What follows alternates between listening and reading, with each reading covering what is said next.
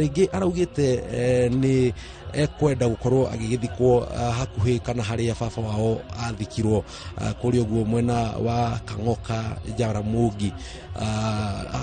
Kuu nĩkuo baba wao athikĩtwo nĩ ta kilomita 3 kuma muciĩ kwa Odinga kuri uguo mwena wa Border Farm, kuria umuthi araire na umuthi nĩ kuma na maundu matiganĩte magugimuhe gĩtĩo kĩa mũico kuringana na mitugo na unduire ya Kijaruo. Araire riu hau kuu muciĩ gwake hau metha-inĩ, na muthenya wa hwaĩ araingĩririo na mwĩrĩ riu urorete murango-inĩ na magũrũ nĩmo mararigirie, na kiroko kĩa umuthi agicoka arutwo. Arata family ni maragire na kanya ga gukorwo magĩkĩmuona, marakorwo makiheana gĩtĩo kĩao kĩa muthia. Rondo mwena ona mutumia wake aragia na kanya ga hihi gugikorwo agĩkĩmuhe gĩtĩo gĩake kĩa muthia, na riu kiroko kĩa umuthi akorwo riu akirutwo. Igongona rĩrĩ rĩrathiĩ kuringana na mitaratara ya kanitha wa Anglican, na thaa icio uguo mwĩrĩ nĩ hĩndĩ riu ũraingĩra na warĩkia gukorwo igongona rĩa gĩkorwo rĩkĩrĩka kuringana na mutaratara wa kanitha ũyũ, gũgũcoka manengere riu matamu magũthiĩ na mbere na igongona kuri mbirarũ arĩa megũkorwo magĩkĩoya mwĩrĩ ũcio na magĩutware nginyagia kuria Kang'oka Jaramogi. Uguo niguo maundu matarie Muriuki wa Muchoki. Ndagĩka yothe riu nĩ tũrerekerera President William Ruto akorwo agĩgĩkinya kĩharo-inĩ gĩkĩ, na no tũgĩthiĩ na mbere na gũkĩmenyithia mwĩroreri wa Inooro TV ũrĩa maundu maragĩthiĩ na mbere magĩkunũkaga gũkũ kĩharo kĩa University wa Jaramogi Oginga Odinga. Kenya megũcokerie mwaro Muriuki wa Muchoki. Thengi mũno, asante sana. Ucio nĩ mwandĩki wa mohoro gwĩtwo Jenga wa Wambui, nĩwe maitho maitũ kũrĩa mwena wa Bondo arĩ thukuru-inĩ wa Jaramogi Oginga Odinga University of Science and Technology, ũrĩa tũgũtarĩria mwĩrĩ ũrakinya kũu nake President William Ruto akorwo agĩkinya gĩikaro-inĩ kĩu nĩgetha igongona rĩu rĩkorwo rĩkĩanjĩrĩria, thutha ũcio akorwo akĩhurũkio kũrĩa mwena wa Kang'oka Jaramogi. Ona President anjia kũigĩra toguo Jenga tũtarĩria tũgũtwara kũu na njĩra ĩmwe kwa mũtũrũri ũrĩa mũtaratara ũcio ũgũkorwo ũgĩtambarũka. Wakiri-inĩ tũkoragĩria nawe haha ũhoro wĩgiĩ management ya mũingĩ kana kũmanage mũingĩ, na mbũtũ cia ũgitĩri cianjĩrĩirie kũhatĩrĩrio kũrĩa kĩharo-inĩ kĩa ndege kĩa Jomo Kenyatta. No nĩ ũritũ ũrĩkũ mbũtũ ici cia ũgitĩri ikoretwo naguo, tondũ no nginya makorwo makĩiganania mĩena yerĩ. No ta rĩu mbũtũ cia KDF kũringana na ũrĩa tũmoĩ nĩ hinya mũno makorwo makĩhatĩrĩrio kana makĩhinyĩrĩrio nĩ andũ. Ngwĩciria nĩ marehingagĩrĩria mũno hihi kwa kũhamũrithia acakai kana kwa kũmeheria, tondũ mbũtũ cia KDF ũrĩa tũciũĩ menda gwĩka ũndũ ũguo nĩguo gũgũthiĩ. Nĩ tũgweta tũmenye atĩrĩrĩ, Raila Odinga ararĩ an extraordinary politician, tondũ ateti nĩ makoragwo na supporters, na Raila Odinga ararĩ na following. Following ta kĩrĩndĩ kĩrĩa gĩabuataga Jesu. No igua gĩabuataga Jesu makilomita na makilomita, o makĩenda mũndũ aigĩrĩrwo guoko ahonio. Na Raila Odinga ararĩ na kĩrĩa twĩtaga fanatic following, kana ya tuiga suicidal. Nuonaga ahũragwo tear gas kana makahũrwo tear gas macuhĩte igũrũ wa ngari, na maĩ marĩa magwĩthũa macuhĩte igũrũ wa ngari. Ndirona ta kwĩna mũteti Kenya ũkinyĩte hau. Tau twageragia gũkompea na hĩndĩ ĩrĩa mũndũ ũgwĩtwo Kibaki ahurũkire. Na Kibaki arĩ mũthamaki wa Gĩkũyũ-inĩ, na arĩ Gĩkũyũ-inĩ na agathiĩ agatuĩka president mĩaka 10.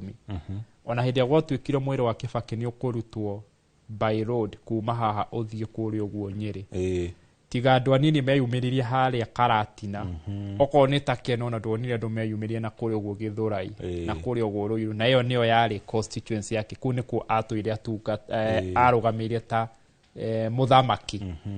Na haha Raila Odinga mwĩrĩ ũrahũthĩrire kuma Nyayo kĩharo kĩa ndege nginya Kasarani, na arũmĩrĩri ake makauga na ndũkwamba gũthiĩ gwĩkwo dressing kana preservation ona ndũgũtwarwo mbunge. handå ha kilomita 40 wahũthĩrire mathaa matano.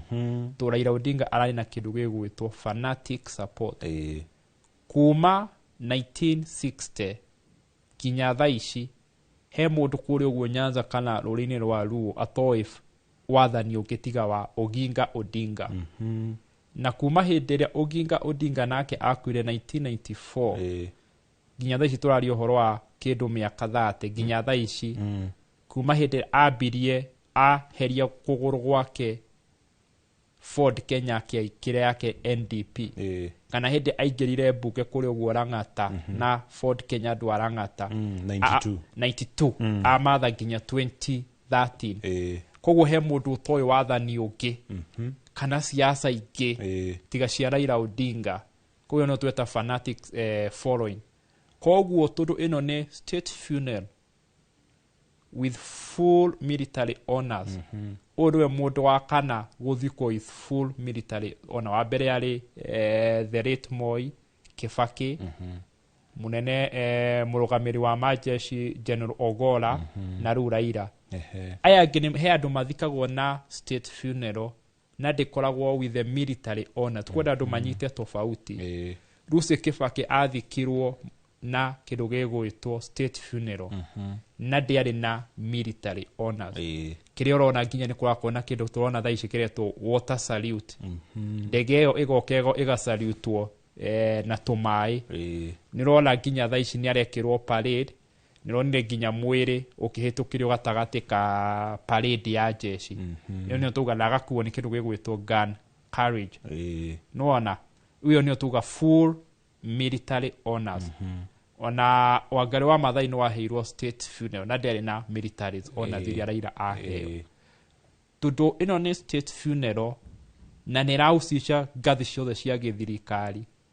Ngathĩ ya ũgacĩru ya intelligence nayo nĩngĩraigĩte nĩngĩrarĩ wĩra ĩkĩgeria kũrongoria nĩ atĩa gũgũthiĩ na mbere nĩguo kũgeria kũrehe iconoko hiria cingĩoneka gatagatĩ-inĩ hau. Ĩrore nĩ atĩrĩ ũyũ nĩ mũndũ warĩ na fanatic following. Andũ ake ona angĩrakinyire thaa 8 cia ũtukũ kana thaa 9 mangĩrarĩ kũu. Ũrĩa ndĩmoĩ tondũ ndanakĩkorwo ciaca-inĩ cia Azimio na ko ciaca cia ODM. Ona kũngĩrakinyire kũra kaba mararĩ na kamũrĩkĩtu mangĩaraire kũra ĩyo na nĩwe kĩarĩ njũru.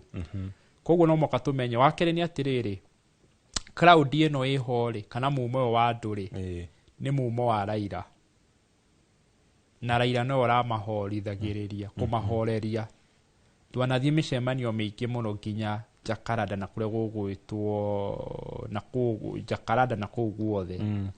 Na mũingĩ ũcio mũndũ hotalaga nao nĩ Raila. Rwaraga ona rĩmwe nĩ kũgeragia magakorwo excited makambia kũrũa. Raila akarũgama akamwĩra we wacha makahorera. Na rĩu umenya rĩu mũndũ ũrĩa ũngĩmahoreria thaa ici ndarĩ ho. Niwe moka kuona rĩu arĩ ithandũkũ. Ndangiuma ithandũkũ-inĩ amere aca rekei hĩtũke kana kĩhorerai tũthiĩ Kasarani. Koguo gũtirĩ kũrahota mũndũ wa kũmahoreria. Wa kerĩ nĩ atĩ on a state funeral nĩ wega state ĩngĩrahotire kũ-involve ateti because it's a political process. Ririkana mũndũ ta MC wa jeshi no ahote kwaga gũ-connect na mũingĩ ũyũ wa Raila. Na hihe mũndũ ta MC ũrĩa ũratũire nao na ateti arĩa hihi mangĩiguĩka. Matirĩ marakinyia level ĩno no maiguĩke. Ta nĩ ũkuona harĩa ũguo mbunge nĩwonire speaker akĩgeria gwĩta mũteti ũretwo Babu Owino. Akĩrũgama igũrũ wa gate akĩgeria gũtarĩria na gũtirĩ na nginya public address. Ageria kũmonia na cioko na guoko. Kengũrenge hanini wakiri tombe tũthikĩrĩrie ũrĩa kũrathiĩ na mbere kũrĩa tondũ nĩ hĩndĩ mwĩrĩ ũrarutwo ngari-inĩ nĩgetha ũkorwo ũkĩingĩrio thĩinĩ wa kĩharo gĩa cukuru wa Jaramogi Oginga Odinga University. Tombe tũgũtwara kũu na njĩra ĩmwe kwa ĩmwe tũthikĩrĩrie. Wa kiongozi wetu tafadhali. Basi shukrani sana mwenzangu Sergeant Misango Mbaye. Upande wangu wa pili nitaipisha kwaya ya mseto wakaweze kutupatia wimbo. Kwaya tuendelee.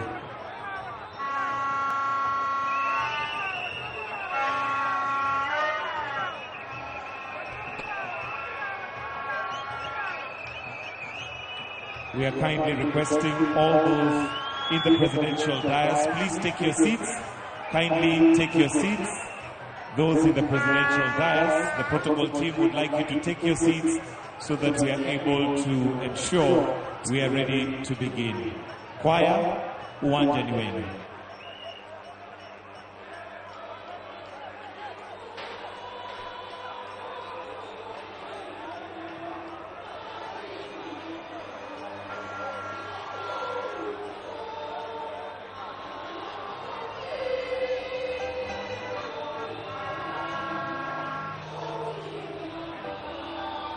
Kwaya inaendelea kuweza kutupa hymn, viongozi wetu wa kidini wakiwa wamejipanga kutoka idara ya jeshi kumpa buriani kiongozi wetu Mheshimiwa Raila Amolo Odinga. Hawa wa nyuma bwana wasonge hivi. Wale wa nyuma wasonge hivi. Kidogo tuone hapo. Tunataka tuone hivi. Kidogo.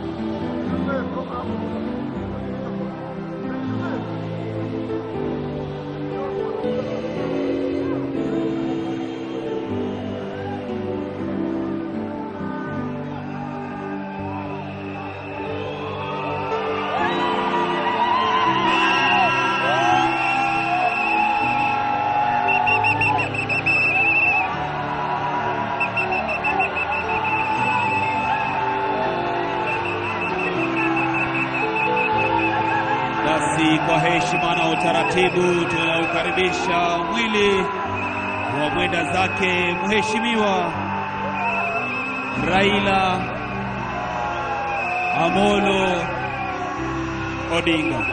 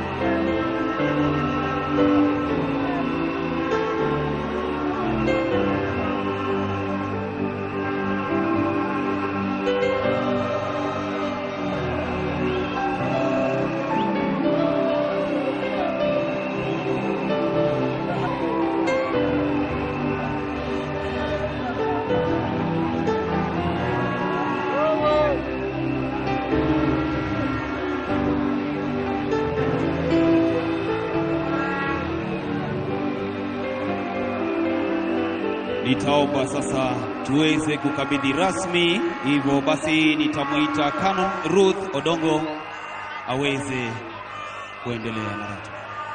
Let us pray. Let's pray as we receive the body of our brother and our servant. Lord, with all grace and humility, we want to thank you for the gifts of life that you had given your servant, the Right Honorable Raila Amolo Odinga. As his body is handed to us this moment in time, and as we gather to give praise and glory unto you, may your Holy Spirit be with us, O Lord. Even all the tributes that we are going to receive, all the prayers that we are going to make, and all the things we are going to witness, may your Holy Spirit guide us, O Lord. For all this we pray, believing and trusting, in the name of God the Father, the Son, and the Holy Spirit. Amen. Dorothy, Ruth, you can take over. The grass withers and flowers fall, because the breath of the Lord blows in them. Surely the people are grass.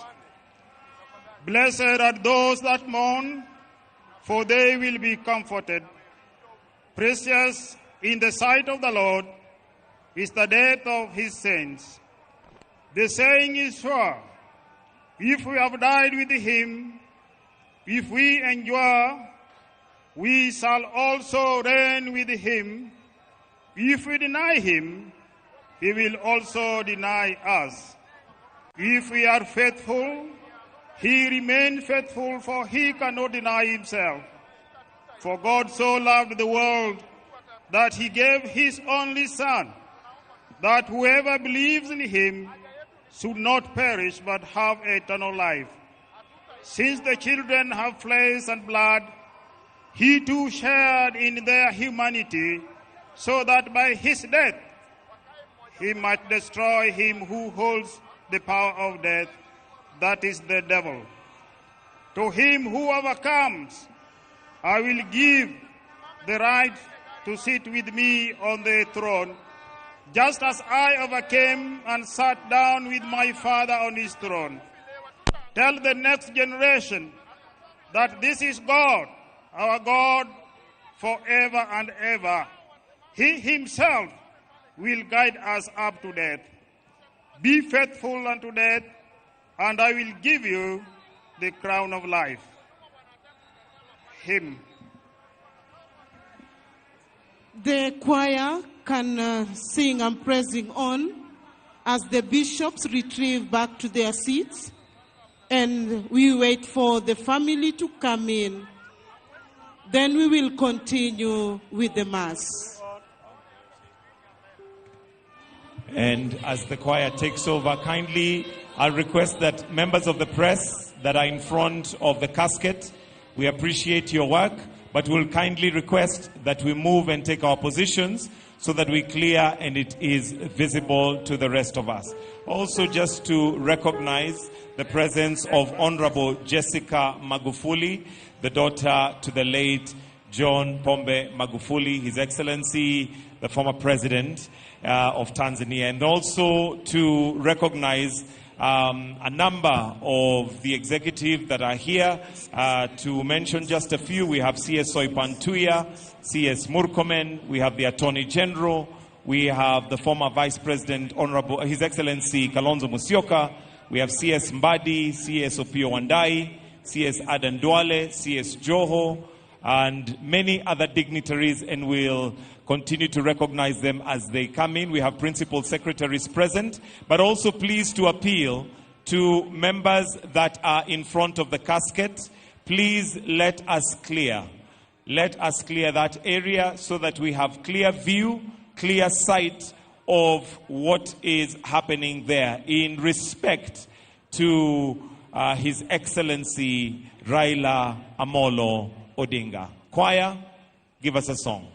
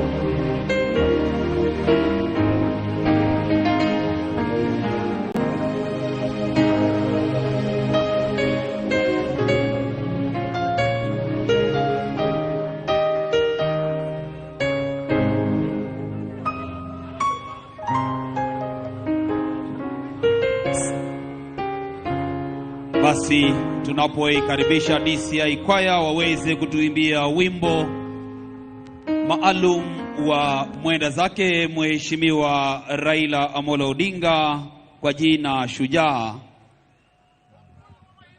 As the choir is coming in, kindly there's a group that's here in the middle with General Nyaga. We are kindly requesting that we clear that area. Please let us clear that area. Tafadhali. Wale ambao tuko hapa katikati karibu na njia ya ambayo inaelekea mahali tumemlaza mwenda zake, tunaomba tafadhali tuondoke ili hiyo sehemu iwe haina mtu yoyote tafadhali. Kindly those who are still in the middle here, please let us clear as we prepare for the choir. Also to recognize the presence of Speaker of the National Assembly, Honorable Moses Wetangula. We have various governors present. ODM leadership well represented, fully represented, and we'll continue to recognize as we go along. For now, choir, twende kazi tafadhali. Still asking that we clear. Please, let's clear this area.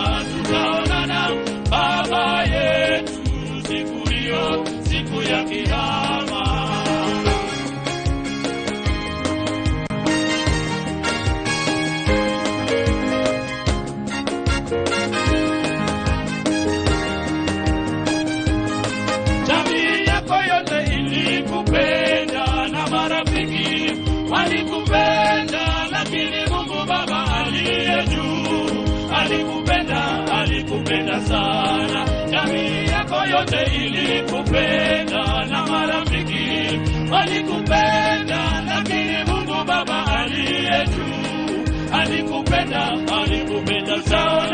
tutaonana shujaa wetu, tutaonana Raila Amolo Odinga, tutaonana baba yetu siku hiyo, siku ya tutaonana shujaa wetu, tutaonana Raila Amolo Odinga, tutaonana baba yetu siku hiyo, siku ya tutaonana shujaa wetu, tutaonana Raila Amolo Odinga, tutaonana baba yetu siku hiyo, siku ya kihama.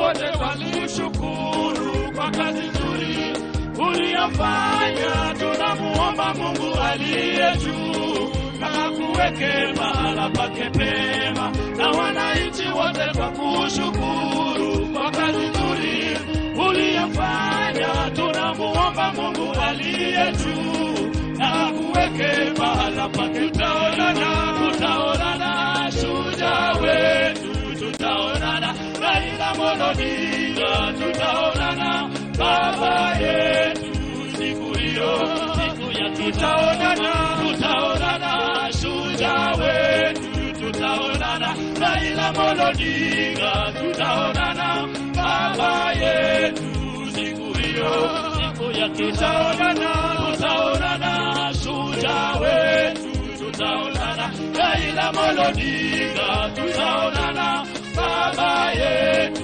siku hiyo, siku ya tutaonana, shujaa wetu tutaonana, Raila Odinga tutaonana, baba yetu siku hiyo, siku ya tutaonana, shujaa wetu tutaonana, Raila Odinga tutaonana, baba yetu siku hiyo, siku ya tutaonana, shujaa wetu tutaonana, Raila Odinga tutaonana, baba yetu siku hiyo, siku ya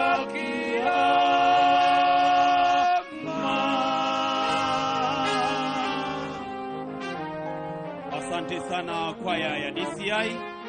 Ningependa pia vile vile kuwatambua ma-CSs wetu, ikiwa ni pamoja na CS wa Health Aden Duale, CS Defense Soipantuya, CS Rebecca Miano, CS School Beatrice, CS wa Education Migos Ogambo, Gavana wa Tana River County, pia vile vile Attorney General wetu Dorcas Oduor, CS Ali Hassan Joho. Basi ninapopisha praise and worship waweze kuendelea kutupea numbers. Hallelujah. As the praise and worship is going on, I'll request that we clear the wings of the presidential dais. The wings, wale ambao tumesimama hapa kando, itabidi tafadhali tuweze kuondoka. Na pia upande huu itabidi sasa tuanze kuondoka tafadhali. Wale ambao tumesimama pale kando, please, pale pembeni tafadhali tuondoke. Kindly, I'm requesting those in the presidential dais, all must be seated. And those who do not have seats or are not allocated seats, please, let's clear the sides. Kindly, let's clear. Praise and worship team, uwanja ni wenu.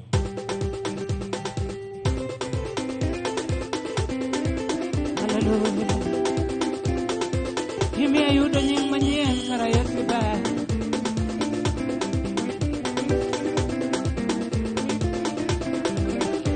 He got a lie, me a you don't need money. He got a lie, me a you don't need money. He got a lie, me a you don't need money. He got a lie, me a you don't need money. He got a lie, me a you don't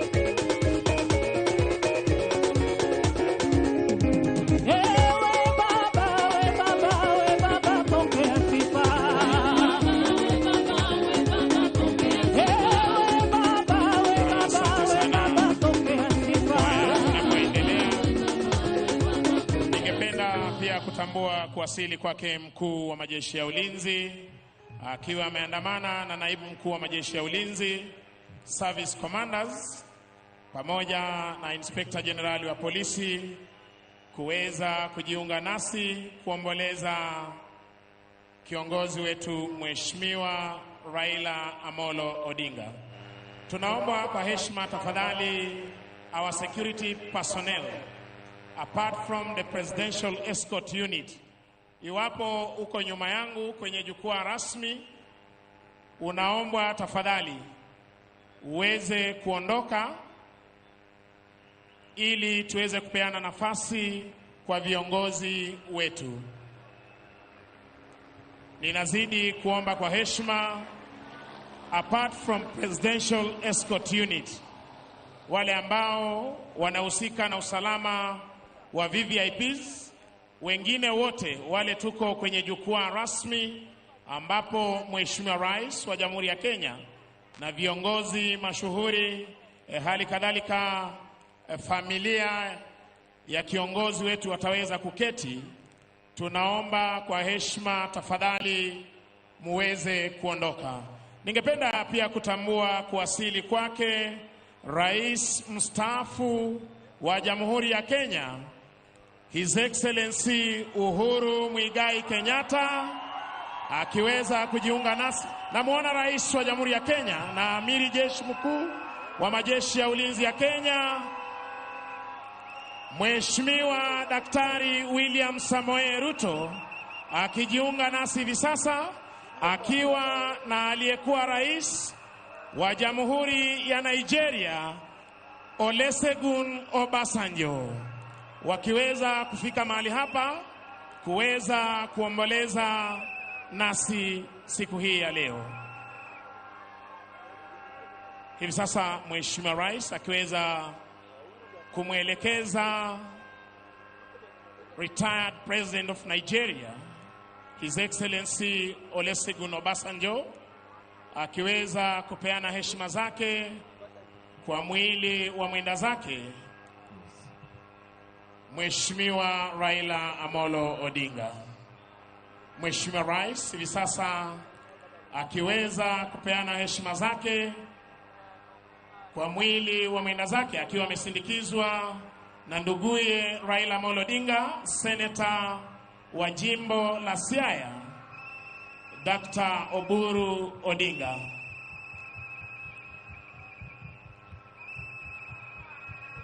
Nizamu sasa ya Rais mstaafu Mheshimiwa Uhuru Kenyatta kuweza kupeana heshima zake. Gitonga, tafadhali tuendelee.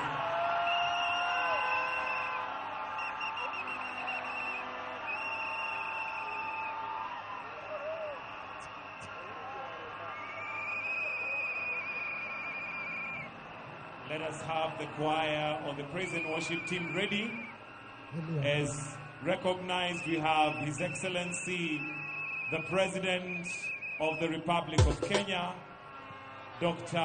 William Samoei Ruto, together with His Excellency, the former President of Nigeria, His Excellency Olusegun Obasanjo, wakiwa pamoja na Rais wa 4 wa Jamhuri ya Kenya, Uhuru Muigai Kenyatta. So at this point, I would like to call on Canon Ruth. Canon Ruth is the worship leader on behalf of Bishop of Diocese of Bondo to give us or to guide us on the interment service, which is led by the Anglican Church of Kenya. So I take this opportunity to invite Canon Ruth, who is a worship leader on behalf of the Bishop Diocese of Bondo, to guide us on the interment service led by the Anglican Church of Kenya. Canon Ruth, kindly take charge.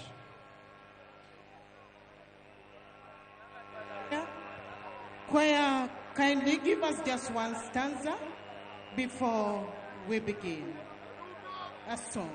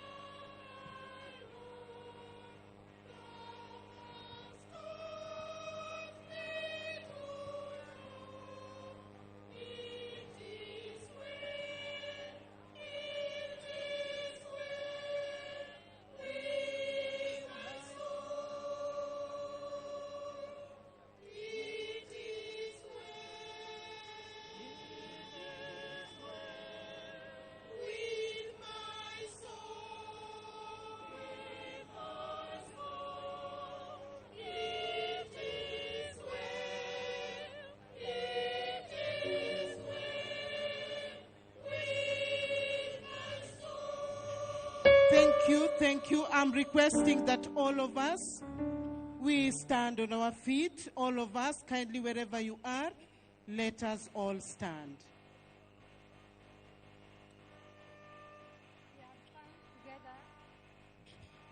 We have come together to lay to rest the body of our brother, His Excellency, Right Honorable Raila Amolo Odinga, whom the Lord has called to himself. Yet we believe that since Jesus died and rose again, so it will be for those who die in Christ. For God will bring them to life with Jesus. Heavenly Father, in your Son Jesus Christ, you have given us a true faith and a sure hope. Strengthen this faith and this hope in us all our days, that we may live as those who believe in the communion of saints, the forgiveness of sins, and the resurrection of eternal life. Amen. For every there is a season and time for every matter and under heaven, a time to be born and a time to die, a time to plant and a time to pluck, a time to weep and a time to laugh, a time to mourn and a time to dance, a time to cast away stones and a time to gather them, a time to embrace and a time to refrain from embracing, a time to seek and a time to lose, a time to keep and a time to cast away, a time to rend and a time to keep silent and a time to speak. We will all stand for the Psalms reading. Let us all remain standing for the Psalms reading. We are reading Psalm number 34, a Psalm of David. I will exalt the Lord at all times. His praise will always be on my lips. I will glorify in the Lord. Let the afflicted hear and rejoice. Glorify the Lord with me. Let us exalt his holy name together. I sought the Lord, and he answered me. He delivered me from all my fears. Those who look to him are radiant.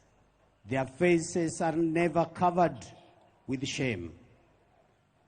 This poor man called, and the Lord heard him. He saved him out of all his troubles. The angel of the Lord encamps around those who fear him, and he delivers them. Oh, taste and see that the Lord is good. Blessed is the one who takes refuge in him. Fear the Lord, you his holy people. For those who fear him lack nothing. The lions may grow weak and hungry, but those who seek the Lord lack no good thing. Come, my children. Come, my children, listen to me. I will teach you the fear of the Lord. Whoever of you loves life and desires to seek many good days, keep your tongue from evil and your lips from telling lies. Turn from evil and do good. Seek peace and pursue it. The eyes of the Lord are on the righteous, and his ears are attentive to their cry. But the face of the Lord is against those who do evil, to blot out their name from the earth. The righteous cry out, and the Lord hears them. He delivers them from all their troubles. And verse 18, the Lord is close to the brokenhearted, and he saves those who are crushed in the spirit. The word of God.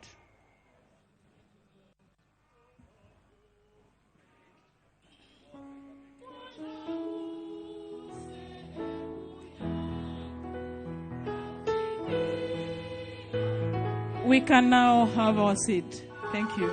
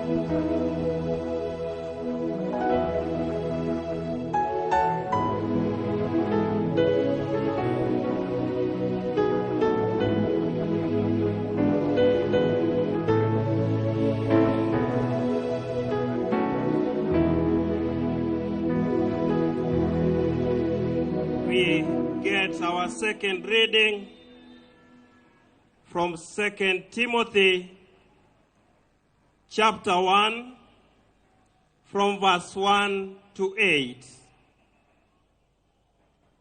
Our second reading is taken from 2 Timothy chapter 1 from verse 1 to 8, and we read, Paul, an apostle of Christ Jesus, by the will of God, in keeping with the promise of life that is in Christ Jesus, to Timothy, my dear son, grace, mercy, and peace from God, the Father, and Christ Jesus our Lord. I thank God, whom I serve, as my ancestors did, with a clear conscience, as night and day I constantly remember you in my prayers. Recalling your tears, I long to see you, so that I may be filled with joy. I am reminded of your sincere faith, which first lived in your grandmother Lois, and in your mother Eunice, and I am persuaded now lives in you also. For this reason, I remind you to fan into flame the gift of God, which is in you through the laying of my hands.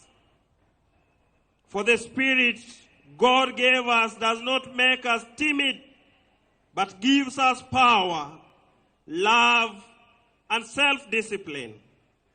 So do not be ashamed of the testimony about our God, or of me, his prisoner. Rather, join with me in suffering for the gospel by the power of God. This is the word of the Lord.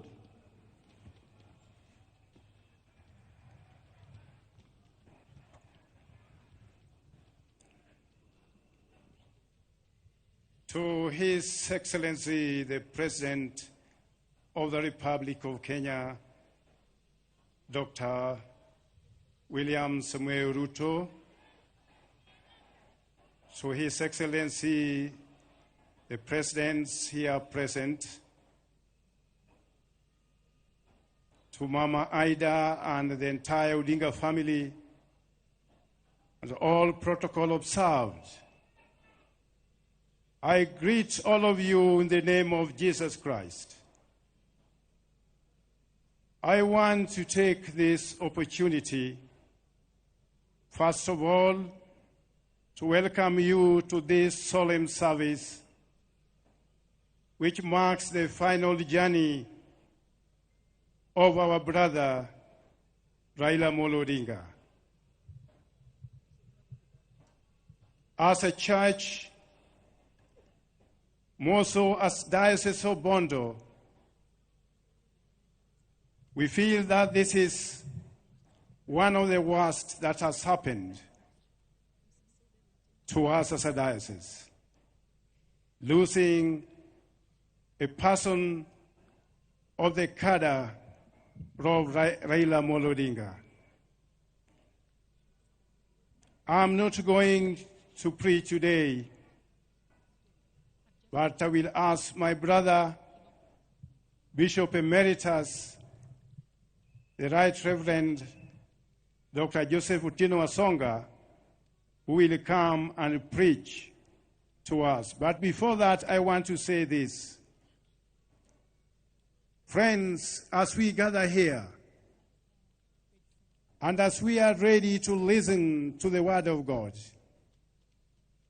I want us to be positive enough to have a deeper reflection of what the message God has for us today. Let's look unto ourselves and see how we can as well mirror or reflect that message that the servant of God is going to share with us. Raila Amolo Odinga was a member of this diocese and was also a member of this parish, the parish of Nyamira, St. Peter's Church, Nyamira, where he was a faithful member. And even that church is feeling greatly in a great loss because of the enormous presence of Raila Odinga's family in that church, which now is going to be a one minus. I just want to tell the whole world that Raila was a faithful member of the Anglican Church. He was baptized under controversial circumstances when a white priest refused to baptize him because the father chose the name Raila Amolo Odinga instead of a Mr. John or David or something else. So, due to the intervention from the Archbishop of Canterbury, Raila was baptized in the Anglican Church. And before he died, it took him long before he was confirmed. But sometimes he went back to Canterbury and paid a visit to the Archbishop of Canterbury, Justin Welby. And he was confirmed at Canterbury as a full member of the Anglican Church, given the right to take Holy Communion. So the last time we had a service at St. Peter's Church, that was his first time to take Holy Communion in his own church after confirmation. So we are giving him a full Christian burial. So that bit I wanted the whole world to know, that if we had time like any other ordinary funeral, we would have a Holy Communion service here as a way of a send-off. Otherwise, ladies and gentlemen, I want you to prepare your hearts as we are waiting to receive the message of God. And I want to thank the organizers of the event, the state, because I won't have time again. I want to thank His Excellency the President and his entire team for making this honor a reality in our Bondo town. This is something which will go in the annals of history, and no one will ever forget about this occasion. So we feel privileged, we feel honored, and even your team, Your Excellency, that you formed to work with us as a church, I want to say they have been so cooperating with us. And I want to thank them so much for giving us easier time. Now, I want to take this time to invite our brother Joseph Otieno Wasonga to come as the choir leads us in saying, Gena Gena. We are going to sing a song of hope, which means nothing is lost.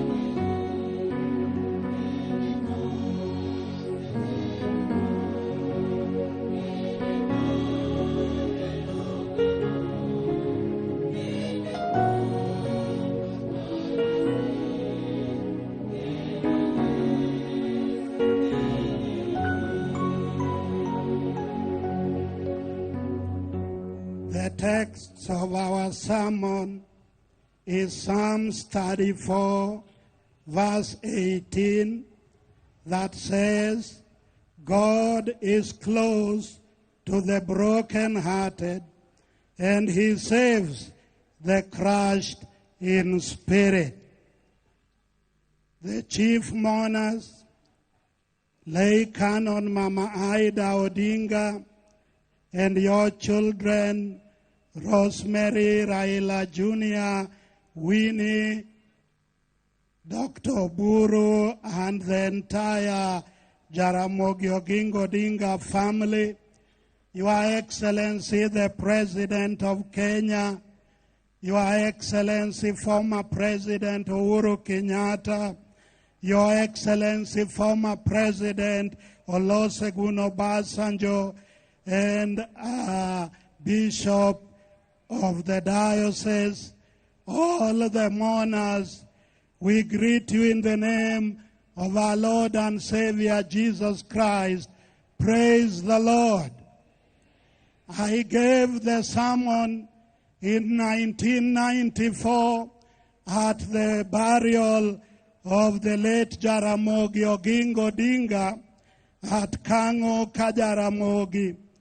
That time I told the family that there is no one who will be close to them like God.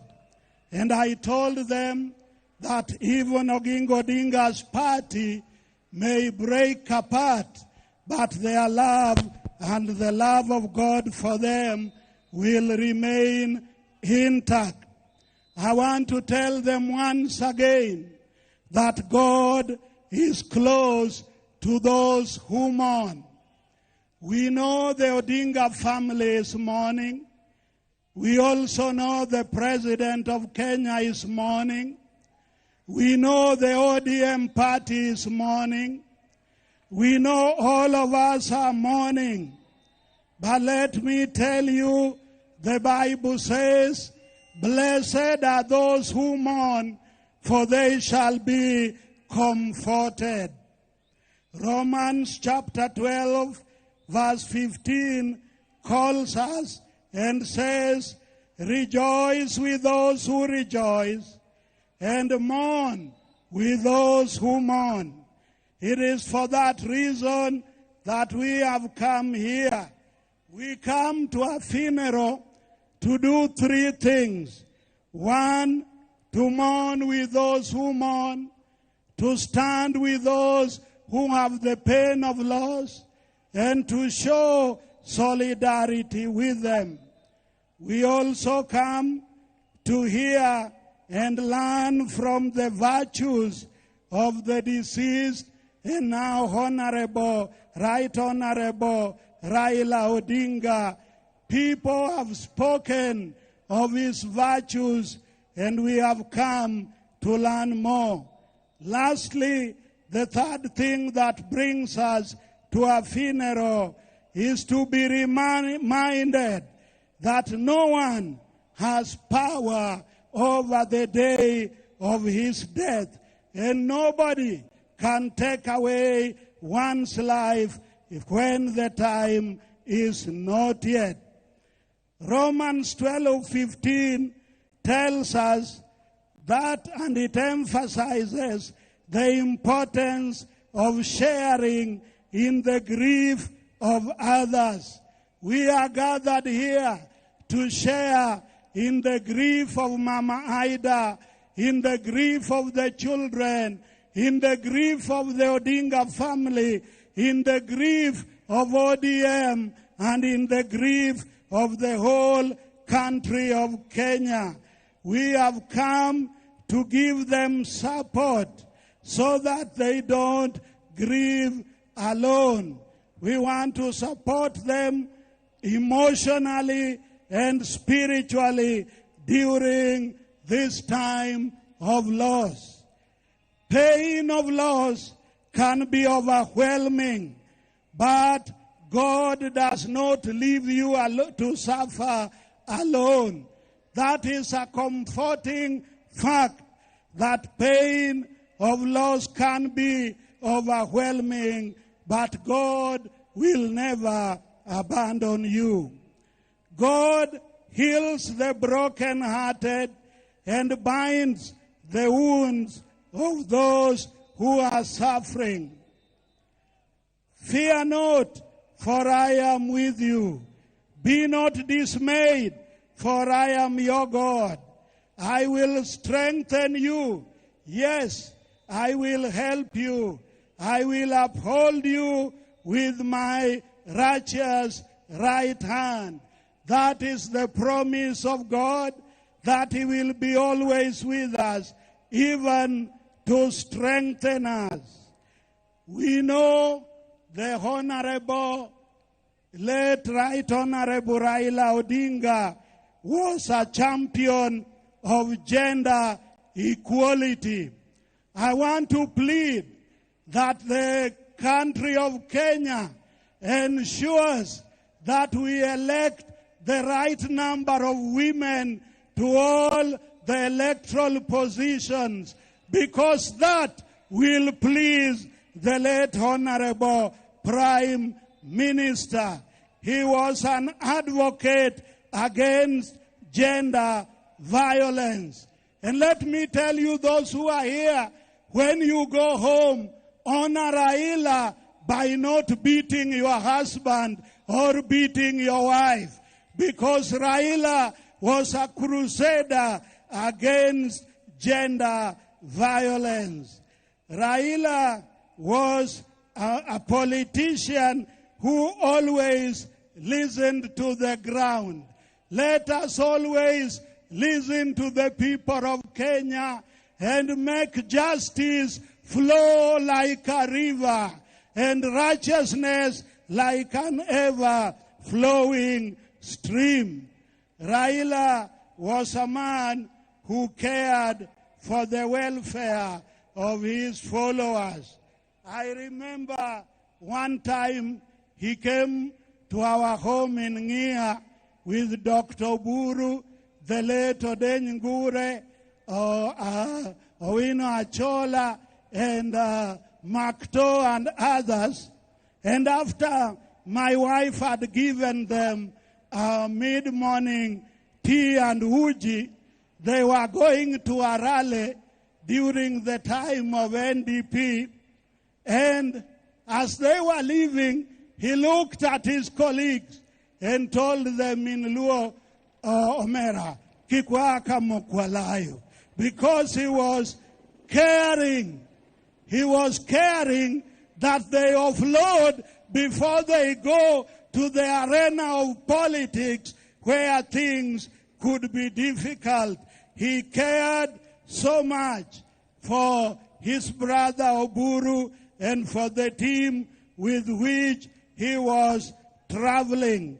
Brothers and sisters, there are many things that Raila was, but we want you to pick something positive to remember him, that his legacy will continue.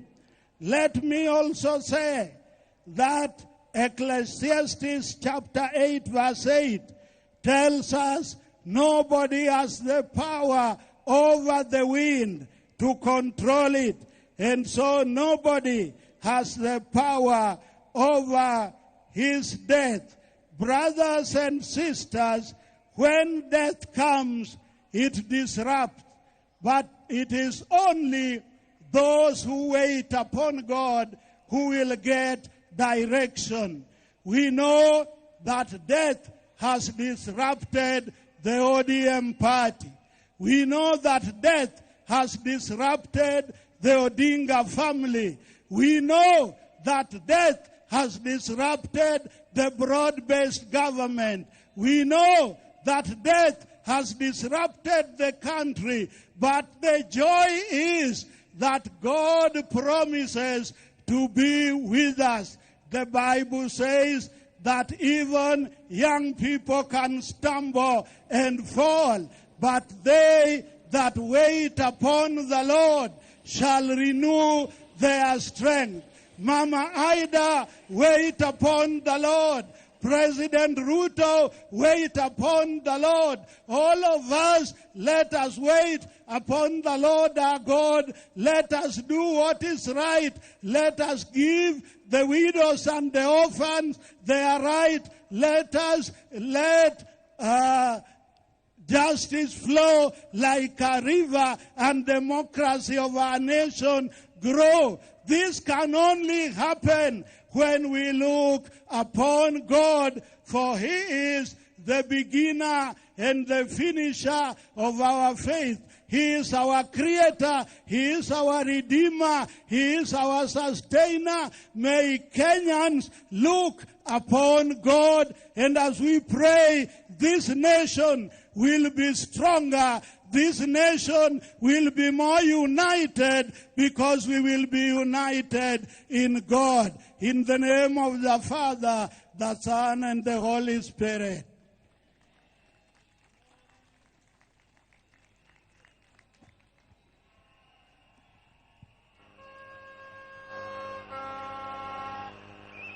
Intercessory prayers. Let us be in silence as we thank God in our hearts for the life of His Excellency, the Right Honorable Raila Amolo Odinga's life. Each of us remembering what he meant to us. Amen.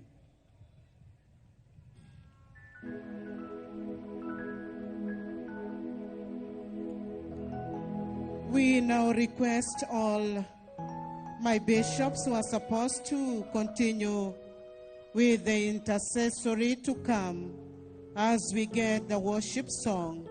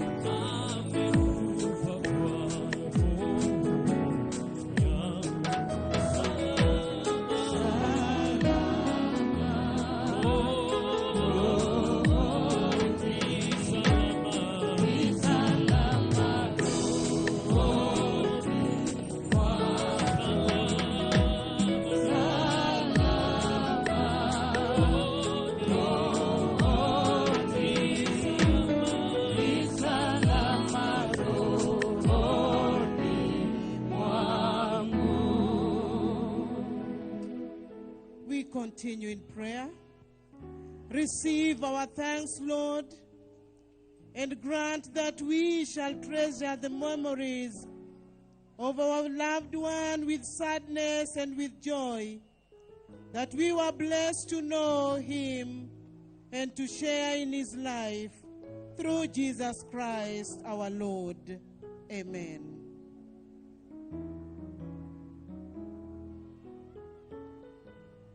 Great Jehovah, grant that we who are still alive shall constantly be reminded that life is fleetingly short. Help us, therefore, daily to walk in your footsteps, making the best use of our varied talents and living each day as though it were our last. Give us abundance grace to cope with the difficult episodes in our lives and the soberness as we enjoy the lighter moments through Jesus Christ our Lord.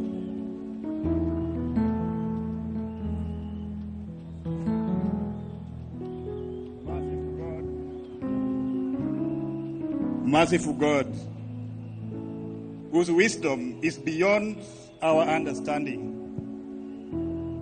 deal graciously with the family of our departed father, brother, and son. Deal graciously with the party that he was the leader.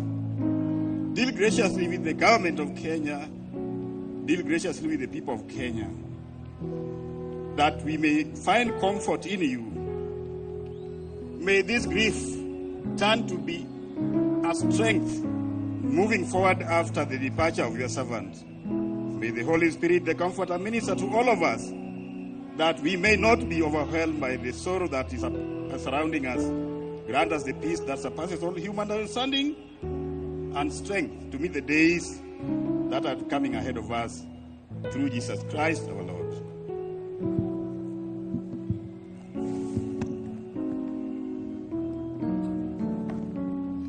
Almighty God, through the death of your Son on the cross, your love overcame death for us. Through his burial and resurrection from the dead, you have restored us to eternal life. We therefore remember those who died believing in Jesus and are buried with him in the hope of rising again. O God of the living and the dead, may they who faithfully trust in you on earth praise you forever in the joy of heaven. We ask this in the name of Jesus Christ our Lord. Amen.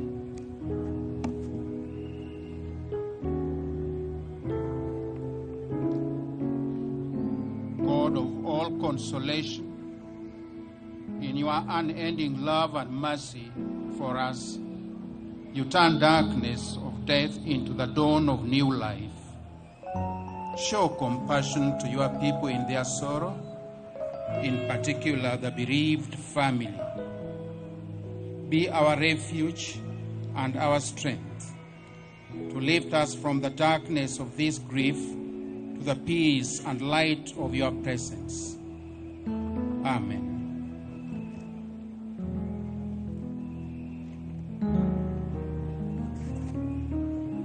Your Son, Jesus Christ, by dying for us, conquered death, and by rising again, restored life.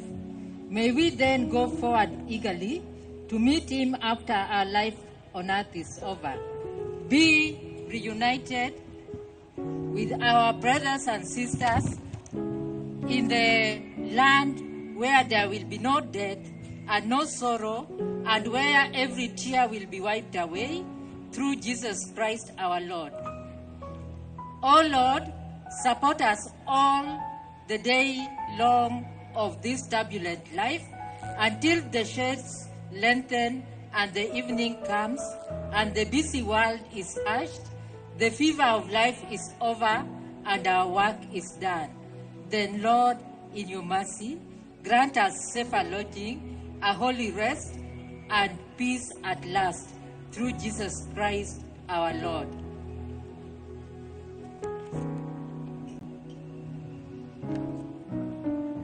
Holy God, we come to you today with hearts that are full of gratitude and praise.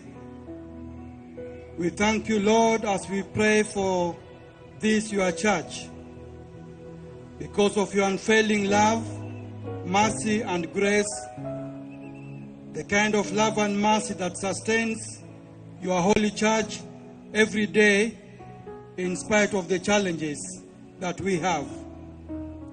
We pray, O Lord Jesus Christ, that you will continue calling us out of darkness, darkness of greed, darkness of immorality. Call us into the light of unity, peace, obedience, and cooperation. We pray for this, your church, Lord, not just the Anglican Church, but your church in the whole world. We pray for our families. Believe us in your sovereignty here and all the world. Strengthen us in your faith. Unite us in your love as inspired by your Holy Spirit. Give us grace to be sensitive to one another, to be sensitive to the needs of your and our communities. Give us grace to do to others what we want them to do to us, and continue making creative contribution in our region. This is our prayer in faith through Jesus Christ our Lord. Amen. We continue in prayer. God, our Heavenly Father, we this day commit our country, Kenya, into your hands and pray that, Lord, during this moment, we find solace in thee. May you, through your mercy, protect and guide our President, His Excellency Dr. William, and all who are in authority under him, that we as Kenyans may be governed in the way of peace, love, and unity. May all those in authority exercise their duty without fear or favor, so that justice may roll down like waters and righteousness like an overflowing stream. May you in your mercy hear our prayer, for we ask, believing and trusting in Jesus' name. Amen. Yes, now I would like just to ask members of the family just to stand where they are so that we could commit them to prayer. Members of the family. Our Lord and our Savior, it is for our love to this family that we are all here gathered, to share with them the grief of the moment, the loss of our brother, their father, and their son, at a time that they needed him most. You know the weight of loss even more than us, O Lord. You know the pain that they are undergoing through that we cannot describe. You know the immensity of the love that they had for him that we cannot describe. O Lord, continue to love them. Continue to protect them. Continue to fill the gaps which our brother has left in their life. More so, Lord, we ask for your presence to continue with them. As they begin a new walk, let them walk with you. Let them be sustained by the unity of purpose. Let them be leveled by your continued peace throughout their life. May they remain one, even as we follow the prayers of our Lord when he charged his disciples and his followers when he said, Our Lord, these are the ones you have given me, and now that you are taking me up, my prayer to you is that they remain one. It is that oneness that we commend unto you. It is that unity of purpose that we commend unto you. It is that spirit of resilience that we commend unto you, so that the faithfulness of God may not depart from you, from now and forevermore. In the name of God the Father, the Son, and the Holy Spirit. Amen. Now, may the angels lead you into paradise. May the martyrs come to welcome you and take you to the holy city, the new and eternal Jerusalem. May the choir of angels welcome you, our brother Raila. Where Lazarus is poor, no more. May you have eternal rest even in your sleep. May your spirit continue to haunt us to do the right thing that you had been fighting for through the love of our Lord Jesus Christ, our Lord. Amen. Now you can now sit. I hand over to my friend Mike Gitonga now to take over from there.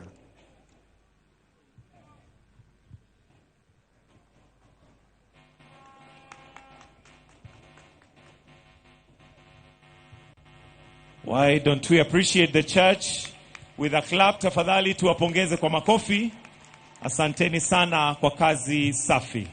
Your Excellency Dr. William Samoei Ruto, President and Commander-in-Chief of the Kenya Defence Forces. Your Excellency Professor Kithure Kindiki, the Deputy President of the Republic of Kenya.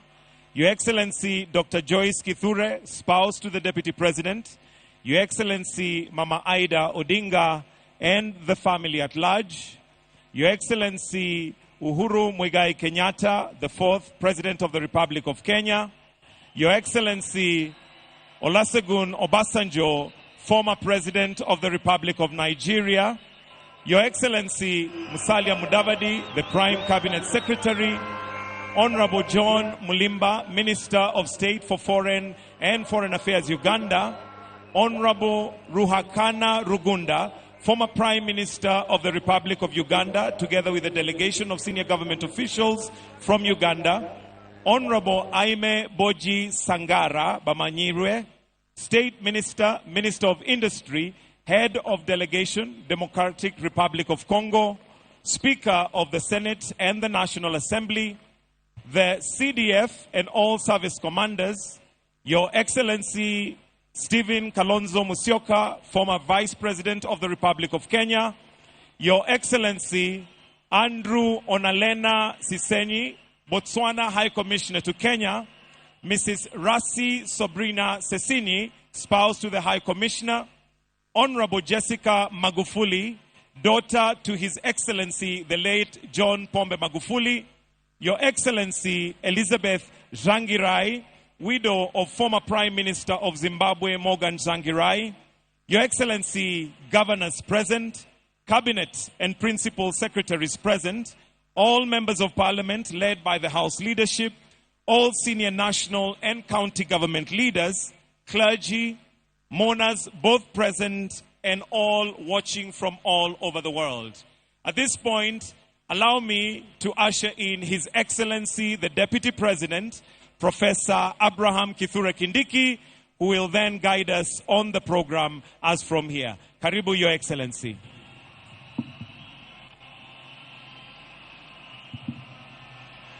Thank you. Thank you very much. Thank you very much, Your Excellency, President William Ruto, Mama Aida, and all the excellencies and dignitaries as recognized already by the MC. I thank the church for running the program they have run, the service, very succinctly. And I want to request everybody else who will get a chance to take note of today's occasion and be succinct and to the point. Today's occasion is to mourn the departure of our leader, our hero, the late former Prime Minister Raila Odinga. That is the point. And therefore, we want to finish this in dignity, in sobriety, and anything else on the side can be done on another occasion. Having said that, I want first to give the family an opportunity to give the eulogy and also to pay tribute to their father, to the husband of Mama Aida, and to the father of the children that are here, and all the other family members. And I want to give this chance to the family to decide how many family members will come here so that we can do that.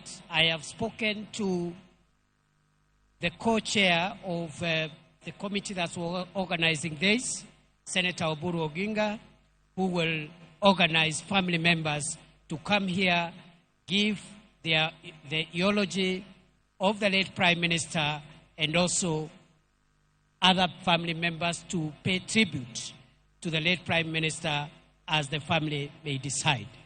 Welcome, family.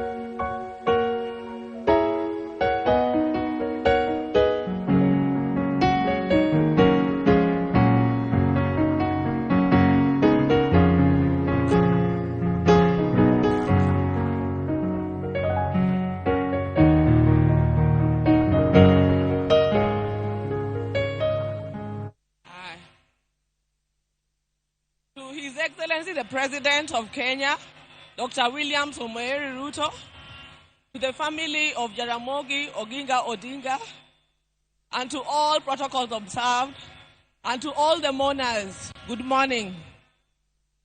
Mine is very brief. I will just read the eulogy of a great man that we are standing here to celebrate today.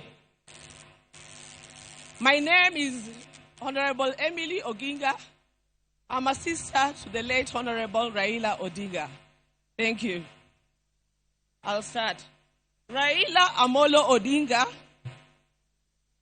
is truly a once-in-a-generation leader, a man whose ideals transcended politics and whose legacy will shape Kenya's destiny for generations to come. They are the timeless words of President William Ruto while announcing the passing on of the former premier on October 15, 2025. This is the man we mourn today. On October 15, 2025, the mortal journey of the Right Honorable Raila Amolo Odinga came to an end, but his spirit is immortalized in the story of a life that began on January 7, 1945. For 80 years, he embodied resilience, boundless optimism, a will to test limits, ventured into new frontiers, and imagined new horizons, all in steadfast love for country. He was a leader who never wavered in his belief in the good of his people. Raila Odinga lived a life of purpose. He chose to fly high, urged the nation to dare, and challenged Africa to fight for its place in the world that retraced the dreams of the continent's founders. Over the past 3 days, we have witnessed an outpouring of emotions of a nation gripped in grief. Africa has grieved for him. Indeed, The world has grieved for him. A nation and a world struggling with the question, did we really know him? Is fighting to find hope in his enduring legacy. Raila Odinga may not have been there to fight the country's war for independence, but he bows out as an undisputed leader of the national rebirth of the Kenyan nation.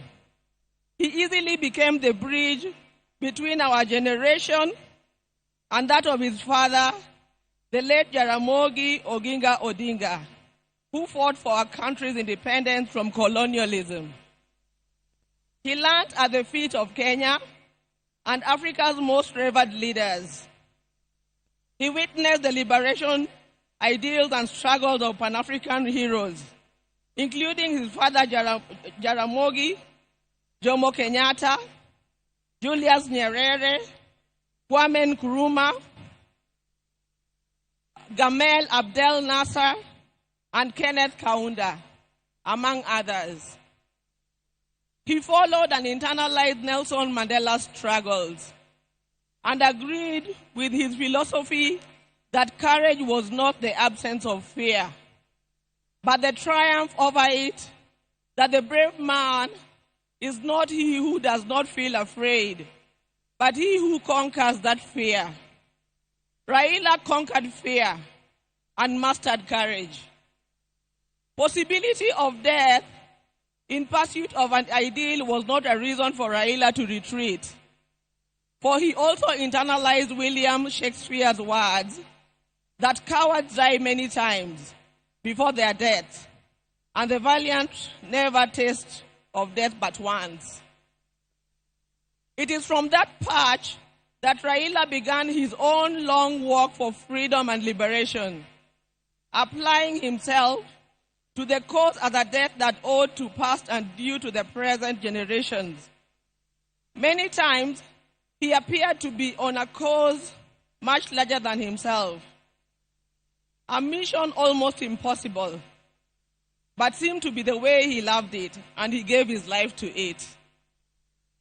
In emulating the giant footsteps of his father, and the spirit of selflessness that ran deep in his heritage, Raila Odinga, just as his father once declared that there could be no freedom without the release of their leader Jomo Kenyatta, proclaimed Kibaki Tosha, a declaration that propelled NARC to bring an end to KANU's 40-year rule.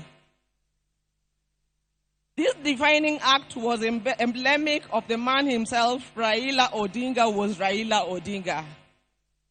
He never cared what others thought about him or his actions. He cared whether people bought into his vision and mission. Once he felt he had the mandate of the people, there could be no turning back. In the process, he became Kenya's ultimate political prisoner and one of Africa's best-known freedom fighters, a dedicated and down-to-earth servant of the people of Kenya, a headache to the corrupt elite, and a beacon of hope for those struggling for freedom not only in Kenya but across Africa and beyond. Generations to come will honor him and offer gratitude. Raila Odinga cared deeply about Africa and worried eternally about its decline.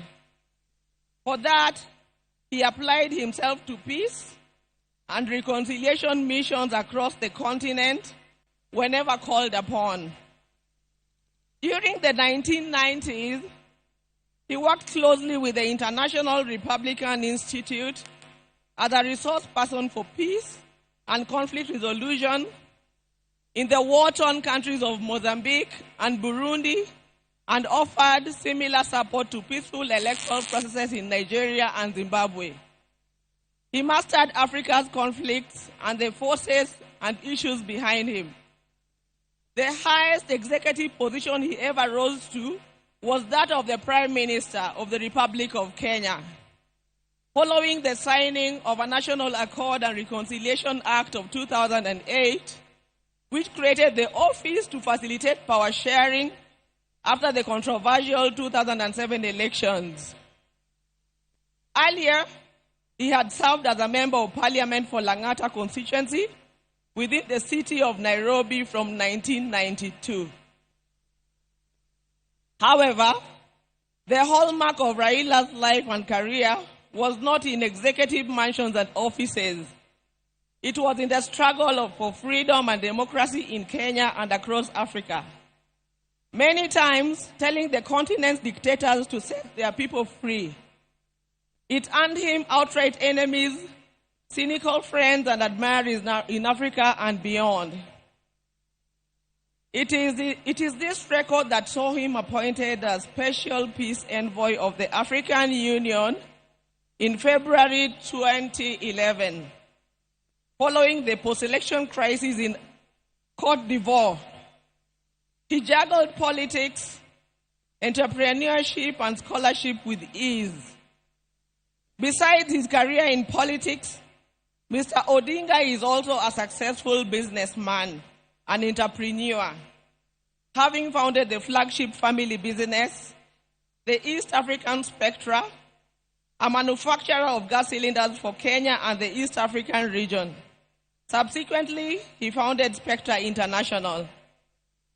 Before that, he had taught at the University of Nairobi's Department of Mechanical Engineering between 1970 and 1974, and served at the Kenya Bureau of Standards, which he was instrumental in establishing.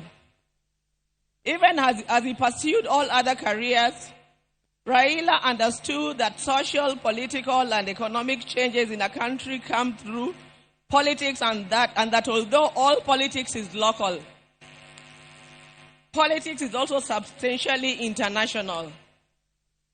So, even as he appeared to be rabble-rousing in the trenches of Kibra and Kondele, he understood that an hour comes when he needed to dust himself off and sit in boardrooms or take a plane to global capitals to negotiate politics and policies. He did that effortlessly, moving from dusty Kamkuji grounds to a meeting in diplomatic circuits of the country within an hour. It was normal for Raila to be tear-gassed, water-hosed, and even shot at, only for him to show up at the boardroom for meetings with his tormentors as if torture at the field did not happen. He understood the place of man-to-man negotiations in the quest to influence policy and power. Raila disagreed fundamentally with many politicians about the state of the Kenyan nation and how to transform it. But those disagreements never stopped him from sitting down with those he disagreed with or sympathizing with the views of fellow politicians. Raila believed in political parties as vehicles for advancing democracy and good governance.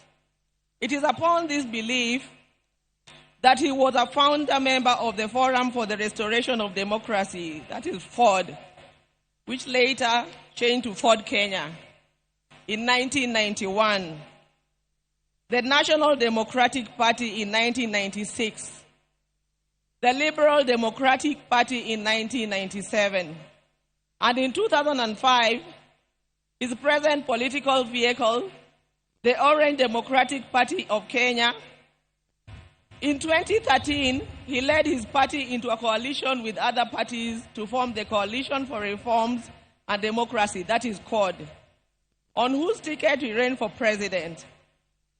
He challenged the election results at the Supreme Court, which ruled in favor of his opponents. He accepted the verdict and took up the leadership of the opposition. He contested the 2017 presidential election on the ticket of the National Super Alliance, that is NASA, which election ended up being nullified by the Supreme Court, but he stayed out of the subsequent contest. Mr. Odinga was once again picked by his coalition, Azimio la Umoja One Kenya Coalition Party, for the presidency in 2022, whose results were confirmed against him by the Supreme Court. he accepted the verdict and has led the opposition coalition. Raila's early life prepared him to be a consummate African and citizen of the world, with early education in Kisumu and Siaya before leaving for Germany, where he began his high school education at the Herder Institute in Leipzig. He later transitioned to the Otto von Guericke University in Magdeburg in the then East Germany, where he obtained a Master of Science in Mechanical Engineering, specializing in production technology. In February 2024, Raila visited and extensively toured the two institutions, reliving his days there and recalling that when he arrived in Otto von Guericke, there were not more than 5 black students in the whole college. As a leader, Raila believed in exercise duty, selflessness, sacrifice, collective leadership, humility, honesty, discipline, and hard work.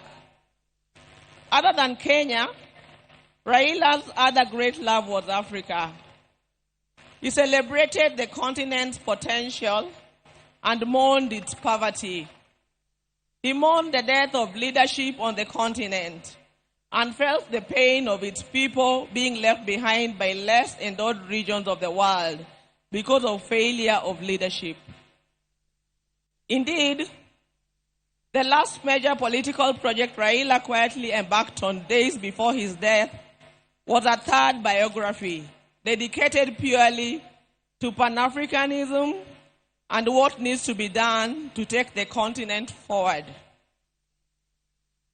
In October 2018, Raila was appointed as the African Union High Representative for Infrastructure Development in Africa.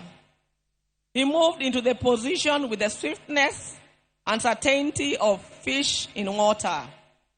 He named the continental highway network corridors, railways, and airports as if they were here in Kenya. He was at ease with Africa's trade deficit figures in comparison to other parts of the world. In politics, Raila communicated the importance of reconciliation, forgiveness, and putting country over self. He forgave his jailers and worked with them to move the country forward. He emphasized that building a progressive country demanded that leaders rise above anger and the desire for revenge. He also believed strongly that the preservation of a nation requires the triumph of pragmatism over ideology. That when the nation is under extreme threat, leaders must embrace extreme compromise. He believed power was not an end, but a means to an end, and it should be used towards the desired end. He believed power should be used to ensure the existence of the nation, not the demise of the nation. He wanted power to be used to ensure progress, prosperity, and peace of any among nations, and not for any causes that would yield contrary outcomes. We will cherish Raila in the heart of our nation, and I believe in the heart of many African nations. Thank you. Long live Raila.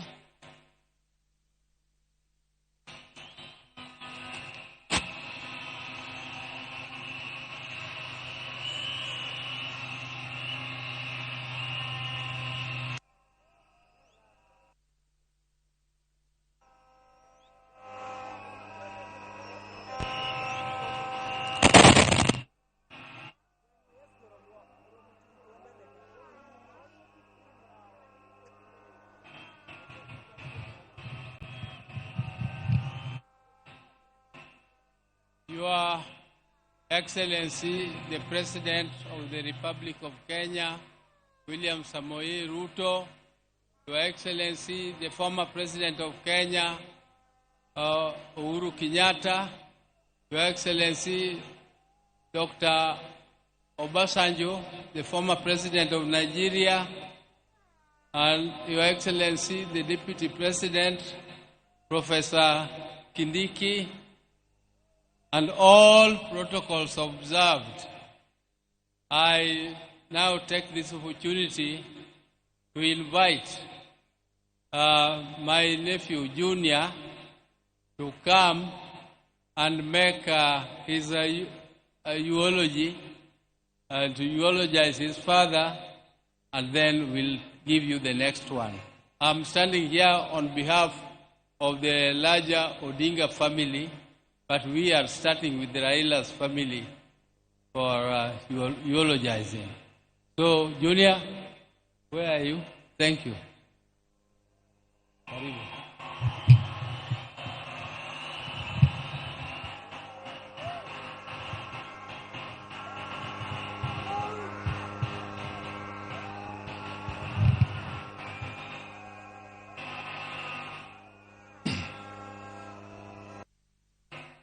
Josurwa, amoso u. Jokanyanyam, amoso u. Nyikwa Ramogi, wuntie. Kamano.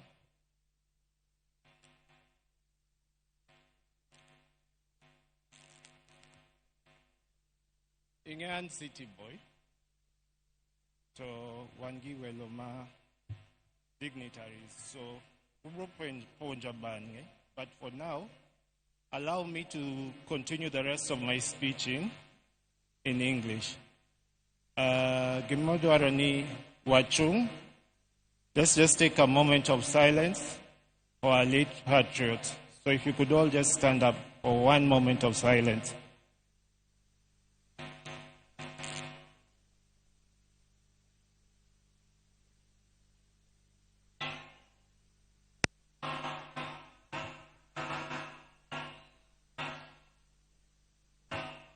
Kogalo.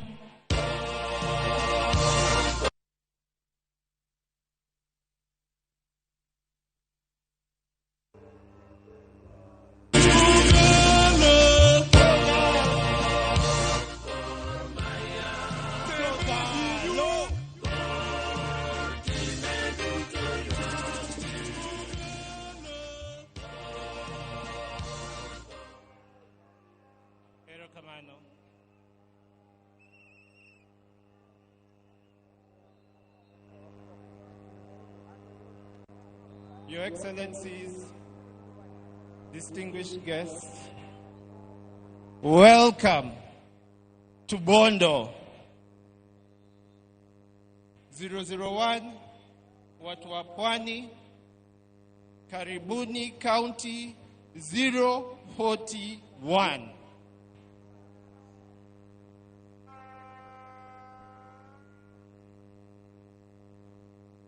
I think everyone has seen the past 3 days. We have brought Baba's body home. I've traveled with Baba's body halfway around the world from India. It came home. You all watched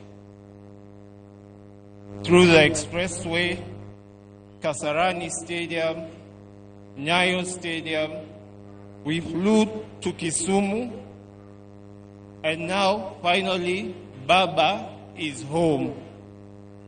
And for that reason, I would like to say a very big thank you, Erokamano, to His Excellency, President William Ruto, and the entire government of Kenya.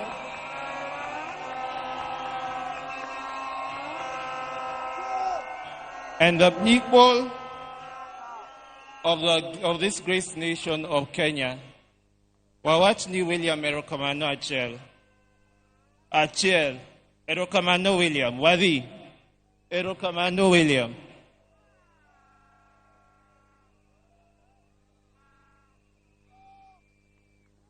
You can see me here.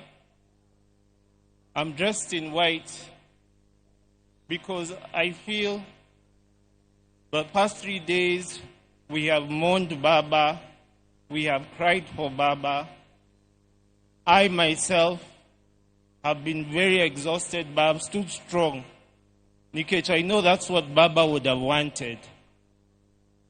And today, we're not mourning. We are celebrating a life well lived. We are celebrating Baba at 80. Because Baba lived, and he lived his life throughout. So the rest of us, tonight, we are celebrating Baba and his legacy.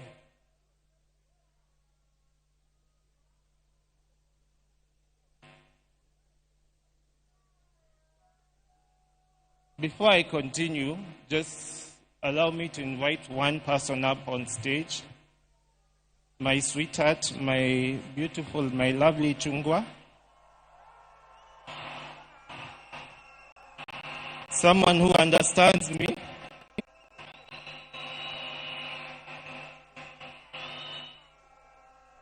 Nyaber, Nyamalo. Wave to them, sweetheart.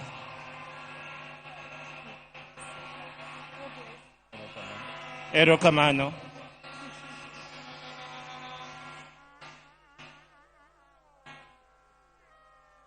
I'm sure you all understand who Baba's immediate family is. Those or his children rather. Those my late brother Fidel, followed by Rosemary, followed by myself, and then there's Winnie. But we also have Baba's grandchildren. Unfortunately, I cannot see them right now, but I'll mention to you their names. There is Safi Odinga. Then there is Alai Odinga. Then there is Senai Odinga. And then there is Lion Amolo Odinga. And lastly, Wangi Jaramogi Oginga Odinga. And that is the grandchildren, Majakom.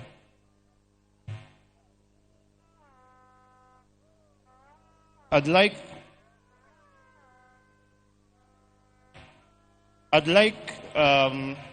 the former staff, Ma Baba, wherever you are, if you could just stand up. I know I wouldn't have time to mention all of you, but if I see you, I know Ntie Bagi, Ntie Dennis, there is Juma, there is Wanamondo.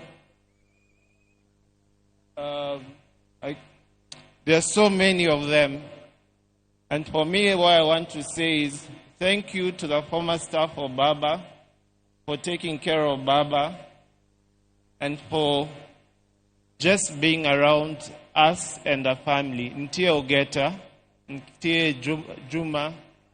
So you know who you guys are, and I'd like to say thank you to all of you. Erokamano.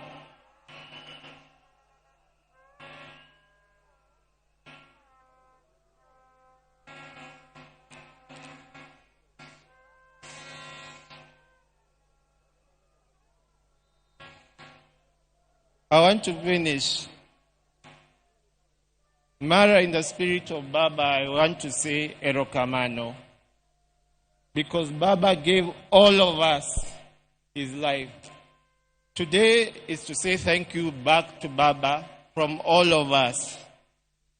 So, refrain kaono and Erokamano Baba. Whatever one time. Erokamano Baba. No akawinju. Erokamano Baba. Okay. For Baba, you gave all of us your life. You stayed with us and you showed us how to live a good life. And for that, we are extremely thankful. Erokamano Baba. Baba, you left us with your vitandawilis we will miss them. We'll miss your fun, your joy, your laughter, and we'll greatly miss you and all the dancing styles that you used to have. Erokamano Baba. You taught all of us the Constitution and how to be lawyers and to follow and stand for what we know. I'm stammering like Baba. Erokamano Baba.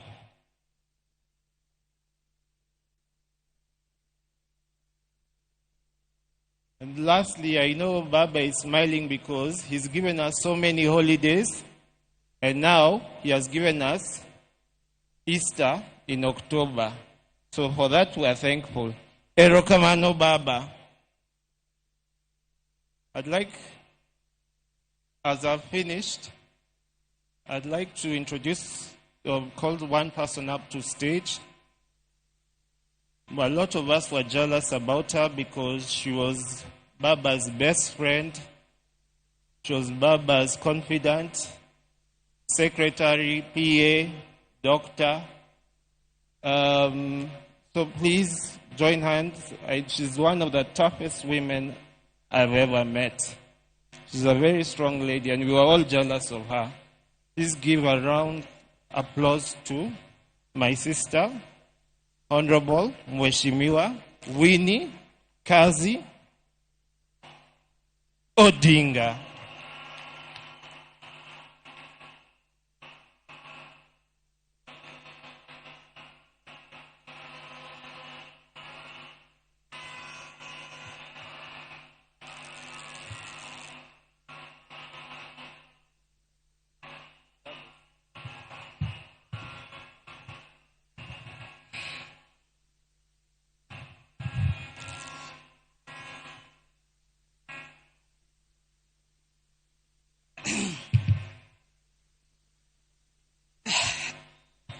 I always forget salutations, but Your Excellency, dignitaries, fellow mourners, and all protocols observed. Good afternoon. Jotura, untie,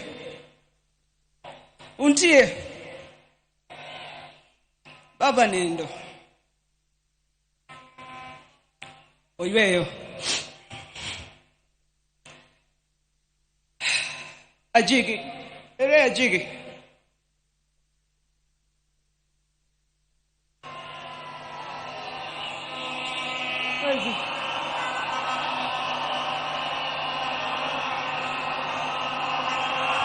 okay.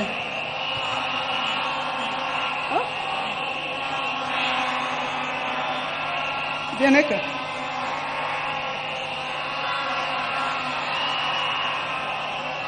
Give him a mic.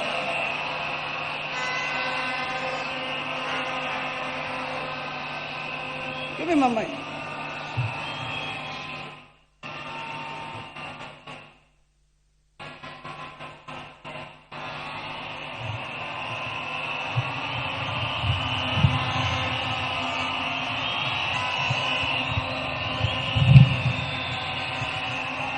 Joey! Joey! Go Joey Negwambo! Joey! Joey!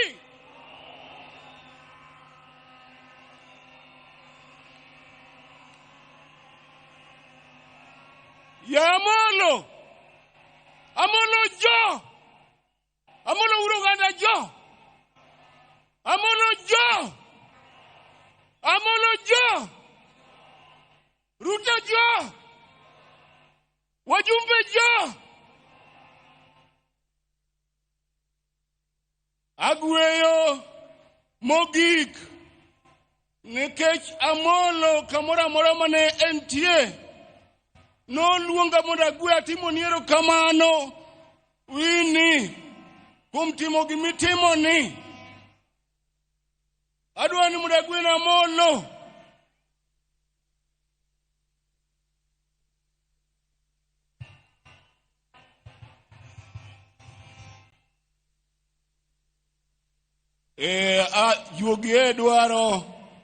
Juogi dwaro ni mondo ayud sigara maber.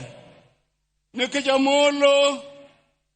Amolo nohero sigweya, to adwaro sigweya maber, sigweya mana akwongo gweyone. Ramogi wuok oko biune wang'ni lech, keuje koneo makowirwa, yanye kora lago agombo mono, Raila kod wuoyo to en mana le, rawa.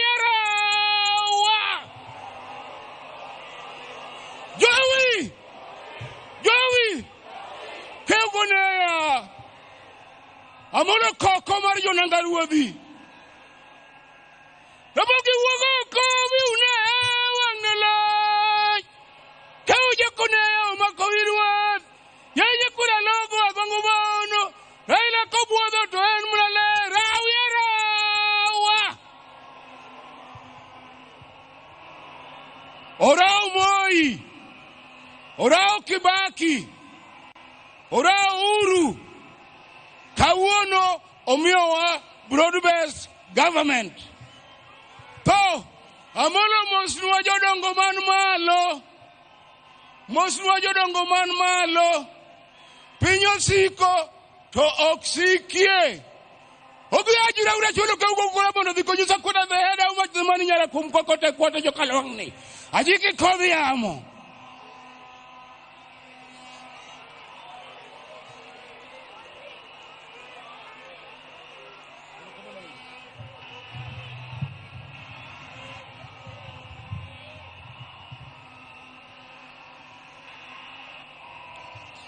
Jothurwa, ang'eyo ni un gi lit kendo un gi rem. Beduru mana gi kwe kende. Nyasaye biro miwa loch. Ji osebedo kawuoyo marach e wi bondo ka. Wakuod wigi kendo wanyisgi ni bondo ka nigi sibor.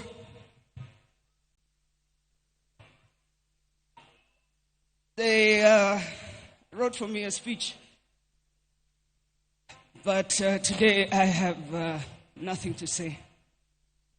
I want to thank you all, and there are a few people here I would like to specifically thank. To the staff of Baba, led by George Okong Opondo, Mr. Andrew Mondo, thank you for your loyalty and support. To Dennis Onyango, Keto Onyango, Morris Ocheng, Jack Nyamburi, Florence Olang, Ibrahim Auma, Jeff Oyer, Manuel Wanson, and others, thank you. To the staff of East Africa Spectre, Joff, and all the other officers, thank you. To Washington, Martin, Victor, Rose, Jackie, David, Caleb, Steve, Joanne, Joyce, and others, thank you. And finally, to the late George Odwor, Eric Ominde, Juma, and my partner, Maurice Ogeta.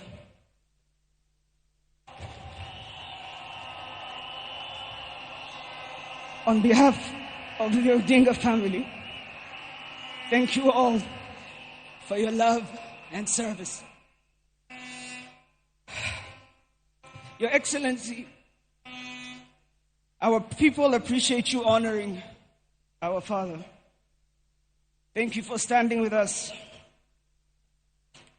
You should also know, in case you are wondering, I'm ready to come back home, if you are wondering. To all the leaders we visited around the world, I will return personally to thank you. Thank you, Kenya. God bless you all. God bless the Republic. God bless Baba's legacy. Long, the king is dead, but long live the crown. Thank you.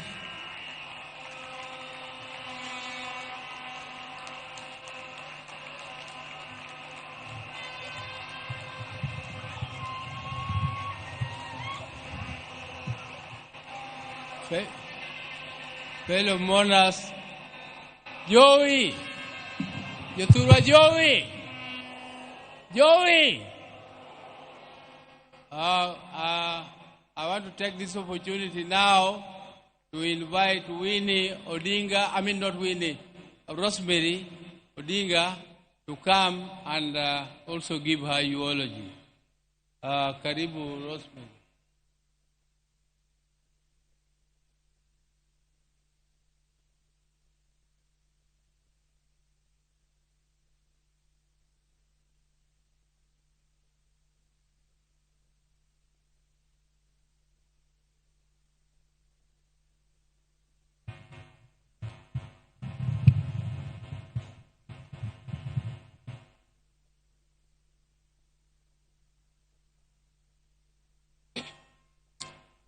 His Excellency, excuse me, the President of Kenya, Dr. William Ruto, Deputy, Dr. Kithure Kindiki, as well as Madam Kithure Kindiki, all heads of state who are here, all protocols observed, ladies and gentlemen, good afternoon.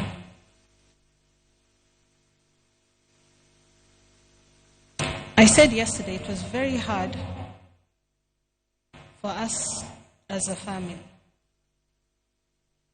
Nonetheless, the day has come, and I want to just share with you a little bit about who our father was to us. Our father was someone who believed in us as individuals.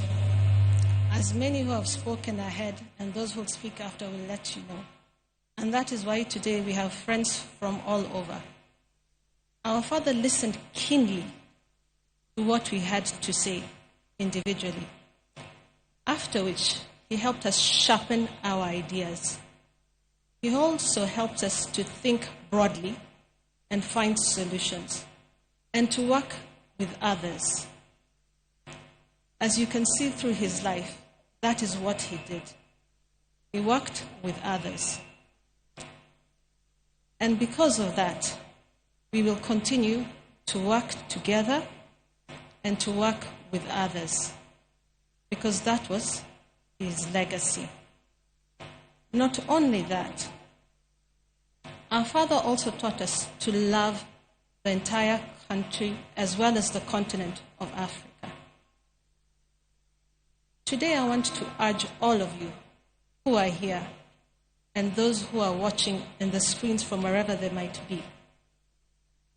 I want you to look within you and search for what makes you better and search for what makes you stronger. Because when we do that, we will honor what Baba would like us to be. Better, stronger, sharper. So with that, and not so much, I want to thank you all, as well as Baba. Asante sana, Baba. Thank you so much for your time, ladies and gentlemen.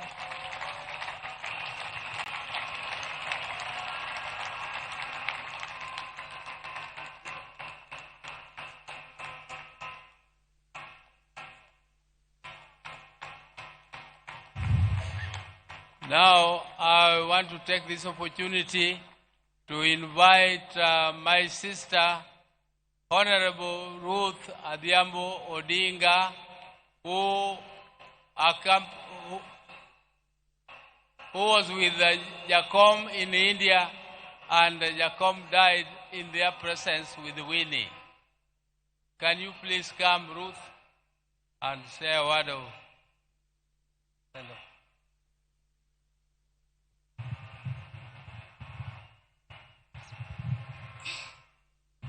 To His Excellency, the President of the Republic of Kenya, the Deputy President, former President Uhuru, all protocols observed. Amoso uduto ni okwe uru. Okwe uru.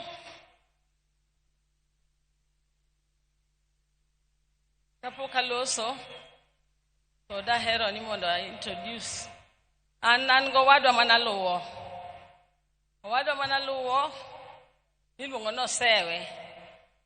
Osewe ne nigi nodnindo to ne gi jaode. Odwa mana no mosu dak achiel. 1 minute. Okay.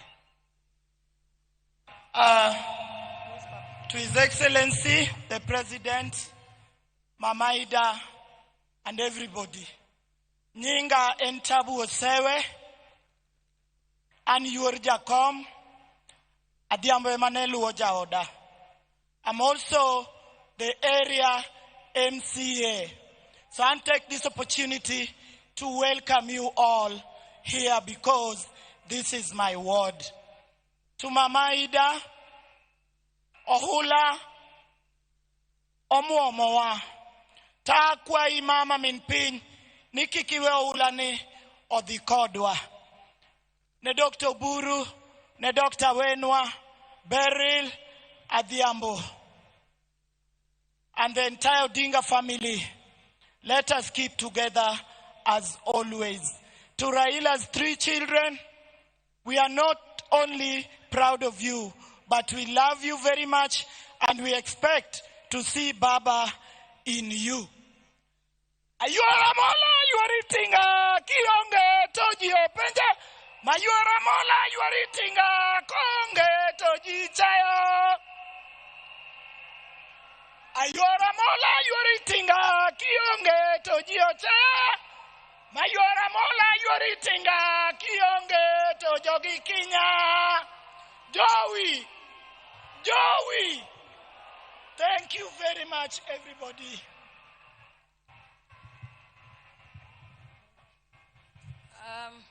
I'm also, many of you here never knew that I have a right hand.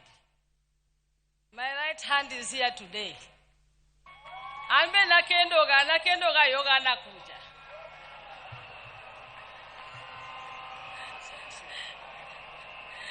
Wemono mosu di chiel, en manera ila mano miago. Just 1 minute. Just a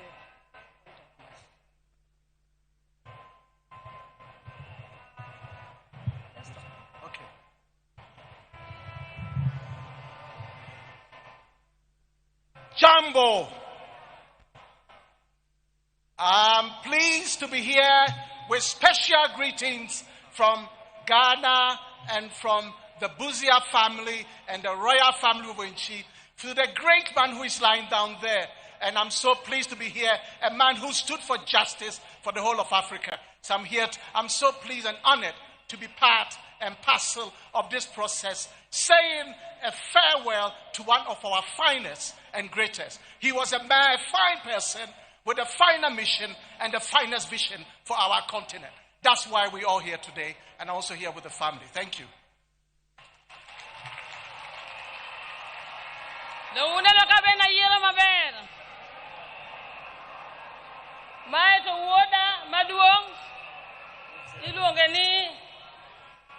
Sankara, Raila, Odinga, Buzia. Joey! Thank you. My water Martin, Achakena Gola was my third born brother. Alongoni Papa Patron, Antrogo Macho Go, Korago Imos, Winter. Aya, Ago Imos, Aerokomano. Thank you. You can go and sit. Yeah. Awijolit Angipek Raila Molo Nyatiwa ni nyenu siepna Nekitwa chal Othwon tathwon Kono nuwa luo rekata Samoro we are not take Tomarebe take Molo Luo Wodoginga Gimeri Nyatemo totama Baba Nyasai no heri Idi Roginga wonu Idi Irmeri Imos Gidute Imos Tobias Imos Albat Imos Mwodo Galogo Iwe Nise chandria hinya.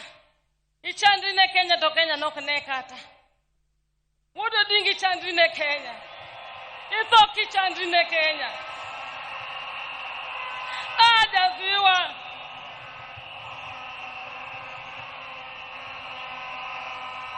Kata kamano. Joey! Imichame Mari Modong Girigen Aluog Imichame Mari Modong Girigen Sakwa wawinja malid Sakwa lo jajuok Yawa sakwa nyonuru lo nyonuru lo jajuok do kauraila mawodo dinga lo nyonuru lo jajuok.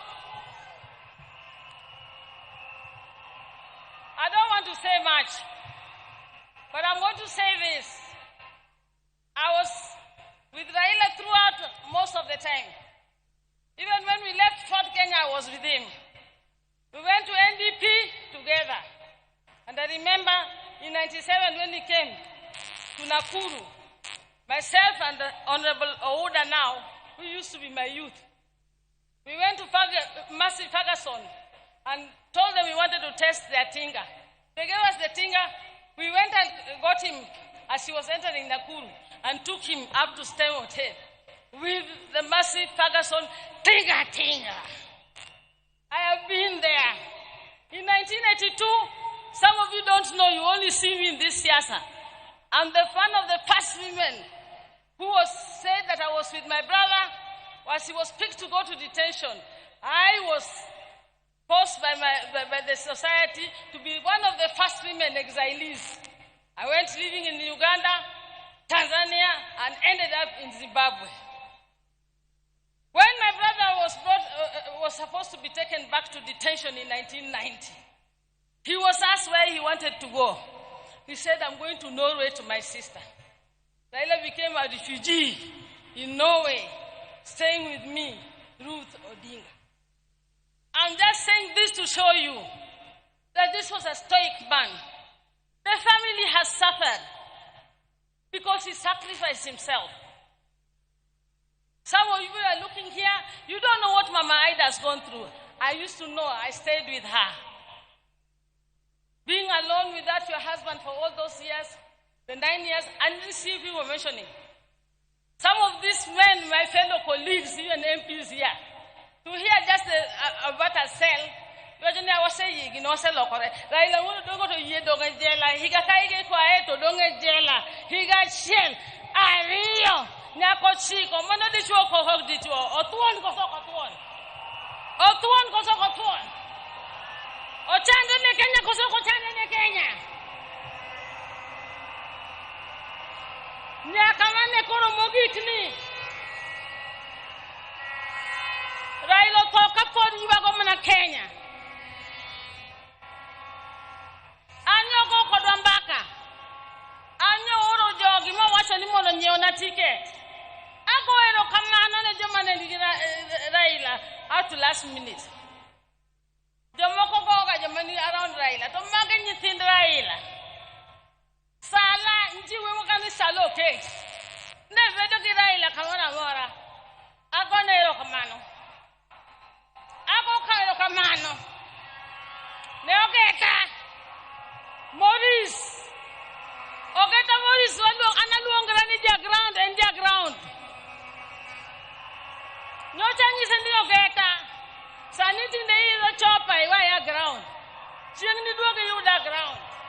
Ogeta Kiwani Neno. You Doctor Lunya. You winning a award. Gaziango. Onge gima tekin nenonga matuan Karaila kakoro nindo pinjo kamao kika wondu onge gima tek. La tego nindo. Wako nikoro baba zigikwe. Okno yotnwa. Doturwa. Anamor. Natnuchul bunga laktar wako diga. Ane laktar mati du jite chakre Dr. Gurmo wado manikani. Nyamera mawini chanan go India. Ilongo ni beri la chiengu. Podo tuo ko nyachop. To nyamera kane tuo to monya ya to open in be safe in the laktar. Kanyo di nyoro na ticket. Monda dia vet kode kaka laktar. Ana wona neno kaka la molo di wasa. Na tiwa digi kwe. And what you said about our party must remain. You told me that at 8 in the evening, the day before you passed on in the morning. It was only a weak party. We must be united. ODM must be united. And it must be strong. And if it is not strong,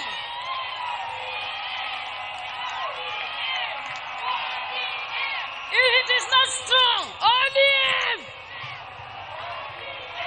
ODM! ODM! ODM!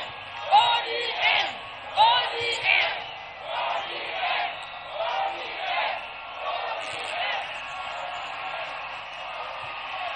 ODM must unite. We cannot have the ODM in Guinea-Uko, another ODM being led by some other people, another ODM being led by the few people who think they own the party. ODM belongs to all of us. Some of you who want to take it now don't even know how we started ODM. ODM in Malwa. And we are going to go to any negotiation table with a strong, united, one ODM. That's why I want to beg you more.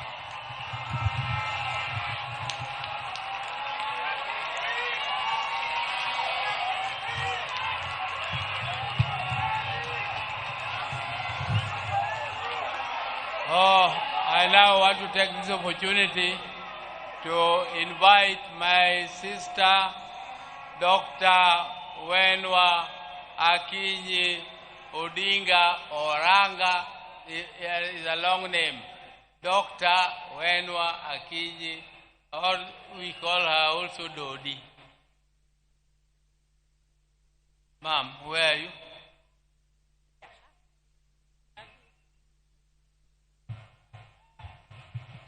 Thank you. Thank you, Your Excellency, William Samoei Ruto, and all protocol observed. Joturwa, and when Wakinyi, Mandamino Wadga Kinyi, Usevijo Ganyangno, Usevijo Ningmano Wadga Kinyi, Ani Akinyi no, Koradwa introduce, Ane Maduong, Kwomnyi Jaramogi, Ane Maduong, Yawoye Manotelo, Oburum Neduong, Kairaila, Kaya Gola, Rokwom Nyiri Ane Maduong. Omyo Entija, it is my responsibility to introduce the other Jaramogi's daughters. I'm here, they are here.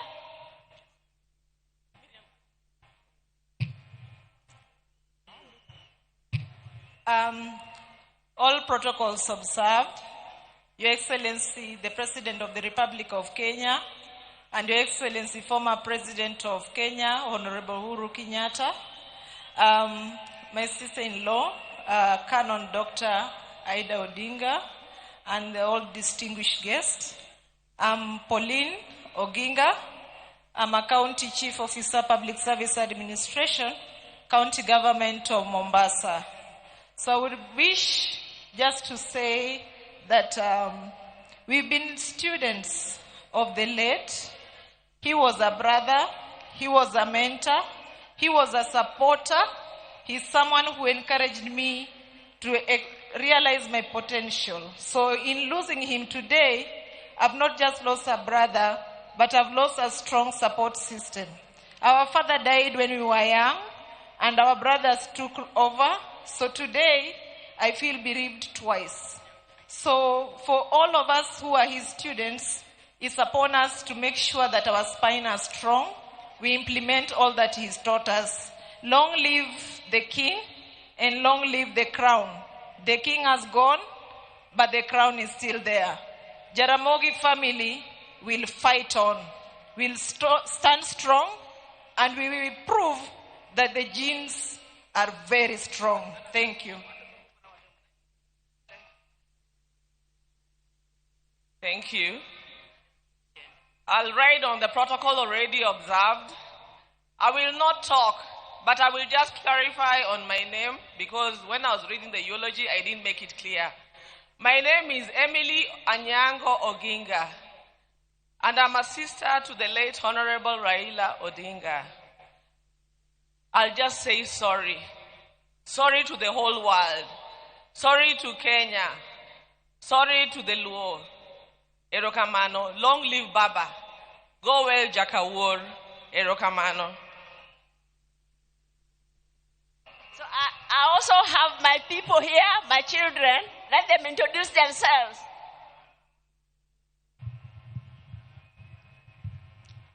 Aya, kwa majina naitwa Jaramogi Orango.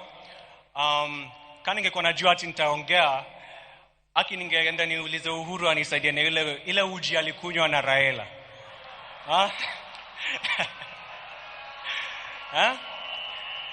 Juu sasa siwezi simama hapa niseme ati naogopa kuongelesha nyinyi wote. Kusema ukweli, niko na jasho, natoa jasho ingine mbaya sana hapa juu. Lakini kama ningesema hapana, mjue hata mimi mamangu wako hapa na hata mimi nataka kuishi hadi 80.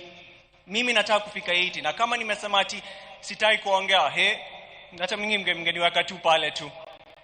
So mimi nataka tu kusema kuna tu mtu mmoja unajua Raila ni mtu labda ulikuwa unampenda ama uko unampendi, lakini ni lazima ulikuwa unamheshimu. Hivi vitu vile tunapendanga kupinga serikali, unajua ni huyu mtu ndio alituletea hiyo, he gave us that ability to do that. Na sitaki kusikia ati uni mtu sijui alikuwa anapenda ukabila ama sijui nini. Kuna kitu kama hiyo. So napenda tu kusema asante kwa baba, na nataka ku pass my condolences kwa Auntie Aida na kila mtu mwingine. Asanteni sana kwa kukuja na kwa kunikusikiza. Asante. Thank you.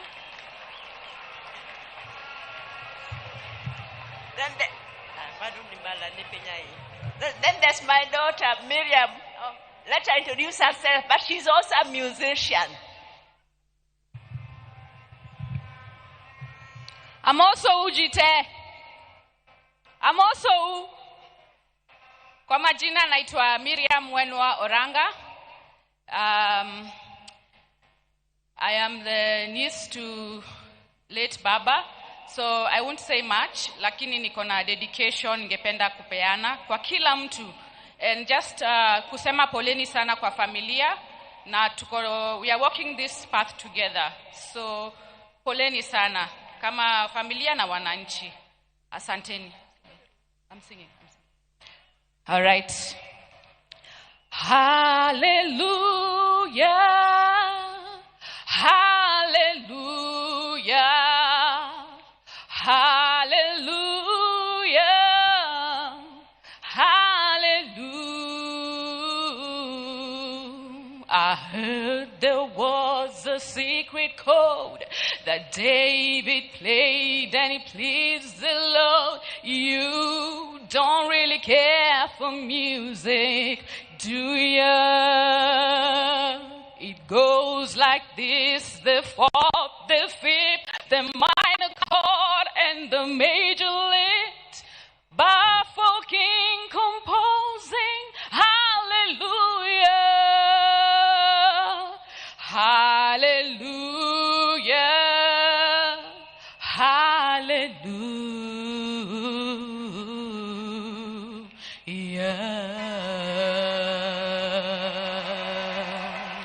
Rest in peace, Baba. Asanteni sana.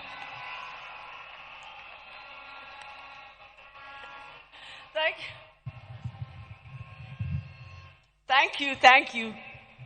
Yeah, so now I'll have to say something. By the way, this is the most difficult eulogy that I have ever made. I'm not a guy, Lakini for the first time, I'm in Jokatekna. My father used to call Oburu Wood Komolo Ondugu, and he used to call Raila Wod Luo. So then quickly the names changed to Wodi and Aluo. So me, I grew up knowing Raila as Aluo. Oburu was mostly away in school in South Nyanza. He didn't spend much time with us. But Raila would be left to look after us, to cook for us whenever my mother was away.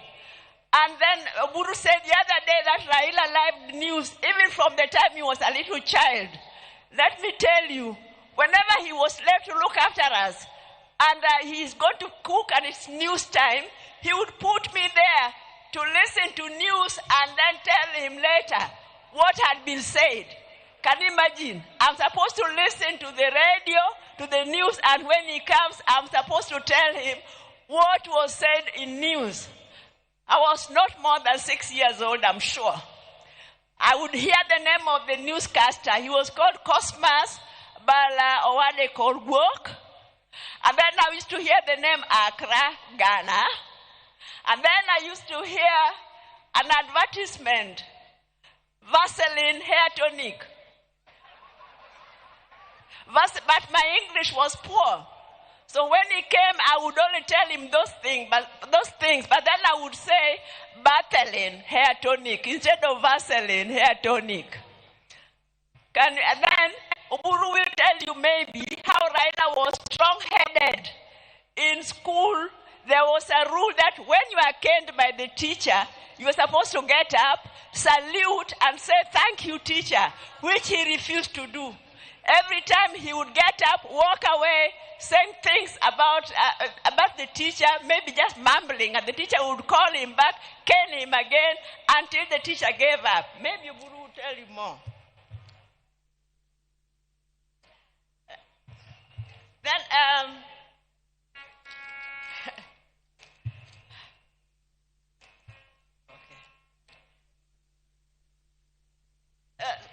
so Raila was very, very disciplined.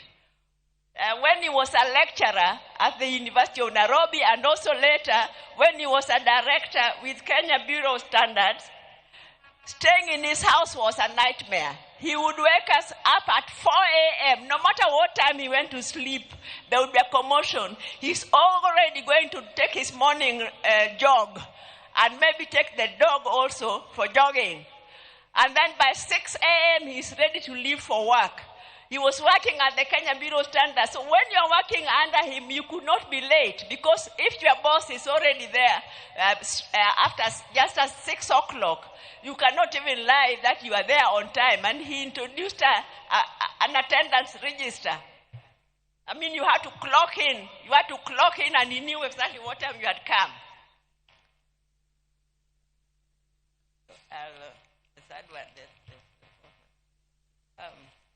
Sorry.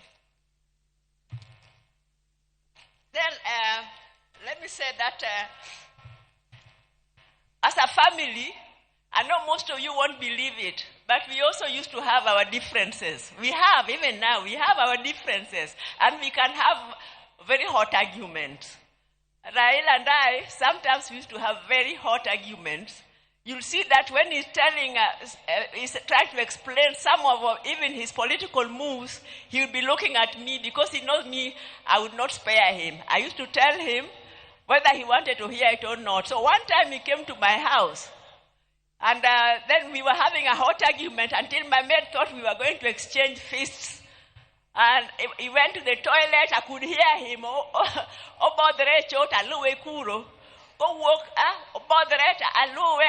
which going back to the cat, I've refused, adagi. And then you can't believe it, that the following day, we were talking on the phone, laughing as if nothing had happened. That's the way he was. He was magnanimous. He was forgiving.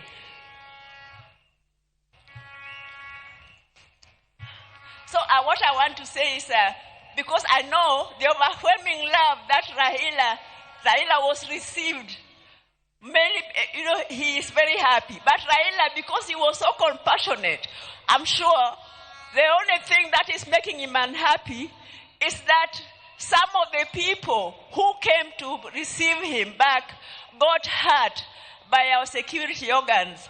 I know you are supposed to be peaceful, but even our security organs, surely, you are well trained. You should be able to control around the crowd without killing them, without shooting, without hurting them.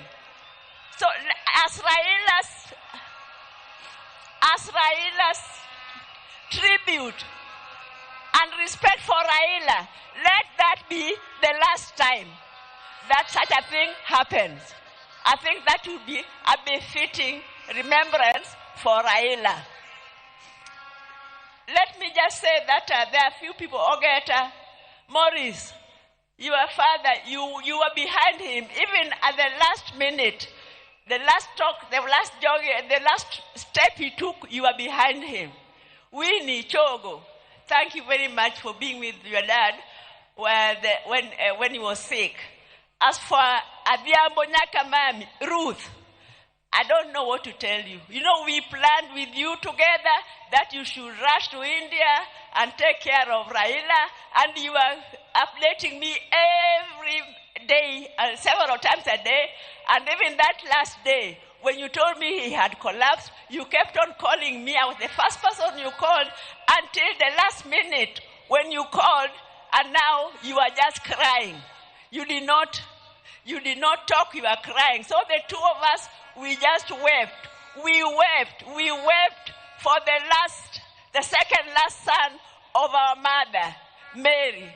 Now, Workomolondugu, Oburu, you have been guiding us very well as a father. Please, I know that is your best friend and he has gone, but you please continue keeping us together as a family. Mama Ida, you are a strong lady and you have a beautiful family. Please continue putting us all together. I think that Odonga Tieko. Thank you very much.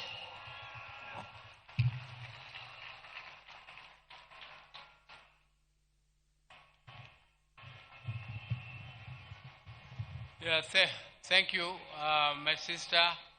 I now want to take this opportunity to invite Taurei, who is the son of my sister Achieng, and Achieng is not able to come because she is a bit indisposed, and she is bringing her condolences through her son to Taurei to tell you one or two things.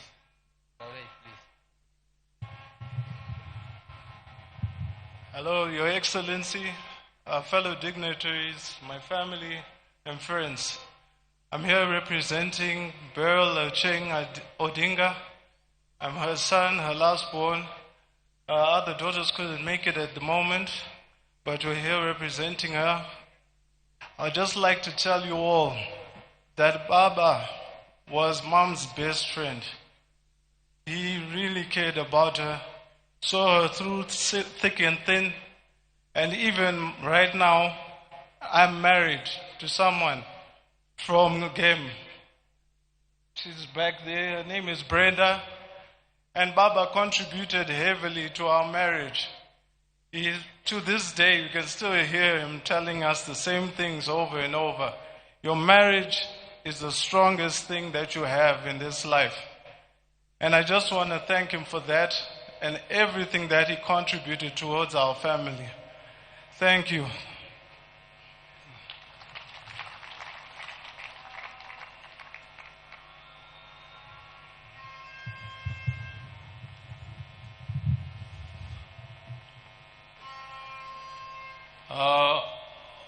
All protocols observed, I would now want to say a few words about my brother Raila.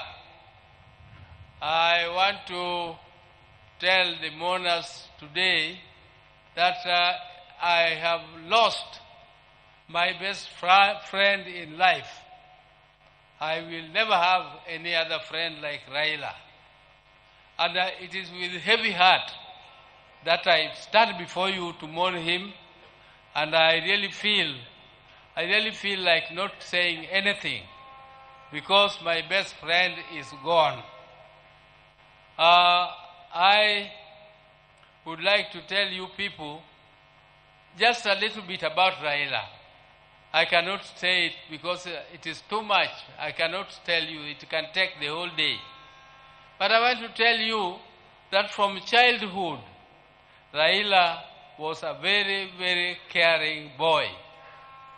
But he was also very principled. If he felt that he was being misused, he refused.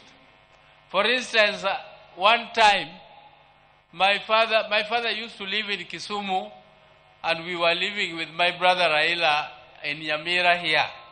And we used to go to Maranda school every morning in the dews before we reached school. We reached school when we were very wet.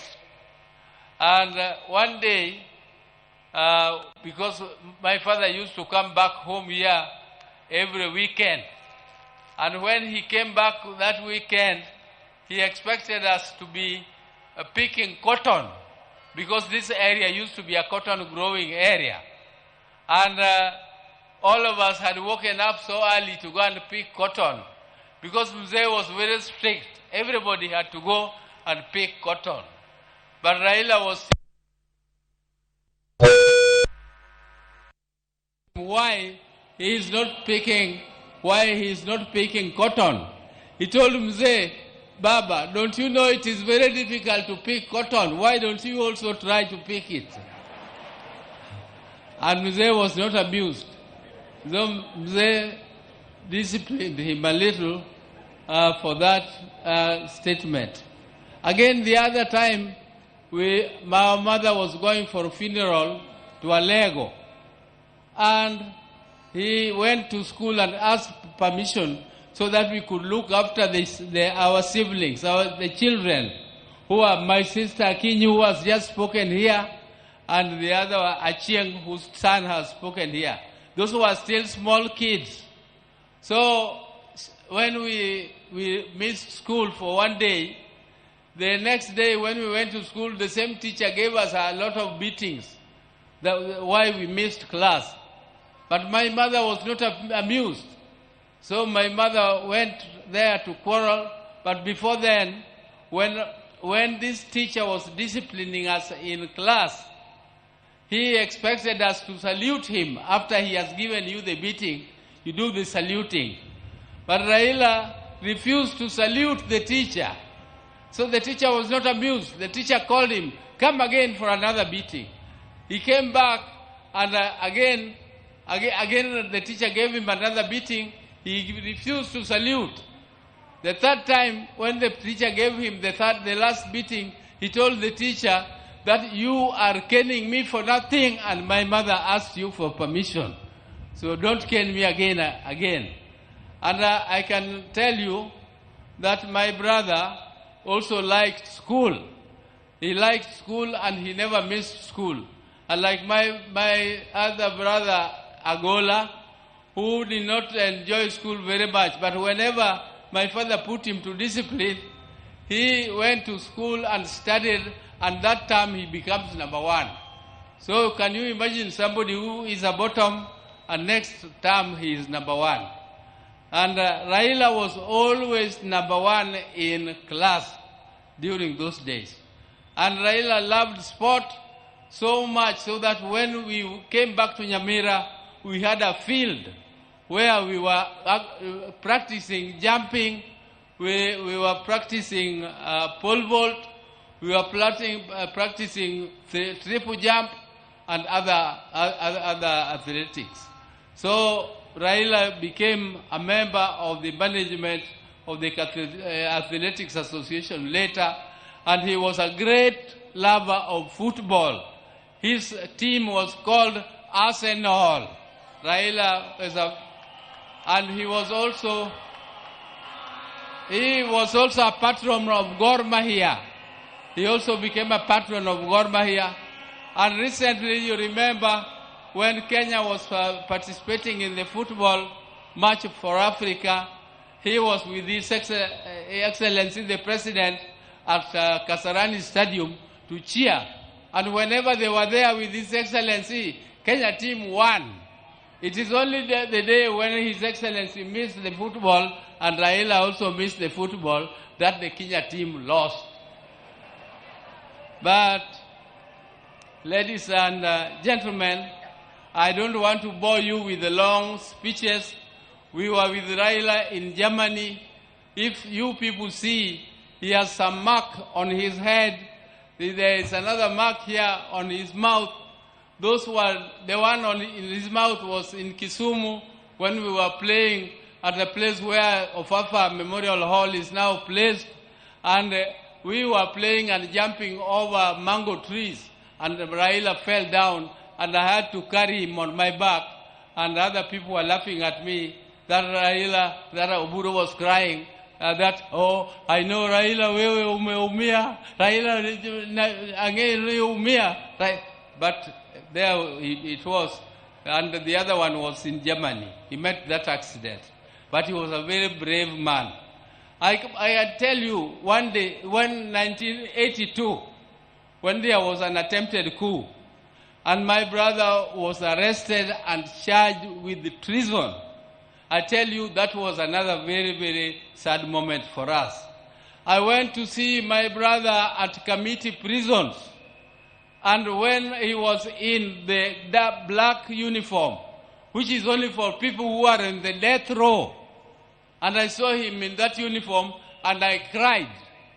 He was laughing and telling me, this is nothing, all this will go. I told him, how will it go and you are on the death row?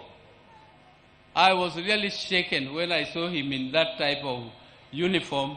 But Raila was so brave when he was fighting for justice. He braved it and he never feared anything. Even if he saw police throwing tear gas and doing whatever, Raila would face it. He would face it head on. He would not go back. Even when some of us were so scared,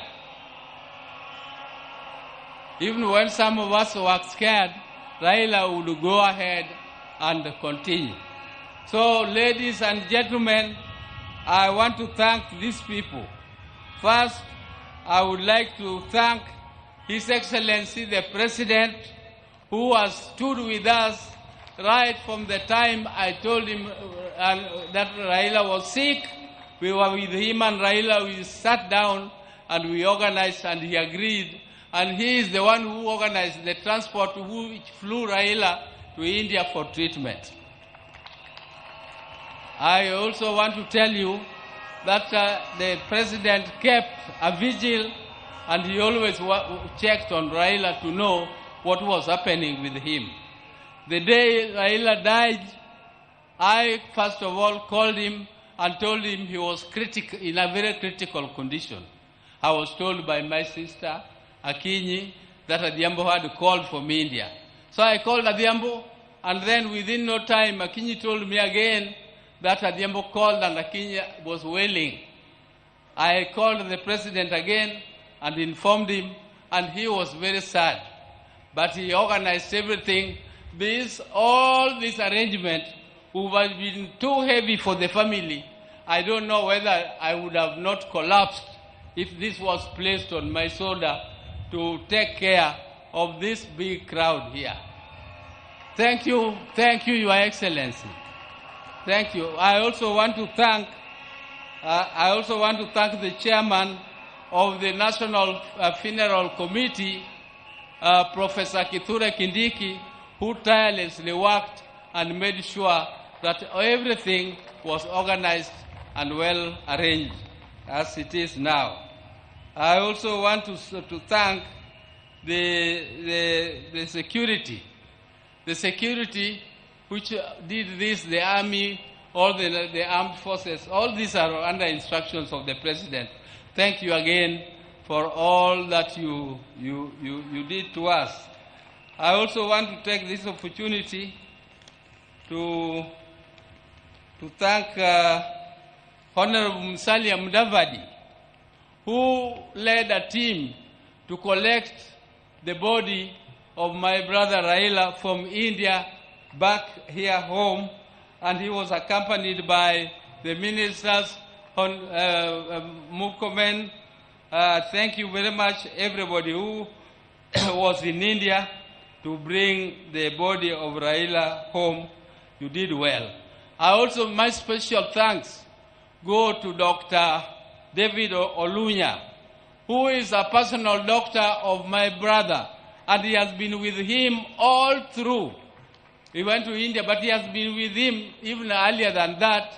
They were together in Dubai. They were together at Nairobi Hospital.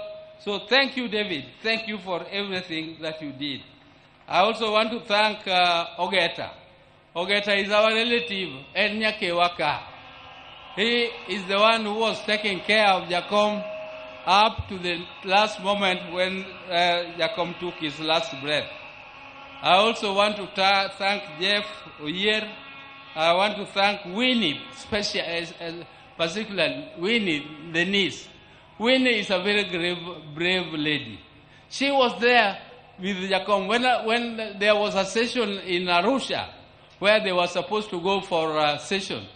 I asked her, Winnie, are you not going? She told me, then she just pointed at the father and said, him. I'm not going because of him. I have to be with him.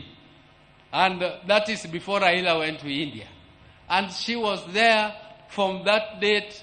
She took care of her father, and she was very, very, I think she was very caring. She did everything that is humanly possible to do. Thank you, Winnie, for everything.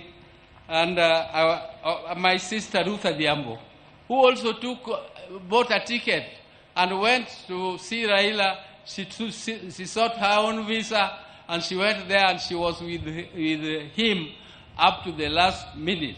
Thank you, my sister. Thank you very much. I also want to thank Okech Sala from Migori, who was very close to Raila. He had arranged all the tickets, and he was with Raila all through. Okech Sala, thank you very much. I want to thank the National Assembly, Speaker, the members who also organized and went to collect Raila's body, Aaron Cheriot and Junet, Honorable Junet, though he did not go, but the majority leader in the National Assembly. And I also want to thank all the visitors who have come, and Your Excellency, the security which has been taking care of Raila. I would like to plead with you. They have done a great job. They have kept vigil, and they have been there for him all through. So, Your Excellency, please give them promotion 1 grade. Just 1 grade won't be too much. So, with those very many words, I would like to now say bye-bye to my brother, bye-bye my best friend, bye-bye my confidant, bye-bye my everything, my advisor.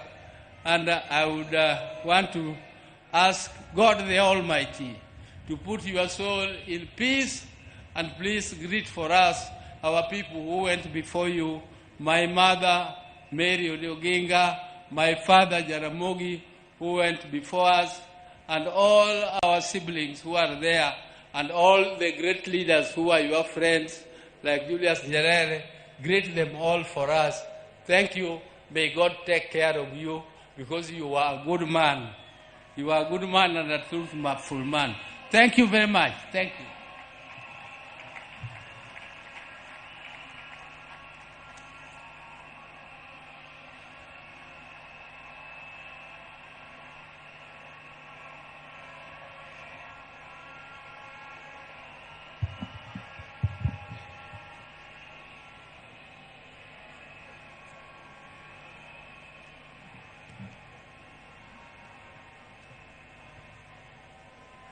Now, I want to take this opportunity to call the spouse of Raila Amolo Odinga. She became more or less a widow when Raila was detained. At that time, Raila was only 37 years old. And this lady was younger than that. And some of you are so hot, you could not have.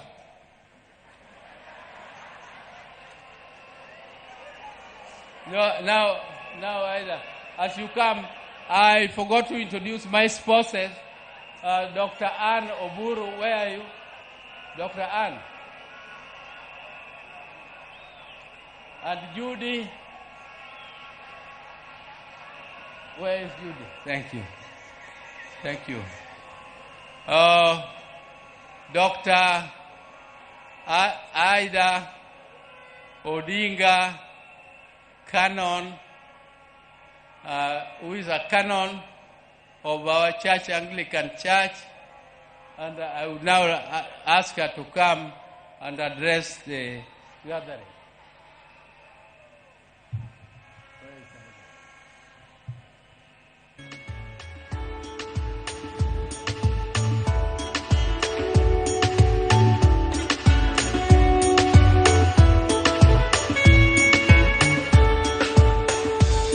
Solo ya gidala dala marsayun timbe mag pini osina katalwen kengang kataricho butona magawe yoni Yesu emsalaba Solo ya gidala dala marsayun timbe mag pini osina Katalwen kenga kakarisho butona magawe yoni Yesu dokoro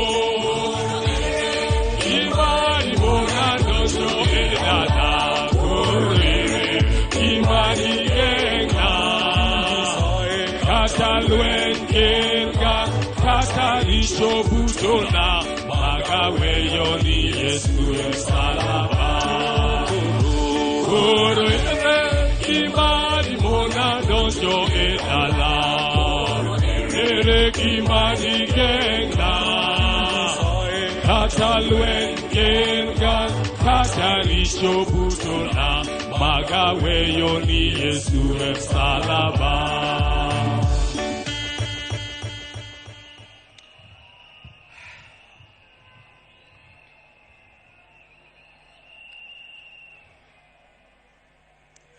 God is good. God is good all the time. I know you say that is his nature.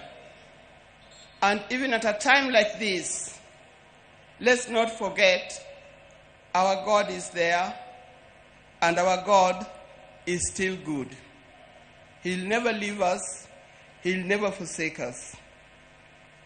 I want to begin by thanking the people of Kenya, the people of Africa, and the citizens of the world who have joined to help me bury my husband, the father of my 4 children, Right Honorable Raila Amolo Odinga.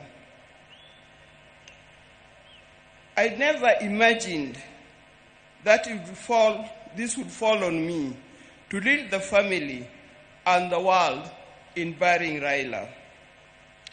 I hoped it would be the other way around. With pain, without lamentation, I accept the will of God. I want to thank the President of the Republic of Kenya, His Excellency, Dr. William Samoei Ruto, and the government for going out to accord my husband, our father, Right Honorable Raila Odinga, such a dignified send-off. Indeed, in this part of the world, we've never seen something like this. We've never seen a dignified send-off like what we see here in Bondo. Mr. President, thank you very much for according Raila this kind of send-off.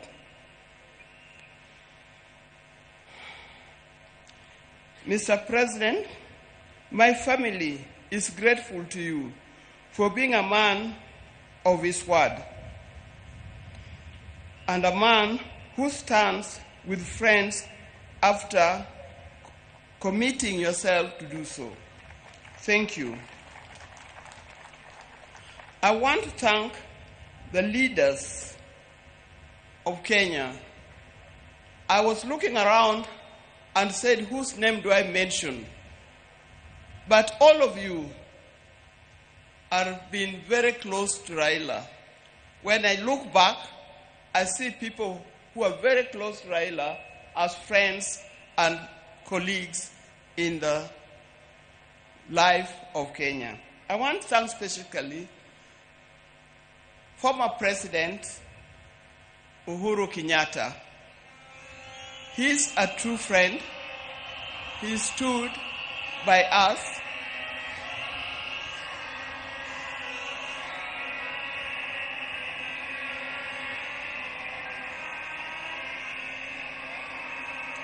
Yes, thank you.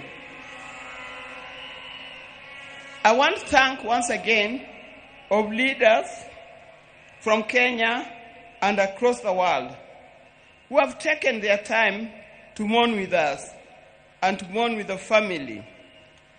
And for this kind thought, you have spared your time to be here today. I know there are many, many leaders from other parts of Africa. His best friend, Papa Olusegun Obasanjo. Thank you very much for being here. Thank you very much. He comes from Nigeria, for those of you who don't remember. And if you remember, after Jaramogi's death, he was here and opened the museum. I would also want to thank Her Excellency, Mrs. Morgan Shangarai from Zimbabwe. Thank you very much for being with us. I know there are many others, and I'm going to write special letter to all others when the time comes, because I'm not able to mention them by word. Your words, your letters, your social media posts has gone a long way in lessening our pain and lifting our spirits. Thank you very much for that. Raila has been my husband for the last 52 years. Many of you who are here are younger than 52 years. You could easily have been our children. Like all the couples and families, we also had our ups and downs. But we've learned one thing, and that is we must talk straight to one another. We must forgive and move on. Now, juggling the family life and public lives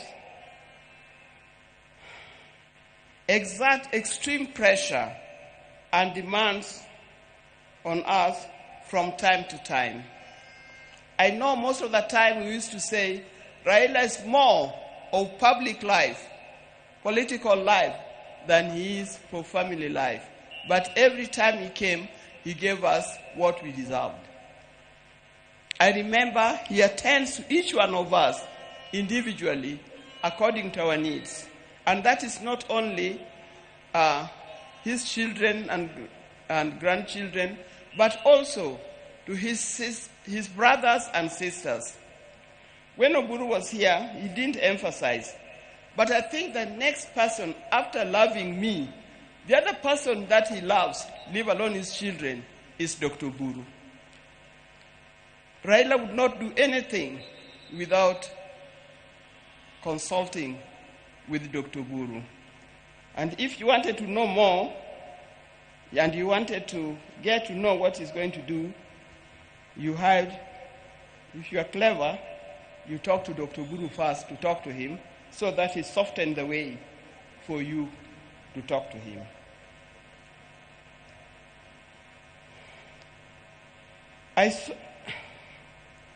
Through all this, what remained unchanged was our commitment to each other. On our belief that he had seen through and vows, and we made each other at the start. It worked for us. It was through the tumultuous years of detention, years of exile, and decades of commitment to the people of Kenya and the people of Africa. The detention years and years in this exile tested our family in a way only the family can appreciate. It was not easy. But all the time, when he was away, either in detention or in exile, I knew he would always come back. This time,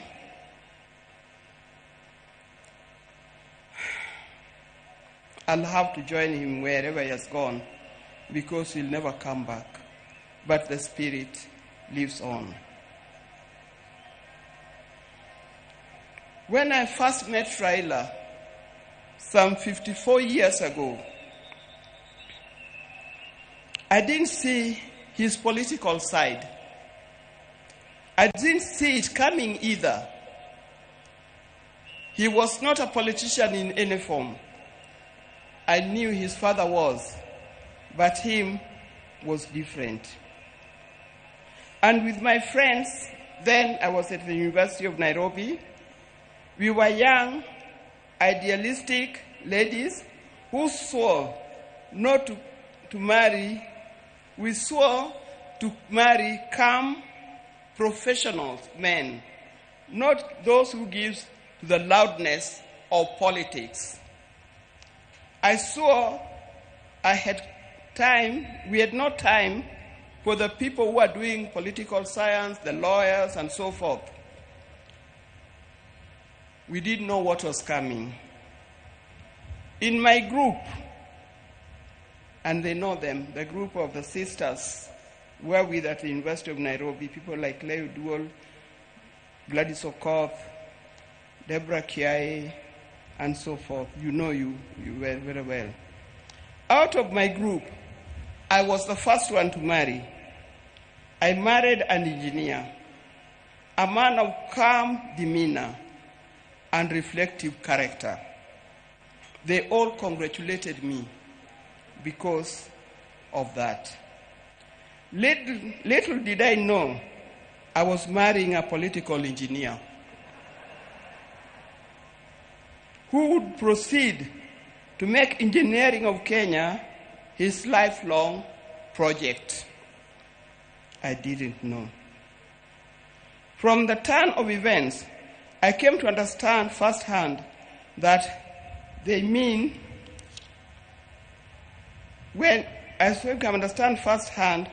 the meaning of still waters runs deep. He was a calm person, but as we lived, I realized he was a deep thinker of a different kind.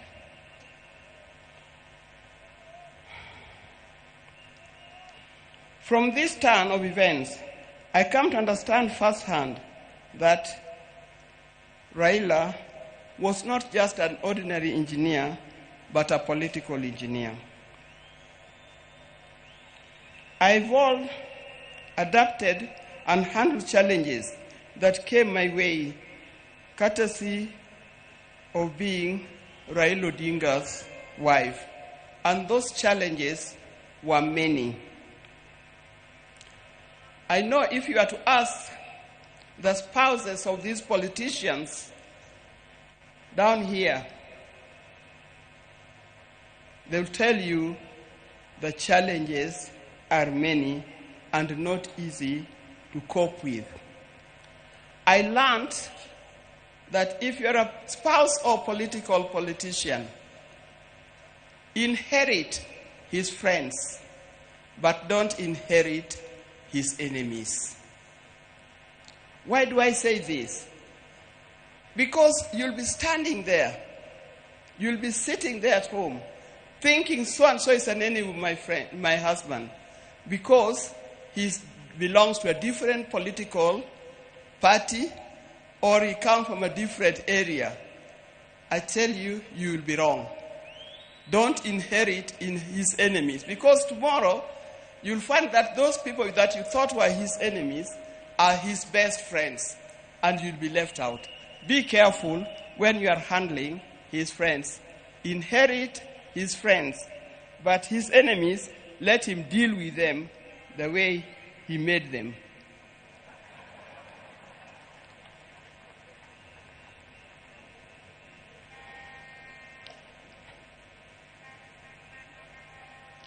After going through it all, I had a chance to marry. If I had a chance to marry him, I would marry him again. I would be happy to do it. But this time, I would marry him knowing I'm marrying a politician, not just an engineer only.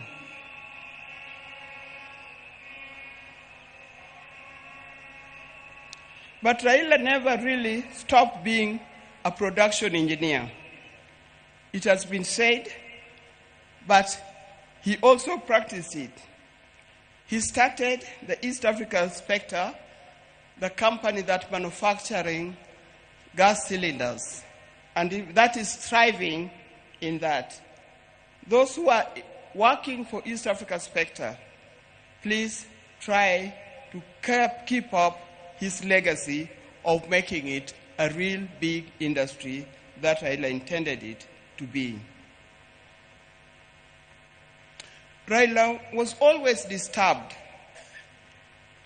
by the fact that Kenya was not moving as fast as he expected.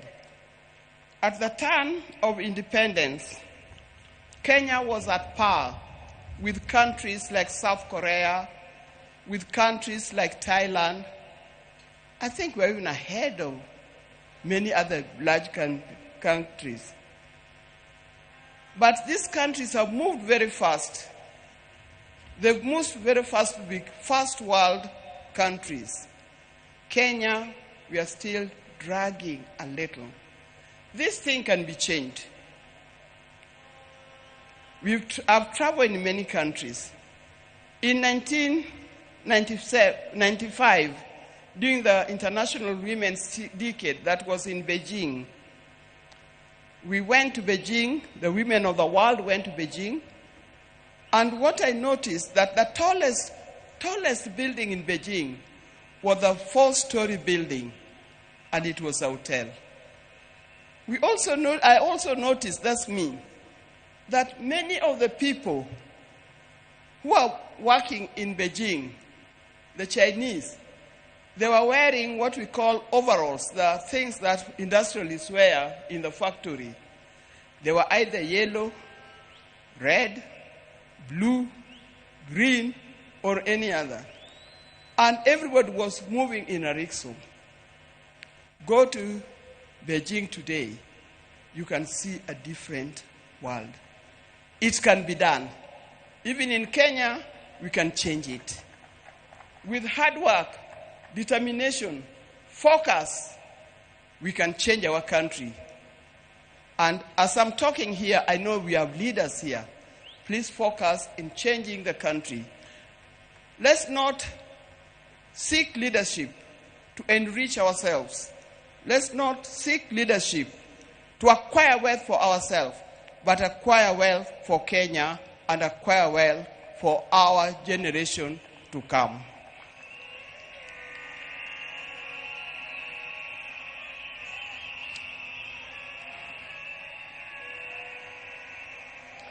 In the name of Raila, I appeal that we focus on national wealth instead of personal wealth. I appeal that we work on quality education education that will lead us to be people that God made us to be. I appeal that we have our nation in order, correct our health institutions so that it gives us the kind of life that we need to live. There are many others. Dear Kenyans, today I surrender Raila to friends, family, and patriots who went ahead of him. I surrender Raila to eternity, and I surrender Raila to all the ages. I know he's comfortable where he is. I know he deserves to be in the company where he is. And I pray that when my time comes, I'll join him there in heaven realms. Fare thee well, my dear husband. Fare thee well, father of our children. Fare you well, the friends of many. If you were to start again, I would be there with you. Thank you, and may God bless you all for being here.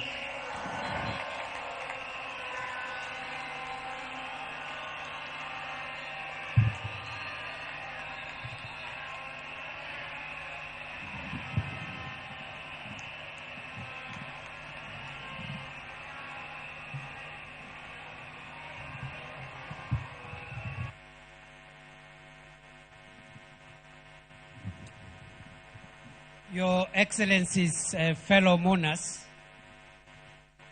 we have given the family ample time to eulogize and pay tribute to our departed leader. I want to request that the speakers that will come from now to focus on the occasion of today and be very brief. And other than perhaps the president and the retired president and President Obasanjo, everyone else, no one should speak for more than 3 minutes. Otherwise, we'll be here until night. I want to urge us respectively to dignify the day by being brief and to the point. I want to request Honorable Millie Odhiambo to come and read out in acknowledgement all the names of the members of parliament present and say a few things before, after she finishes, so that I don't keep on coming here. We will have Senator Ledama Olekina. Both the two of them are the minority whips. Senator Olekina will come and introduce the senators.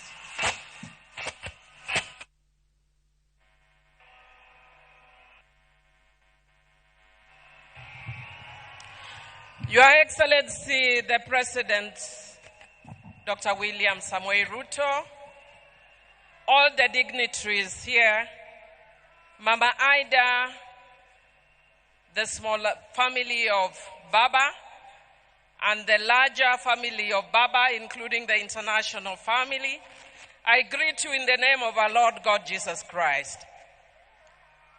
Your Excellency, my task is very little.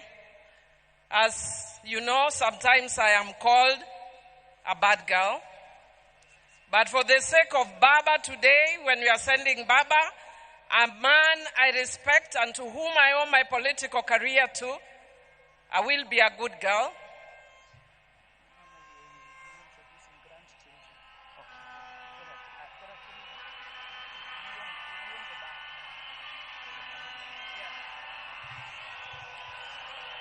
Thank you very much.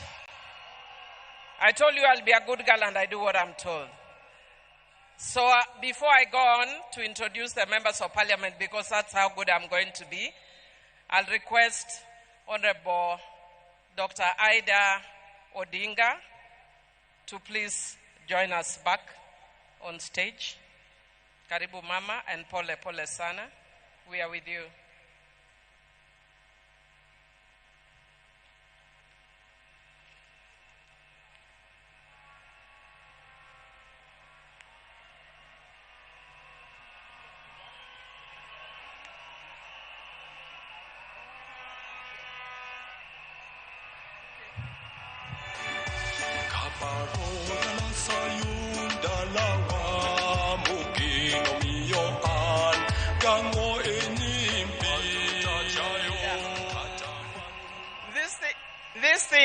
some things start early. When I was speaking here, I'm being reminded that I did not introduce the grandchildren. Raila had grandchildren. The ones who are here, we start with Safi.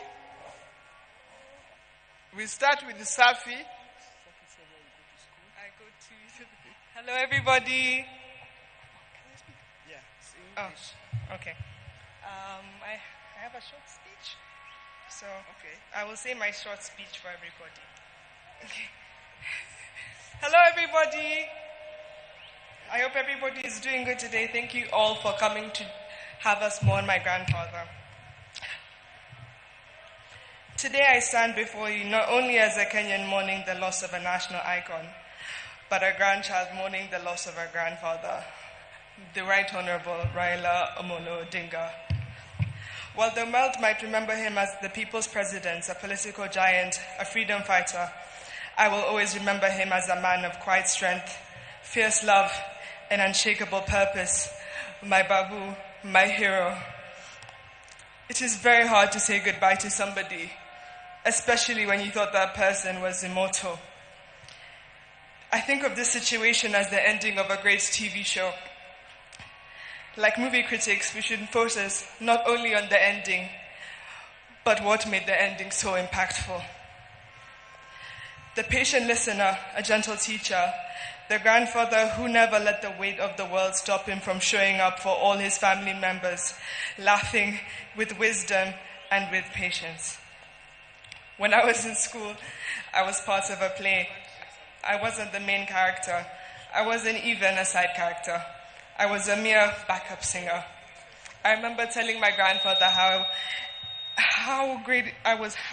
happy I was to be in this play, and how I couldn't bear being in it. And I remember telling him. And I remember the morning of they were getting ready, they marked it for a chopper. My grandfather had managed to make it to my event. This is to show the type of person he was. No matter how big or small the achievement, he would always make sure to be there and make it known how proud of you he was. He had a way of making you feel like you were the most important person in the room. As I stand here looking at your casket, I'm not afraid to admit that my next achievement will be 10 times heavier, knowing that one of my biggest cheerleaders is no more. So today, as we bid him farewell, we are not just burying a man, we are burying a legend. And I want to say this especially to my Kenyan people.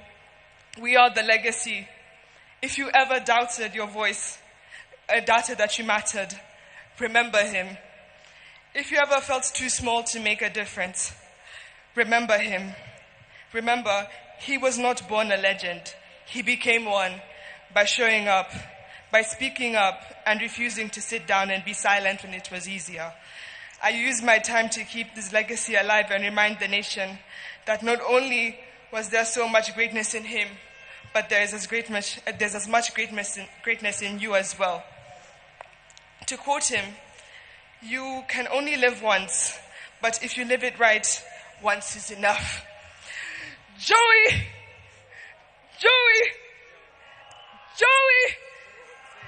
Thank you.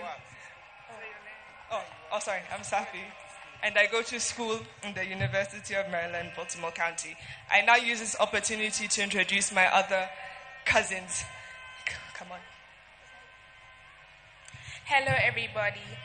My name is Inooro Odinga. I stand here before you not just as a young Kenyan, but as a proud granddaughter of the now late Honorable Raila Amolo Odinga. To the world, he's a statesman, a leader, a freedom fighter, a symbol of Kenya's struggles for democracy and justice. But to me, he's always been more than the headlines, crowns, or politics. To me, he's my grandfather, a warm, wise. He was always warm, wise, and always full of stories, laughter, and love.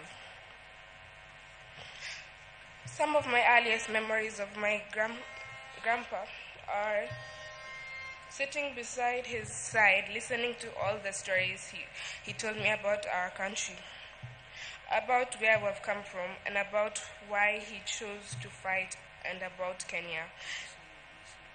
And I really miss him, and I still can't believe this is happening.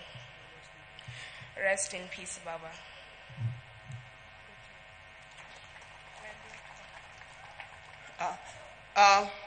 There's also Alai Raila Odinga, who unfortunately is not here with us.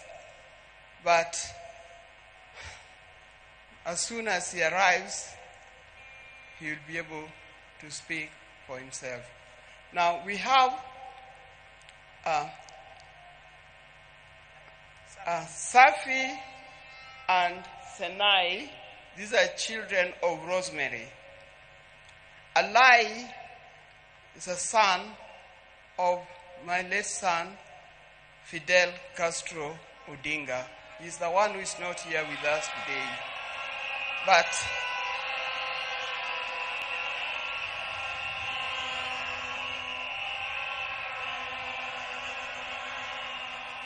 yeah, it's live. Then we have Lion Amolo Odinga and Jaramogi Oginga Odinga. The two boys are the sons of Junior. Thank you very much. May God bless you. Now you know who the Odingas are. Thank you for reminding me.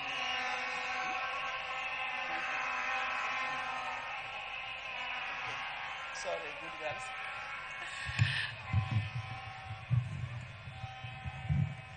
Thank you, Mama.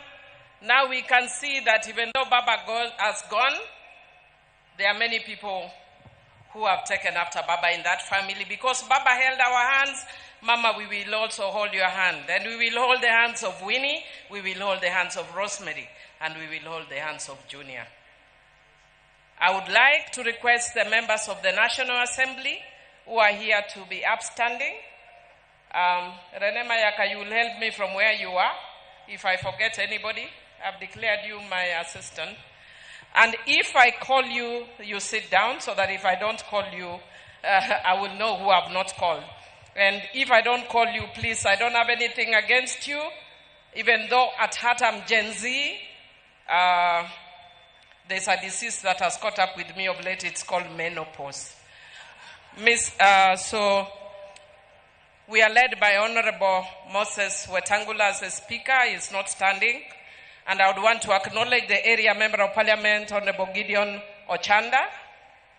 I want to acknowledge the woman representative of this area, Honorable Dr. Christine Ombaka. The rest I'll call you very quickly, but I know Kimani and Junet will have a chance, the parliamentary leadership, but I'll just acknowledge you. Honorable Kimani Ichungwa, Honorable Junet Mohammed, Honorable Owen Baya, and Honorable Mark Mwenje. Those are in the leadership. I wish to acknowledge Honorable Peter Kaluma, Honorable Rashid Bedzimba, Honorable Rachel Ameso, former Member of Parliament but also PSC Commissioner, Honorable Martin Owino Wood Chief, Honorable Farah Maalim, Honorable George Aladwa, Honorable Adipo Kwame, the tallest man in Parliament, Honorable Mugabe Innocent, Honorable Otiende Amolo Daktari, and I want to thank you so much for the work you have done in the committee. Honorable Tom Odege, Honorable TJ Kajwang, Honorable Nabi Nabwera, Honorable Elisha Odhiambo, Honorable Gertrude Mbeyu, Honorable Felix Jalango, aka Jalas, Honorable John Ariko, Honorable Fatuma Mohammed Full Network, Honorable Rosa Buyu Dwasi, Honorable Eve Akinyo Bara, Honorable Beatrice Elachi, Honorable Esther Pasaris, Honorable Irene Mayaka, Honorable Babu Owino, Honorable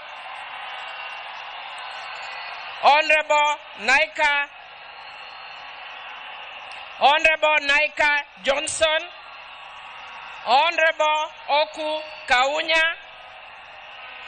Honorable Samuel Atandi, Chair of Budget, Honorable Shakil Shabir, Honorable Oyula, Honorable Mark Nyabita, Honorable Aduma Uwar, Honorable Joshua Ngeno, Honorable Tindi Mwale, Honorable Buddy Twalib, Honorable Dr. Lillian Gogo, Honorable Jared Okello, Honorable Koyo Wura, Honorable Mishi Mboko, who is also a PSC Commissioner, Honorable Paul Abuor, myself, Emilio Diambo, of course, Honorable Chonga, Honorable Raphael Wanjala, Honorable Dixon Maungu, Honorable Dr. James Nyikal, who is also the chairman of Dual, Honorable Oscar Nabulindo, Honorable Peter Masara, Honorable Jen Kagiri, Honorable Mark Mwenje, Honorable Manduku, Honorable Rehab Mukami, Honorable Doris Donya, Honorable Lillian Sioi, Honorable Sabina Chege, Honorable Irene Njoki, Honorable Geoffrey Odanga, Honorable Caleb Amisi, Honorable Naisula Lesuda, Honorable Joyce Bensuda Osogo, Honorable Wilberforce Oundo, Honorable Carido Daniel, Honorable David Ochieng, Honorable Joyce Kamene, Honorable Amina Mohammed, Honorable Fatuma Masito, Honorable Zamza Mohammed, Honorable Beatrice Aragala, Honorable Elsie Muhanda, Honorable Hussein Waitan, Honorable Umi Harun, Honorable Mogaka Stephen, Honorable Zambia, Honorable Mawade, Honorable Stephen Mule, Honorable Caroline Geleche, Honorable George Kariuki, Honorable Jale Rokelo, Honorable Steve Mogaka, Honorable Cynthia Muge, Honorable Dalian Karido, Honorable Alpha Ondieki Miruka, Honorable Ikawa Fred, Honorable Clemens Lawyer, Honorable Karoli Omondi, Honorable Mpuri Aburi. I think I mentioned Shakil Shabir. Who have I left out? I can't see you, so Irene, please help me. Maybe as Honorable Joshua Oron.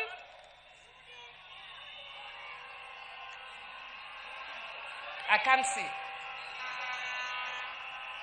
Honorable Sudi, Oscar Sudi. Honorable Mwalimu Orero. Umi Harun. Honorable Catherine Omanyo. Honorable Fatuma Jeho. Honorable Amina Mnyazi. Honorable Kombe. Honorable Machele. Anybody remaining? I think I am done with the National Assembly and Your Excellency the day. Oh, Honorable Mboko Milema, you are hidden there. That's why I can't see you. Thank you. And Deputy President, I just want to say that I talked to Baba on Monday evening when he was with Adiambo, and I want to confirm that what he said the same thing to me, that we need to be united as a party. And he told me in Kijaluo, Odwa and Ot Achia. And then Baba also told me, jokingly, because when I asked him, Baba, how are you? He told me, Amilo, I am fine. In fact, in the morning I walked all around. I am even surprised there are people who have killed me in Kenya and have already buried me.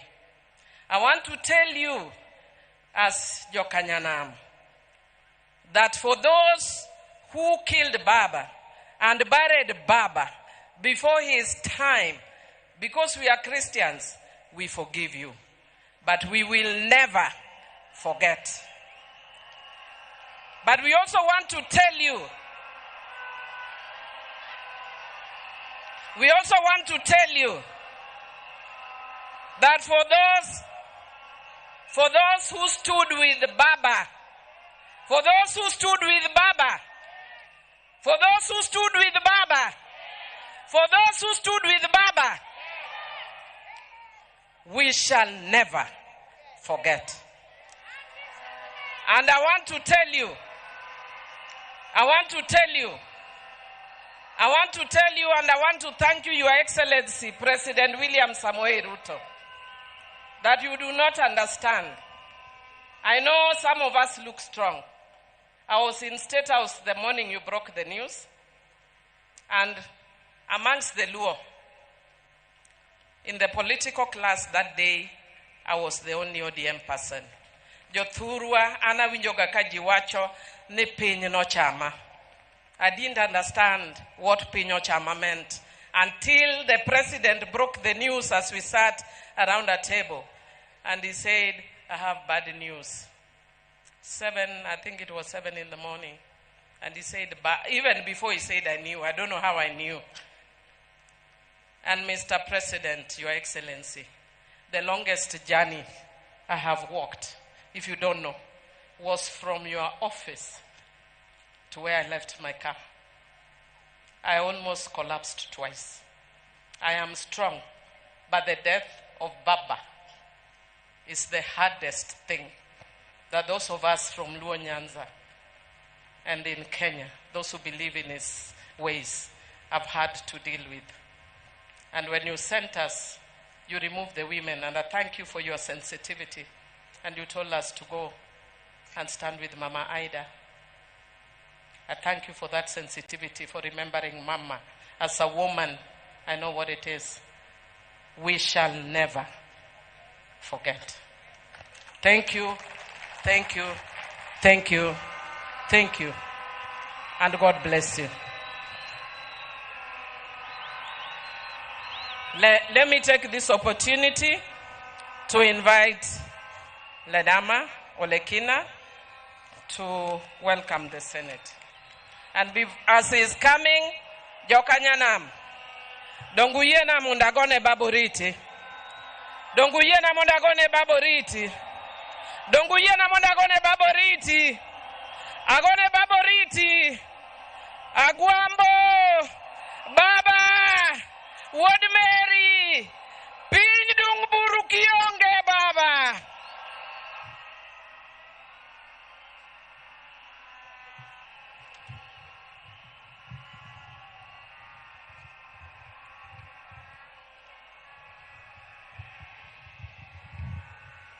Your Excellency, Mr. President, Your Excellency, the Deputy President, Your Excellency, the former President of the Republic of Kenya, Your Excellency, President Olusegun Obasanjo, the Speakers of the National Assembly and the Senate,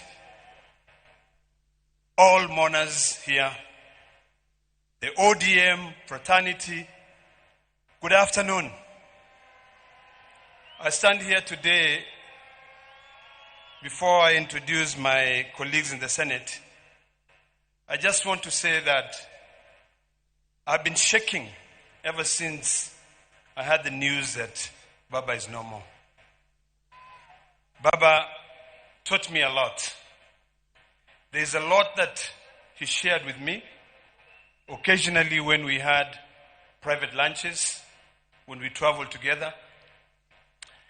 And I remember, because this is very personal to me, that on the day that we lost our election at Bomas of Kenya, and I was admitted at the hospital after having been hit, Baba called me and told me one thing. He said to me, my son, what is important is the unity of this country. Your health is more important. Our victory has just been delayed, but it is inevitable. It is coming. Today, I want to speak to all of us here that Baba spoke for us for generations. He spoke for us for decades. Baba is no longer there to speak for us. It is now us, it is upon us to be able to speak for ourselves, to make sure that we do what is right for Baba. Before Baba went, he showed us the way. He brought us to the broad-based government. And I want to tell you, that is where we are. And Mr. President, I want to assure you that, we always say that Baba is right. Baba was right when he was alive, and Baba is still right when he's lying and when he's in heaven. Baba will always tell us, go right, and would not question. And I want to assure you, Mr. President, for what you've done for us, we shall remain united to be able to go the way Baba wanted us to go, to remain in the broad-based government. There are challenges ahead, but we are determined. Let me take this opportunity to introduce my colleagues in the Senate. I'd like to request all my colleagues in the Senate to please stand up.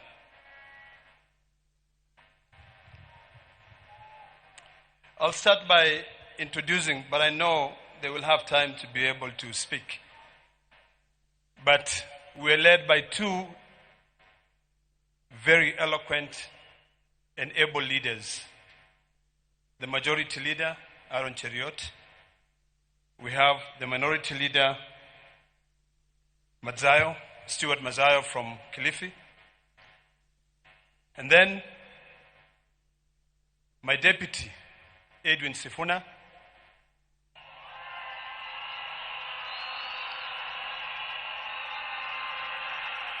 Who is also the Secretary General for the ODM party. The distinguished senator from Vihiga, who is also the chair of CIPIC, Geoffrey Osotsi. Then I have a man who's never gone to law school but is a lawyer. The senator from Busia, Okiyo Mtata. My dear sister, Senator Hamida, who's always been right where Baba is, nominated senator. And then we have the women's president, Beth Siango, nominated senator from ODM. Then we have senior counsel, who is also a member of the Parliamentary Service Commission, and senator from Nyamira. His name is running away from my head. Okongo Omogeni. And then we have a young man who I love and respect, who has always been very, very close to Baba, Senator Eddie Okech.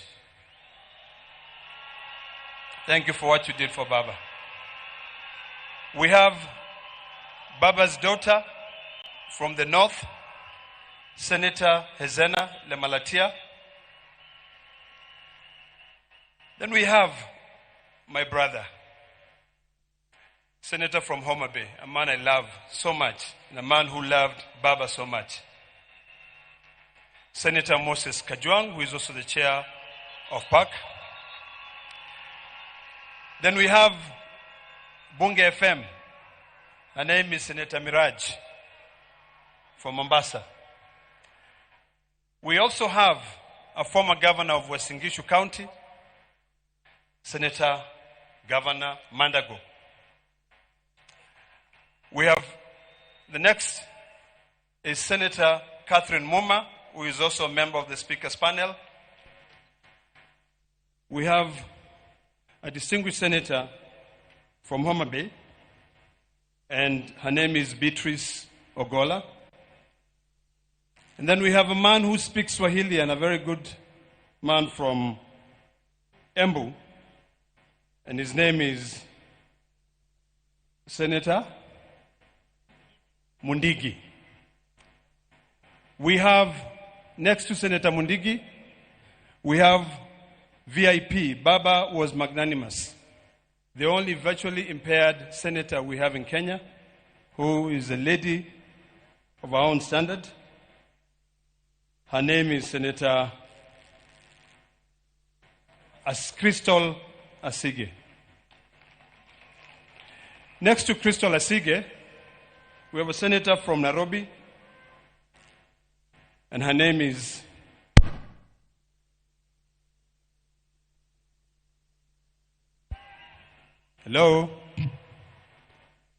Senator Montet. And then next to her is, this is Betty Montet. And then next to her is my dear sister from Nairobi. And I'm sure you know her very well. I'm forgetting her name again. I'm just joking, man. Come on. How can I forget Karen Nyamu? Next to Karen Nyamu, we have Senator from Taita Taveta, who is Senator Mwaruma. Next to Senator Mwaruma is we have Senator from Machakos County, Senator Agnes Mudhama.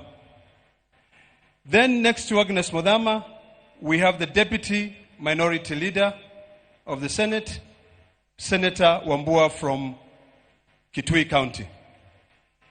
Then on my left, I have Senator from Kisumu County, Tom Ojenda.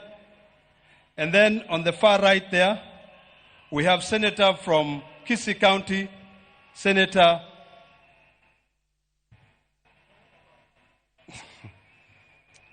Onyonka. And then finally, we also have a senator from Bungoma County. I'm trying to remember his name. Senator Okoli.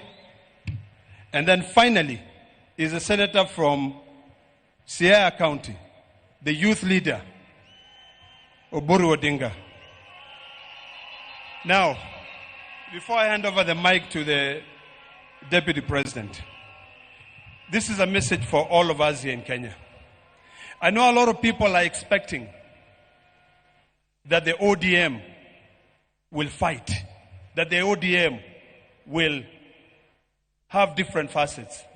I want to assure Kenyans that as long as God gives us time on this earth, we will follow Baba's footsteps.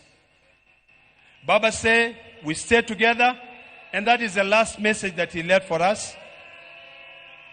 And I do hope that we can all come together to be able to ensure that we'll fulfill the dreams and aspiration of our hero. Baba, I will miss you. The Maasai nation will miss you. You stood firm with us when we are fighting for our land rights. We will never forget that. When you go and you meet Olenti Mama, please say hello to him. When you meet all those Maasai leaders, Ole Sankale, Ole Tip, including even Saitoti, please say hello to them and tell them that the current generation will keep the fire that you left burning, continuing burning. Thank you very much, and God bless you all.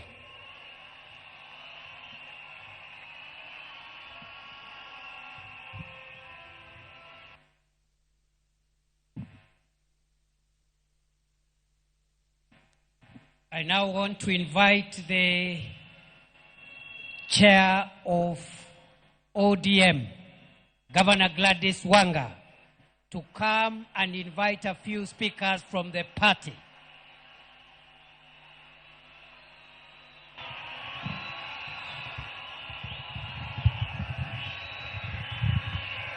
Your Excellency, President of the Republic of Kenya, Dr. William Samoei Ruto, Baba's family, Mama Canon Dr. Ida Betty Odinga, Rosemary, Junior, Winnie, the larger Jaramogi family, fellow mourners, allow me to bring my condolences on my own behalf, on behalf of my family, my husband George, who is here, and on behalf of the great people of Homa Bay, for the loss of our father, the loss of our leader, the loss of Baba. We celebrate the life of a patriot, the life of Agwambo Wunyalego, the life of Tinga, the life of the Enigma, the life of Juan Fidel, Owaga Kinyi. And allow me, on behalf of the party, to thank you, Min Pin. Receive gratitude from a grateful party for taking care of Baba all these years, the 50 plus years. If you are a woman or person here, Baba would have come back sometimes and found you not there. You stood firm beside him. And for that, we say, thank you very much. Over the last 20 years, Baba built a national, vibrant, and dynamic party, the largest party south of Sahara and north of River Limpopo, the ODM party, which has its members from Vanga in Kwale to Todonyang in Turkana, from Wajir up north to Nyatike Wotorumo and Mageta Island here in Siaya. To the over 7 million members of the ODM party, who and some of whom are not here, but are mourning across the country, we say pole. But we say we remain focused and Baba's spirit lives on. The over 1.3 million ODM party officials, from polling stations to branches to counties, najua mko hapa, nataka kuwaona kwa mkono, our grassroots officials of the ODM party, mahali popote ambayo mko, nikisema ODM mnipe tuko tayari ODM! ODM! Our message is simple, because Baba was our true north. And today, we may not find him to consult him, but we must ask ourselves, in any situation, what would Baba do? Faced with the decision of unity of the country or division, what would Baba do? Faced with a decision of hate or love, what would Baba do? Faced with a decision of exclusion or inclusion, what would Baba do? Faced with a decision of hope or despair, what would Baba do? Faced with a decision of whether tukuwe watu wa Man U ama Arsenal, Baba atachagua gani? Lazima tujiulize, what would Baba do? Your Excellency, our President, Dr. William Samoei Ruto, allow me to thank you on behalf of the party for the honor and dignity that you have granted to our father, our patriot, as he lies here as an elaborate state burial, which you have overseen personally. We thank you, and we do not take it for granted any bit. You designated our Deputy President, Kithure Kindiki, to lead it. Thank you, Professor. Our brother, Dr. Ray, thank you for all the running around that you have done during this process. Your Excellency, we only ask you for one more honor. Ile stadium yetu ambayo inakuja kubwa sana, 60,000 capacity, tunaita kwa kizungu magnificent. Tunaomba kama chama, hiyo ikuwe na jina Raila Odinga Talanta Stadium, Nairobi. Alafu, since wewe pia ni mtu ya Arsenal, next year, ukiimaliza, Baba alikuwa Arsenali, wewe pia ni Arsenali. Ulete Arsenal hapo, wacheze na Harambee Stars, the Raila Odinga Memorial Cup next year. Na watu wa Man U wajipange siku hiyo, watafute shughuli nyingine. Your Excellency, finally, we said always that this our father, when he says left, we go left. When he says right, we go right. When he says fire, we fire. The last instruction he left us with, and with a very clear mind And I remember him speaking at the burial of the late Dr. Phoebe Asio. And he said he made a clear decision to work with you for the stability and unity of the nation inside the broad-based government. That is the last standing instruction that Baba gave us. And as a people and as a party, that is where we will stand. Jothurwa. Baba no wen wawach ka. No wen wawach. Ni wane isirikal mar broadbased ni. Moka oya wuotwa. Tindo rito pesa. Tindo rito mach. Tindo rito bunde. Kanye mababa no wewa. Kanye magwambo no wewa. Jothurwa. Kanye mwabete kosowa kelo machanganyiko. Kanye mwabete kosowa kelo machanganyiko. Kanye mwabete kosowa kelo machanganyiko. Kanye mwabete kosowa kelo machanganyiko. Joma bet kanye fuana urubadwe yamo. Mano tik. Mano secado. Your Excellency, I have a small responsibility as the chairman of the party. Unajua baba alisema, wewe DJ, hapana leta nini? Hapana leta nini? Sasa DJ asilete nini? Bas. Your Excellency, DJ, I have a small responsibility to invite certain members, just a few, of our ODM party to also get an opportunity to say very brief tributes to Baba. We have with us our Care. The Care is not a party member, but he is a leader of the Luo. So I want to invite our Care, he's a bit far. So as the Care comes, because he will take a bit of time, I want to invite somebody to invoke the spirits. And since Ajiki, Winnie already invited Nyabungu to invoke the spirits, I want to invite Owaka. As he comes, please invoke the spirits of Ramogi so that they can come down. DJ, pana leta mchanganyiko. DJ, pana leta mchanganyiko. Joey! Hola! Hola, hola, hola, hola, hola, hola, hola. Hola. Joey! Raila ina tuture, winyo mangongo, akwambo ina tuture, winyo mangongo, winyo moja yako gwen. Raila ina tuture, winyo mangongo, Raila ina tutuni, winyo mangongo, winyo moja yako gwen. Joey! Luo! Wachuk luo nigi mare. Sibinya ima min yuru tegi nura ukara chuanyore. Olibe namdiyo kanyam kudu wudu mari no dukuro mena. Migori usuna kamanura de kirude. Hallelujah, lunuri pinyingima. Joey! Thank you.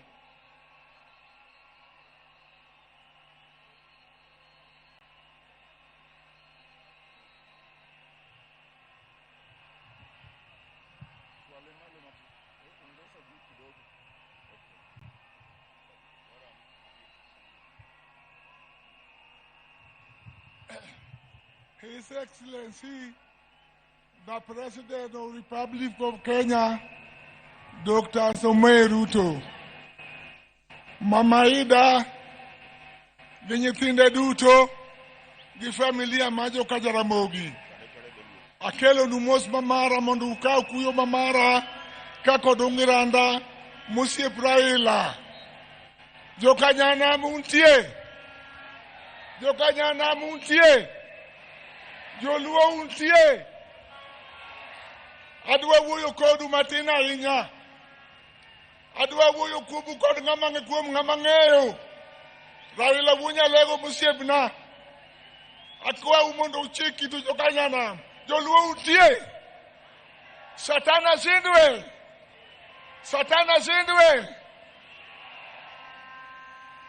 Akwayo oganda luo.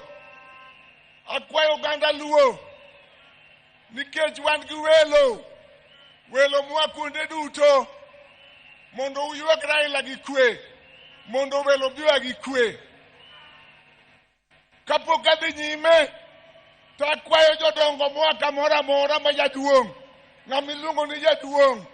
Miluongo ni elder mondo amalo ting' bade. Jaduong' yoyote kama entie. Jodongo moa Mombasa. Jodongo moa Nakuru. Jodongo moa Kitale.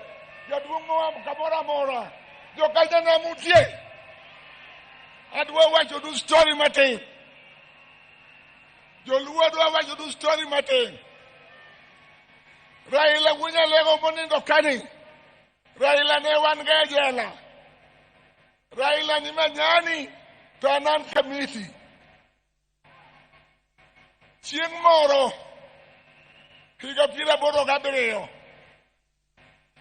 ng'ato bire jela. To donjo kuma ji ok donjie kuma ok dware ji. To ting'o nambade ni ber to dok. Bang' juma achiel chako duogo kendo chako dok. Chieng' mar adek koduogo to okona niya, nawe luor ka dhako. Gimokele ka gima lich ahinya. Ni bunde gi pesa ma Raila nomiye. To ne wan ji 4 kende. Ne wan go kucha 2 gi jabalo achiel. Na malo minago ni ng'ani ubi ni jogo senego Raila ibilo. Gibiro nega dibilo koni. Uwinjo wachno. Aneno mang'eny e sirikal marach manenego ji. Achiegni gi weyo tadwa wachonu noganda mondo riwre. Raila njoriwa wate. Akwa joluo. Nyithi luo. Miluongo ni Gen Z. Riwre uru. Kik upogru. Mondo kochopo higa 2027 to wago kura maber. Yanda wacho ne president. Ni mondo ng'e joluo gi wenge 2. To kong'eyo wa gi wenge 2, wabiro ng'e gi wenge 3. Warito kode higni mabiro goeko mondo wane kaka wuod lang'o tiyo kodwa. To akwayo kama Raila owewa. Raila owewa broad based government. Joluo bedu kanyo. Joluo bedu kanyo. Tine wao mach.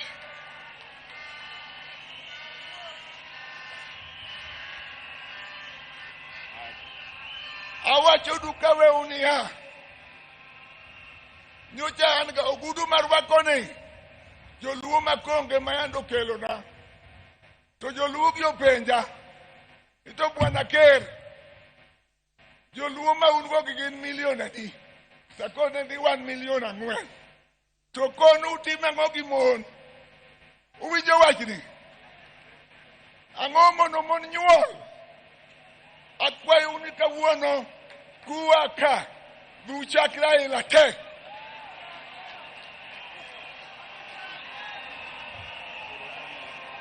Pero kamano mama.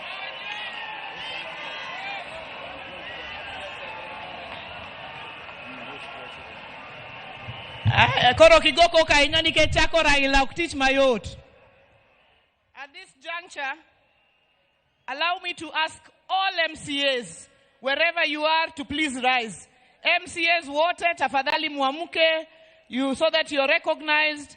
Our speakers of the county assemblies, we recognize you. Asanteni sana. God bless you for coming. Mketi tafadhali. And now let me invite the Honorable Dr. James Nikal, MP for Seme, Chair of the Health Committee, and Chairman of Duol, to come and speak on behalf of all MPs of this region.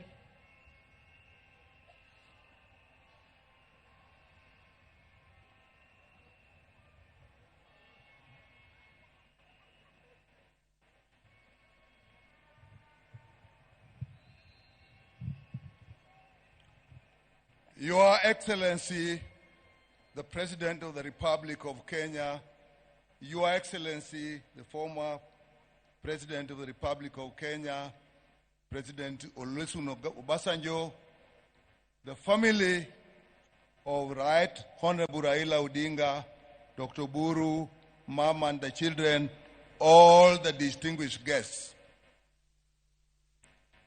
I am chair of the caucus of Luo MPs. And I want, first of all, thank the family of the departed Raila Amolo Odinga for supporting him while he gave his life totally to the people of Kenya, and particularly to us politicians. I also want to thank the President of Kenya, Dr. Samoei Ruto, for the befitting send-off and the care he took of our departed leader. I also want to thank him for the cooperation. My view and everybody's view has stabilized this country. We, as a caucus, will work within the ideals of our party, ODM. That is the party of Raila, whose ideals are a united one Kenya, respect for democracy, respect for justice and human rights, and above all, service to the people. Raila believed the only purpose of power is to improve the welfare of people and give them the services they deserve. To that extent, he hated corruption. And those are the ideals of the party he has left us, and those are the ideals we shall live with. The last consultation we have with him as a caucus, he told us, as you work with the government, which is the broad-based government, make sure Kenyans get services that they deserve. Going forward, I will advise you. But now he's gone. We will live by the ideals of ODM as led by the acting party leader, his brother, Oburu Odinga. ODM, Juthurwa, Raila no wacho ni mane party wa, mbaka mwago kod mugi ke duol. No wacho ni kako gande nyaku riwruok emimiyo en wan gi teko, wacho ni kata teko ne wuok e riwruok wa, nyaku bed gimoro adi achiel. Mar ariyo, ODM e party wa makwa we ODM kamora mora mo wantie to walal. ODM. Juthurwa party wa enango. ODM. And that's where we are. Thank you. Thank you so much, Dr. Nyikal. At this juncture, I'd like to ask our National Executive Committee to please rise wherever you are. The National Executive Committee of the party, tafadhali tusimame for recognition. Asanteni sana. Thank you so much, the National Executive Committee. I want to specifically recognize our Executive Director, Oduoro Ngwen, and our Finance Director, Joshua Kawino. All the other NEC members except Central Committee members, mbaki mkisimama, mkae. All others, please sit. Central Committee members, please remain standing. Central Committee members of the party. Together with our Vice Chairpersons. I just want to recognize you. Our Vice Chairperson, Dr. Otiende Molo, our Professor Peter Anyang' Nyong'o, who's also in the Central Committee of the party, our Deputy Party Leader Abdul Samad. The Deputy Party Leaders, I'll pass you and the SG because you'll come and speak. Just sit. Our whip, who is Honorable Millie Mabona. Honorable Rosa Buyu, who's the Director of Political Affairs. Our President for the Women, Beth Siengo. Our Vice Chair, Honorable Ariko from Turkana. Our Youth President, Ketora. Our Vice Chair, Senator Mwaruma from Taita Taveta. The party's Treasurer, Timothy Bosire. And no, the next members just be... Oh, Vice Chair, Christine Lemein. Amevaki Masai. Oh, no. Something is covering her. Christine Lemein, our Vice Chair from Narok. Asante Sana. Please just be seated. I would now like to invite our Secretary General of the party, Senator Sifuna, to come and make his remarks.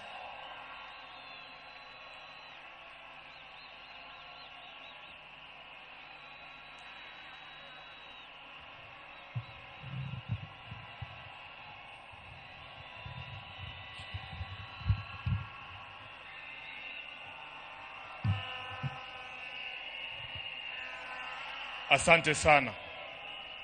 Asante sana kwa familia ya baba yetu, rafiki yetu, kiongozi wetu, rafiki yetu ambaye ametulea sisi vijana katika siasa, wakiongozwa na Mama Aida, ndugu yangu Raila Junior, na dada zangu wawili Winnie na Rosemary. Mheshimiwa Rais na viongozi wote ambao wamefika hapa, na wasalimu kwa jina la Yesu. Hamjambo. Hamjambo tena. Hebu unipungie mkono kama unaniona, hata wa kanisa. Asante. Asante. Mimi ndio Sifuna, katibu mkuu wa chama cha ODM, seneta wa Nairobi na naibu kiranja wa walio wachache pale kwenye Senate. Zaidi ya yote, mimi ni kijana wa baba. Waheshimiwa wote ambao wamefika hapa leo, I have been extremely privileged. It is the privilege of my life to have met Baba, to have studied under his feet, to have learned all that I have learned from him, and finally to serve him as his Secretary General for the last 8 years. I will eternally be grateful to you, Jacom, for the opportunity that you gave me. I have never had opportunity to ask why you picked me, Baba. Tumekuwa na wewe katika sherehe kama hizi nyingi sana. Na wakati moja tulikuwa tunaulizana, mimi nilikuwa najua nikifariki Baba atakuwa kwa mazishi yangu. Nilikuwa najiuliza, Baba, if you came to my burial, what would you say about Sifuna? Na nikajiuliza, what will I say on that dreadful day when we have to bury our Baba, our mentor, our leader? Words fail me. Na since Baba akuwe mgonjwa alipoenda nje kutafuta matibabu, asanteni, nimekuwa nikijiuliza, wherever Baba is, what is it that I can say or do that will actually make him proud? What are the things that we should do as the leadership of the party right now to make Baba smile from wherever he is? And in my view, this is not the time to push divisive narratives in ODM. This is not the time. You all know, nyinyi wote mnajua ya kwamba chama cha ODM ni chama cha kila mtu, si ndio? Chama cha Kenya nzima. Na lazima sisi kama viongozi wa chama tuonyeshe umoja ili hawa ndugu zetu ambao ni wanachama wafuate mfano wetu. Nataka niseme hapa mbele yako Baba, ya kwamba chama hiki ambacho umetuachia, mimi Sifuna sitakuwa baadhi ya wale ambao watachangia kuangusha chama cha Raila Amolo Odinga.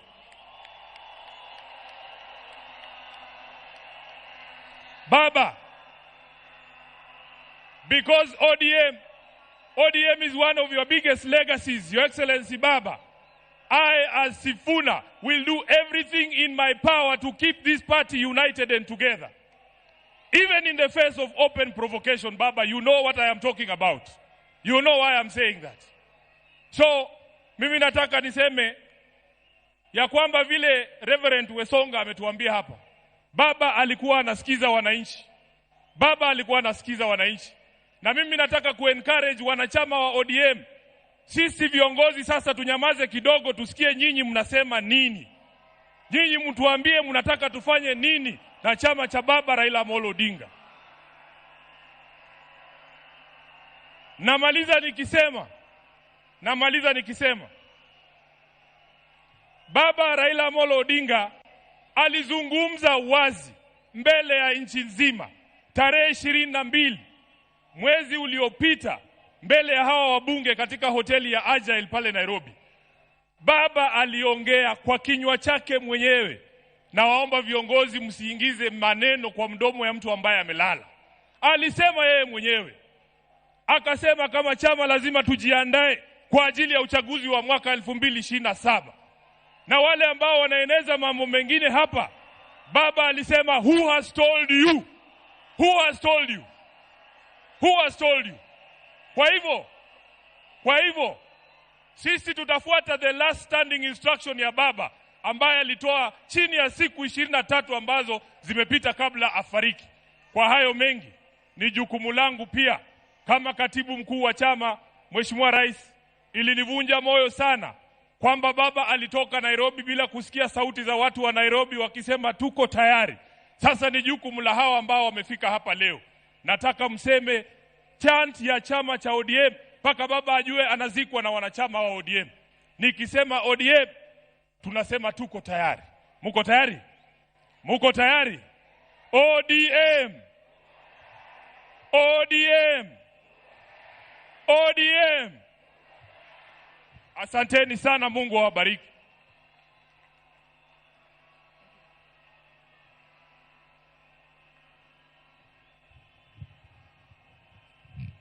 Thank you so much, our SG. Our party leader, when we were saying members of the Central Committee, you did not rise, but I want to recognize you.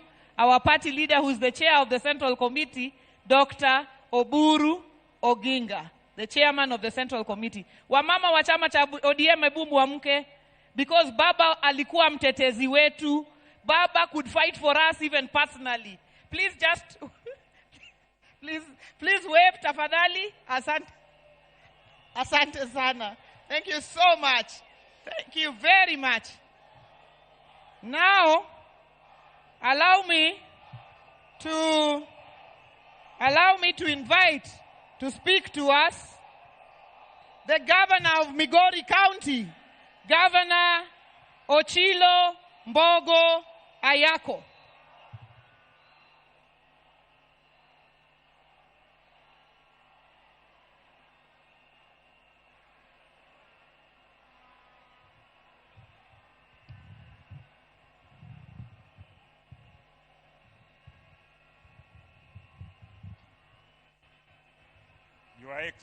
Your Excellency, the President of the Republic of Kenya, Your Excellency, Madam Ada Betty Odinga, all the dignitaries present and all the protocols observed. Nyasaye ber,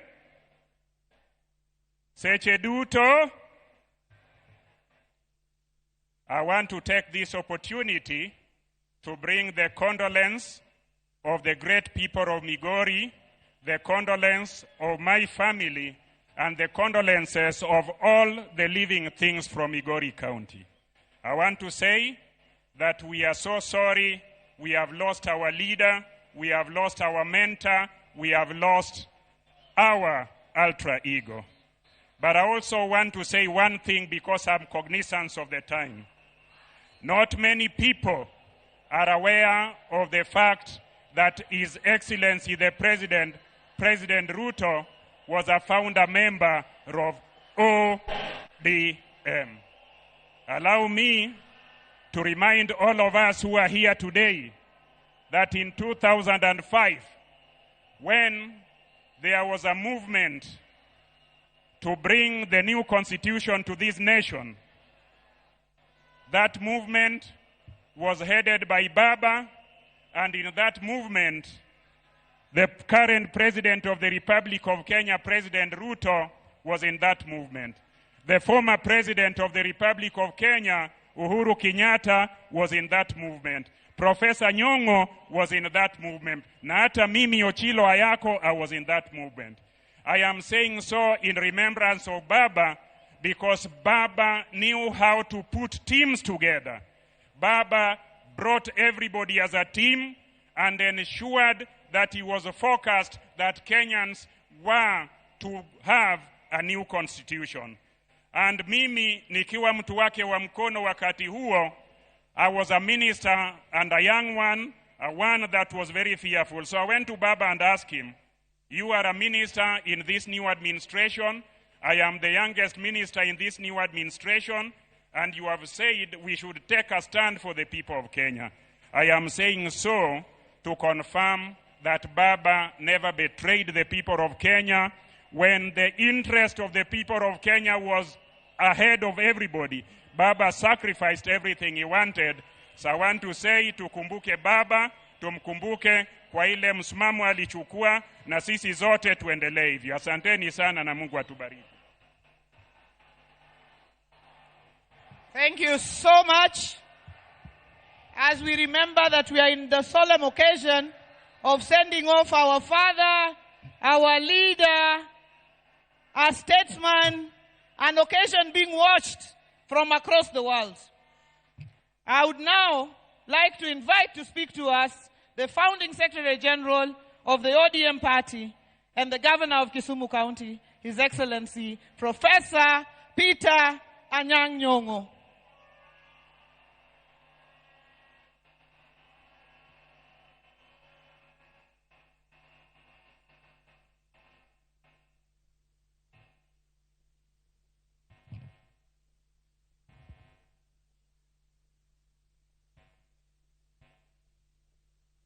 Jothurwa umor. Okang'eno umor nikech waiko wuodo malicha ahinya, ok onyal bedo joma mor. ODM! ODM! ODM! Atimo mos ni piny mangima. Kwa biro kaka wuono, nwago riti, jatendwa mageno, mosegero piny Kenya ga Afrika mangima.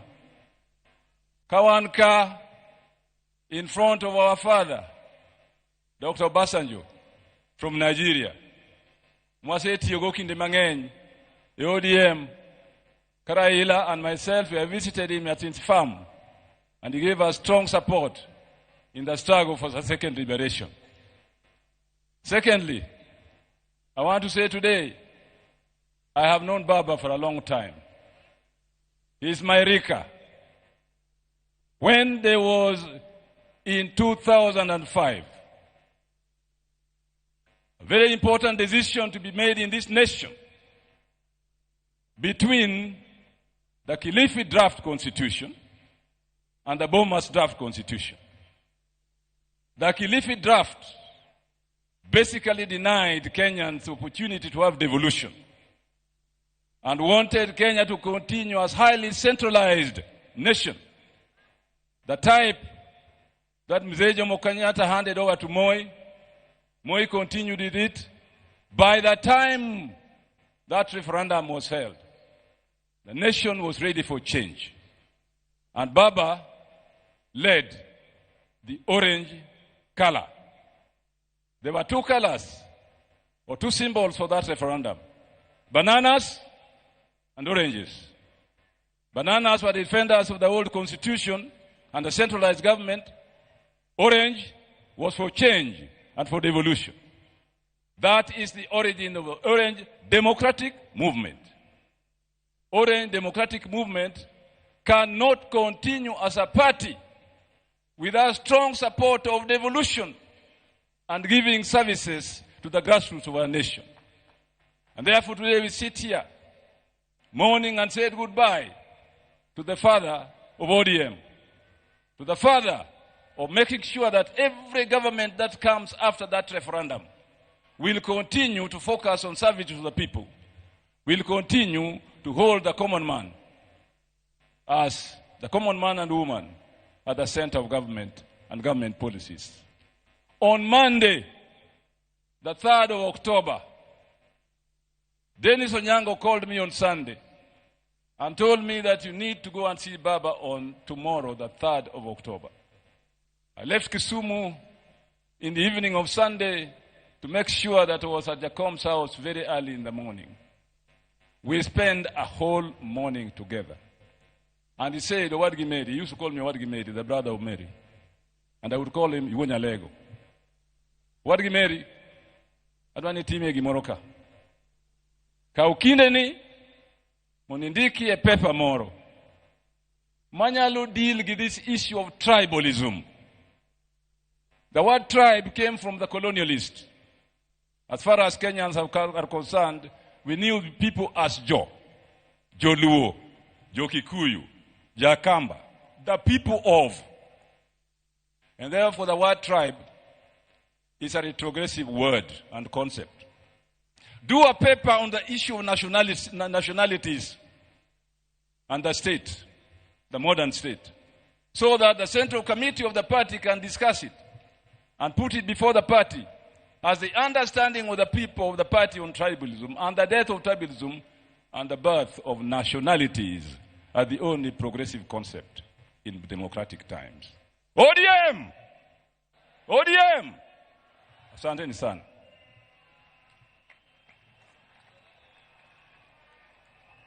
Asante sana, Professor. We now are getting towards the end of this session, and I've gotten to our deputy party leaders. Before I invite the first, let me recognize Honorable Walter Owino, MP Awendo, who is also here with us. Let me now invite Senator Godfrey Osotsi, Senator of Vihiga, and deputy party leader of the ODM party.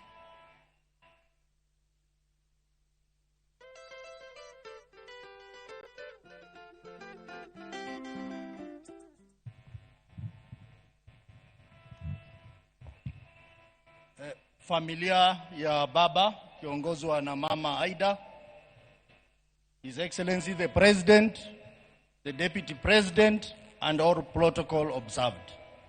Mimi yangu ni fupi. Kwanza tupokee salamu ya baba. Salamu ya baba kwa hewa. Ya kwanza, tarehe 2 mwezi huu itabaki kama siku muhimu sana. Kwa sababu baba Raila Amolo Odinga alikaa pale hoteli ya Serena the whole of afternoon mpaka late in the evening, na alikuwa na summon watu, anawaita na waongelesha. Mimi am lucky, I was one of the people. Nikiwa kule Senate, baba akaniita, nikakaa na yeye pale Serena. Na hiyo siku baba was in high spirit na alifungua roho mambo yake. Baada ya hiyo nikishaenda nyumbani 1 hour later nikaambiwa kwamba unaitwa urudi pale Serena. Nikapata pale Serena Mheshimiwa Gladys Wanga, Mheshimiwa Junet Mohamed, Mheshimiwa Rosa Buyu na Mheshimiwa Odoro Ngwen kwa mkutano na baba. Na hiyo baba akauliza swali kwamba hii mkutano ambao tulikuwa tunapanga kubwa ODM at 20, akasema kwamba yeye anasafiri anaenda kule India. Akatuuliza hii mkutano mnatakaje, iendelee ama isiendelee?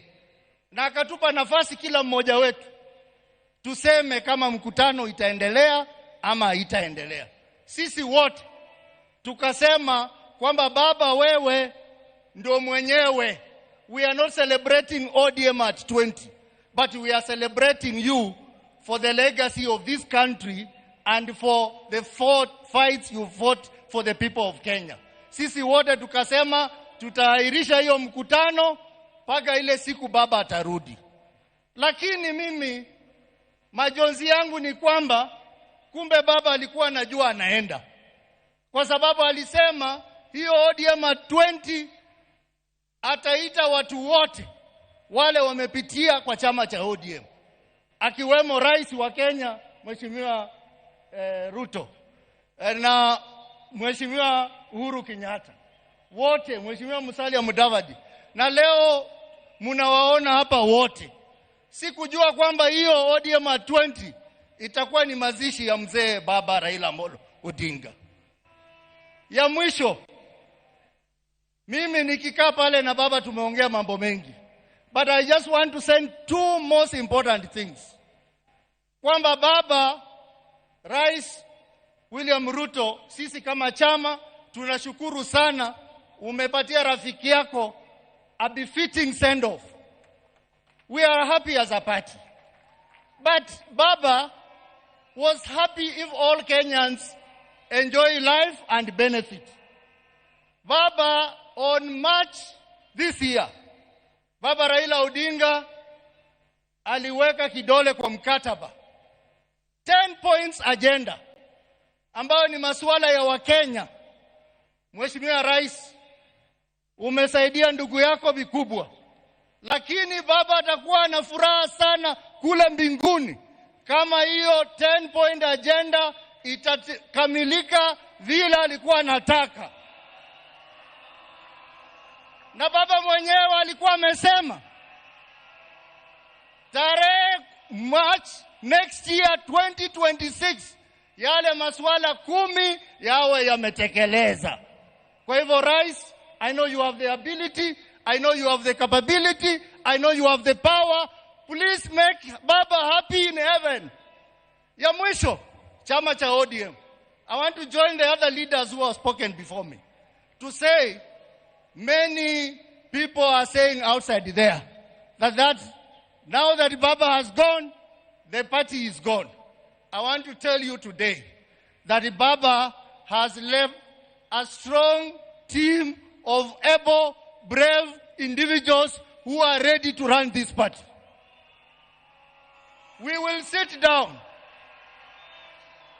We will take our time to mourn Baba. After mourning Baba, we will constructively engage internally.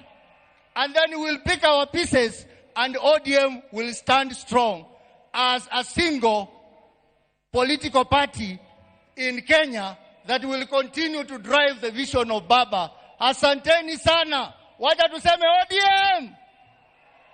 ODM. Asanteni sana, Mungu awabariki.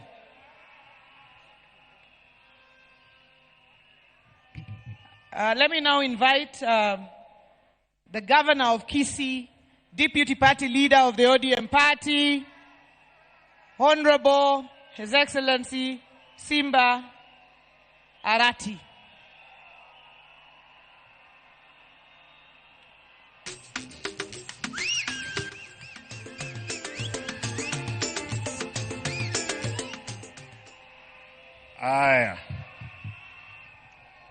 Aya.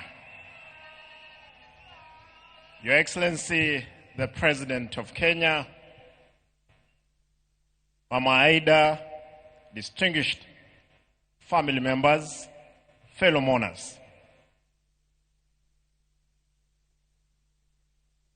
Allow me, I wanted to read a long speech that I had, but because of time, I'll speak as the deputy party leader of ODM. Kwanza, mnikubalie, mimi kama Simba Arati, gavana wa Kisii, nilete rambirambi zangu na familia yangu na watu wangu wote wa jamii ya Omogusi. Pili, nataka nirudie, mimi leo hii kuwa gavana, Baba Raila aliniteua kuwa kansela kule Nairobi kwa miaka 5. Baadaye nikiwa nanyanganywa tiketi yangu ya ubunge, Baba akaamua anipe tiketi ile. Nikakuwa mbunge wa 2 kule Nairobi kwa tiketi ya chama. Na hata wakati nilikwenda Kisii kusimama kama gavana, hawakuamini kwamba ningechukua. Baba akanipa tiketi ile. Nimesoma katika darasa la baba. Amenipa mtihani. Nimepita mtihani. Baba ananipigia simu akiwa hapa. Mara ya kwanza mwezi uliopita akaniambia nikatoka Nairobi kuja kumuona. Tukaongea.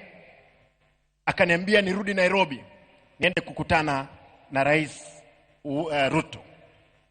Tuongee mambo ya chama na viongozi wa Kisii kukutana na yeye.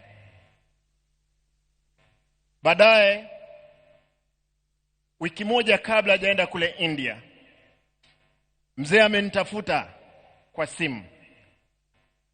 Akaniambia nataka simu ya bibi yangu. Alikuwa anataka amuongeleshe. Nikampea, wakaongea. Wakakubaliana kwamba wiki hiyo angesafiri kule Uchina kwenda kutibiwa. Lakini baadaye nikaondoka Kisii mara moja kuelekea Nairobi kumuona. Nikaenda nyumbani, nikakutana na mama Aida. Nikampata. Mzee alikuwa Serena. Akaniambia, Simba, usije Serena, uje nyumbani. Tukakutana. Mzee akaniambia, Simba, nataka niende Malindi kwa siku 2. Nitarudi nione kama nakwenda India ama naenda Uchina. Tukakubaliana na baba, akaenda Malindi, akarudi.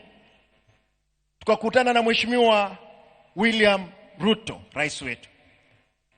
Rais akaniambia, we cannot gamble with the life of our brother Raila Amolo Odinga. I'm giving a plane tomorrow to take mzee to India. And Mheshimiwa Rais, nashukuru, asante sana. Nataka niseme, najua kwamba baba amelala, yuko pale. Baba amelala, baba aenda salama. Lakini jua kwamba papa wameamka sasa. Wamesema kwamba kulala kwako chama cha ODM kitalala. Nataka nihakikishie umati huu, chama cha ODM sasa ndio tumeanza mapambano. Mapambano ndio tumeanza. Baba, utafurahia mahali utakuwa, safari ambayo tuko nayo. Nataka niwahakikishie wanachama wa chama. Wanga, nipe dakika moja, mimi nalia. Dakika moja. Nataka niwahakikishie wanachama, wale ambao hapa, wale walikuwa napinga baba, wale walio dhurumu baba, wengine wako hapa ndani.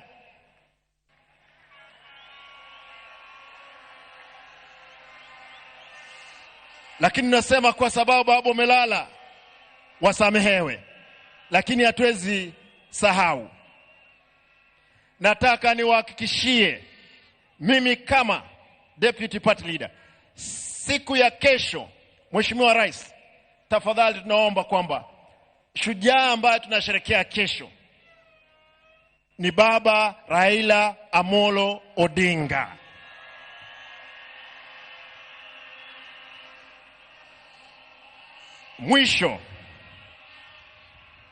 Mwisho mnikubalie tuimbe wimbo peke yake, bado mapambano. Vijana msilale, vijana msilale, bado mapambano. Hebu tusimame juu tafadhali. Huo wimbo lazima tukumbushane, kwa sababu mapambano sasa ndio tumeanza kuelekea mbele. Vijana msilale, vijana msilale, bado mapambano, mapambano, mapambano, bado mapambano. ODM msilale, ODM msilale, bado mapambano, mapambano, mapambano, bado mapambano. Asanteni. Lazima kura za 2027 sisi kama chama lazima tushinde uchaguzi huo pamoja, lazima tutashinda. Asanteni, Mungu awe nanyi.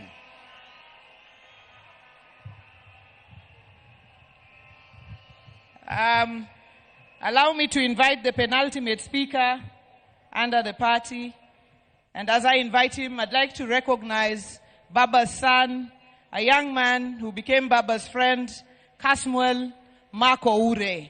Kasmuel, you are a serious man. You're going places. Even if you're mocked, stay strong. Let me now invite our deputy party leader, Governor of Mombasa, Governor Abdul Swamad Sharif Nasir. Karibu sana, Governor.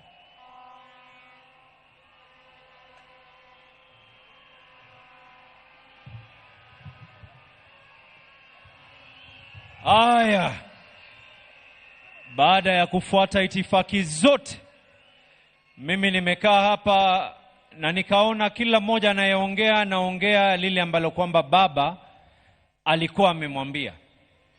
Lakini mimi kwa unyenyekevu niko na barua ambao kwamba nimemwandikia baba, yale ambao yameweza kujiri kuanzia alipokuwa ameenda mbele ya haki na mpaka sasa hivi. Baba, katika barua ambao kwamba nakuandikia, nimeona watu wengi hapa, aliyeongea Kijaluo, aliyeongea Kiingereza. Mimi nitaomba niongee Kiswahili ili sije wengine wakaona na wasengenya, na ndio maana siongee Kijaluo hii leo. Baba, katika mazishi yako, baba, katika mazishi yako ni mazishi ambayo kwamba ni ya maajabu. Dunia nzima inaweza kuomboleza na wewe, jamii, marafiki, familia, wale ambao kwamba alikuwa ni wako wa ndani. Lakini baba, lile ambalo kwamba la ziada, hata maadui zako sote tunashtuka na tunashtuka ya kwa leo wanatoka machozi, na tunajiuliza ya kwa ilikuwa ni machozi ya ukweli ama ni machozi ya uongo.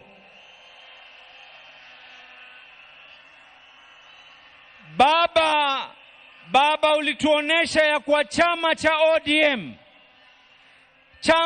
ODM ni chama ambacho kwamba ni lazima kitetee watu.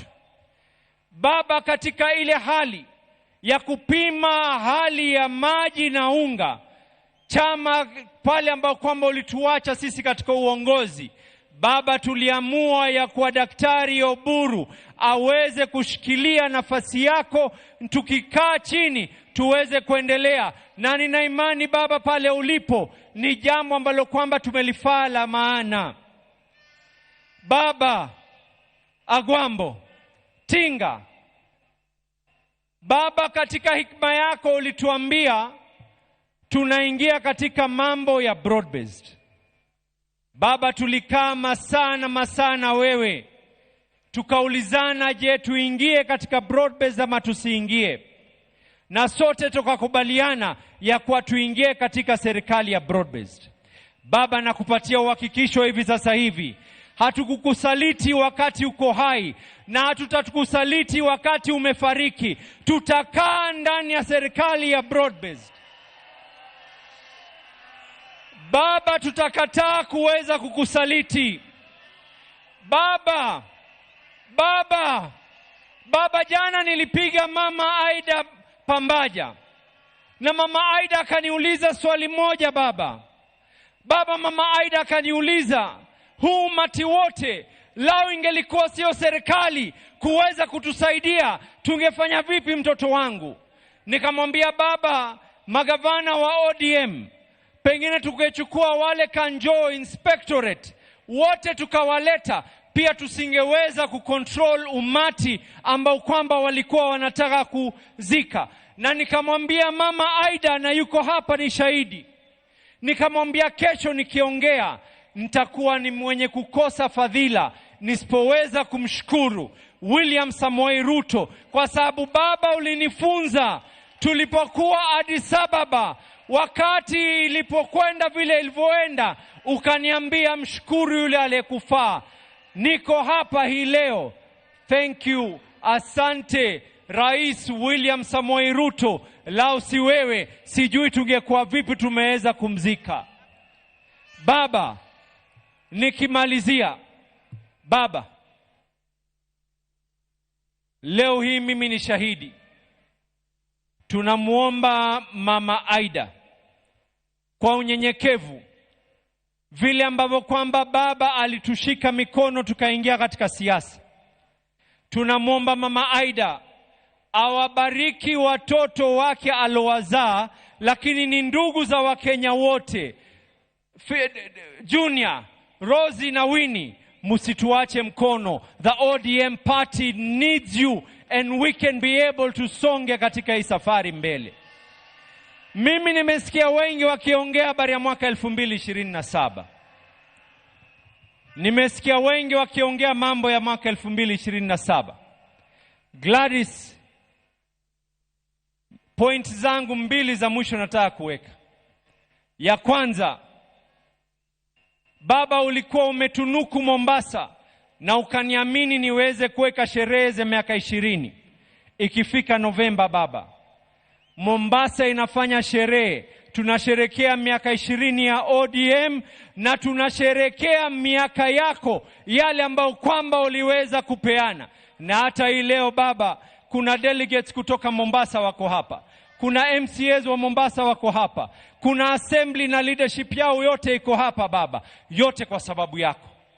Baba, ikifika mwaka 2027, mambo mawili yatatendeka katika hii Kenya.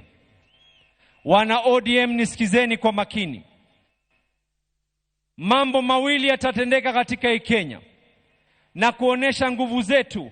Hii by elections zinazokuja, sote hapa tutaingia mashinani kuhakikisha tumeshinda by elections zile ambazo kwamba zilioko katika maeneo ya Kasipul, maeneo ya Ugenya, maeneo ya Magarini. Watu watajitokeza kwa heshima yako Baba, na kila mmoja hapa atatoka na kuweza kuhakikisha ataweza kuinua uso wako, ili ikifika mwaka 2027 Baba, mambo ni mawili.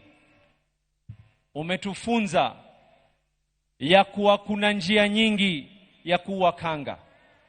Tunasema hivi, mwaka 2027 hatukai katika upinzani. Mwaka 2027 we will not be in the opposition. Mambo mawili yatafanyika. Agosti tunapiga kura. September we are either in government or we are government. Joey! Joey! Joey!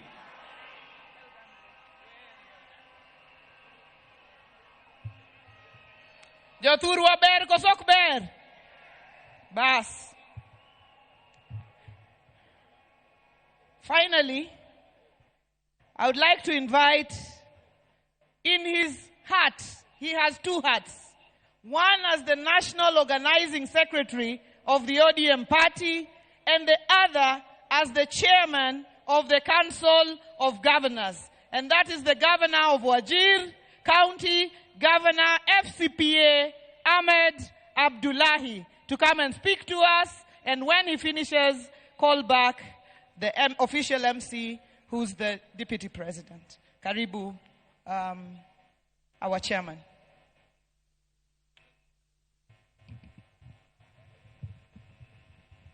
Your Excellency, the President of the Republic of Kenya, William Samoei Ruto, Mama Aida, and the entire Odinga family,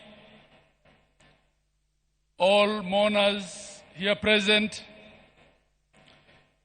Hamjambo. Your Excellencies, allow me to introduce the Excellency Governors of the various counties who are here. Excellency Governors, please stand up. And after I call your name, please be seated. We had here on stage Her Excellency Governor Gladys Wanga, Governor of Homa Bay. We also had up here on stage Governor Professor Peter Anyang' Nyong'o, Governor of Kisumu County. We had here the two party leaders, Governor of Mombasa, Abdul Samad Sharif Nasir, and Governor of Kisii County, Excellency Simba Arati. We have the host governor also, who I'm positive will come and speak, Governor James Orengo. We have Governor Dr. Ochilo Ayako, Governor of Migori County. Governor Dr. Paul Otuoma, Governor of Busia County. Governor Speaker Emeritus Kenneth Lusaka, Governor of Bungoma County. Governor Dr. Wilbur Otichilo of Vihiga County. Governor FCPA Fernandez Barasa of Kakamega County. Governor His Excellency Joseph Olelenku of Kajiado County. Governor Dr. Dado Godana of Tana River County. Governor Gideon Mungaro of Kilifi County. Governor Patrick Olentutu of Narok County. Have I missed any governor? Oh yes. Her Excellency Wavinya Ndeti of Machakos County. His Excellency Governor Kangata Wabarua of Muranga, and His Excellency Johnson Arthur Sakaja of Nairobi County. His Excellency the Governor of Nyamira County, Nyaribo. Asante, Your Excellency. Your Excellency and the family. Mama Aida and the family, kindly accept my condolences, the condolences of my family, the condolences of the people of Wajir County, the condolences of the people of northern Kenya and the northeast, and the condolences of the 47 governors of Kenya and the secretariat and the staff of the Council of Governors. Baba was indeed the architect, the father, and the protector of devolution. Devolution was Baba, and Baba was devolution. Baba always told us as governors that devolution is not a favor, it is the only way to equalize Kenya and to have a Kenya where development reaches every corner of this country. Baba will be missed at the Council of Governors. He will be missed for his ability to speak the truth when it's costly. He will be missed for his courage, unwavering courage. He will be missed for his belief in devolution. On the 16th, Your Excellency, Facebook reminded me and my people of Wajir that 10 years ago, on the 16th of October, Baba came and walked on the first kilometer of tarmac in Wajir County. And he told us, this is why I fought for devolution in the 2010 Constitution. Baba will be missed for always putting Kenya first.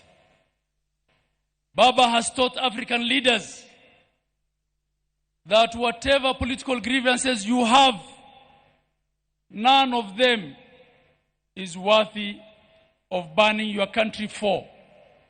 He always resolved all political grievances legally and politically. He was the stabilizer in chief in Kenya. He is the one who had guaranteed political peace. So for those of us now left at the platform, under the leadership of His Excellency the President, in honor of Baba Raila Amolo Odinga, we should vow never to burn Kenya for the sake of politics. And we should vow to deal with all our grievances and differences through the rule of law and through political negotiation. As for the ODM party, this party, formidable movement that Raila Amolo Odinga built, doesn't have followers only in Nyanza and in Western. It has followers everywhere in Kenya. It has followers in Coast, in the north and the northeast. It has followers in Masaini. It has followers everywhere, in every former province and in every county in Kenya. As we have given the interim leadership of this formidable party to our mzee and senator and elder brother of our departed party leader, Mzee Oburu Odinga, we want to assure you of our support, that we will hold ODM together at all costs, and that ODM will not fade. The legacy of Raila Amolo Odinga cannot fade. In his honor, we will ensure that ODM is one. And Your Excellency, I want to join everyone who thanked you for offering our party leader a state funeral befitting of him. He left us in broad-based, we will remain in broad-based. Fare thee well, Baba. Joey.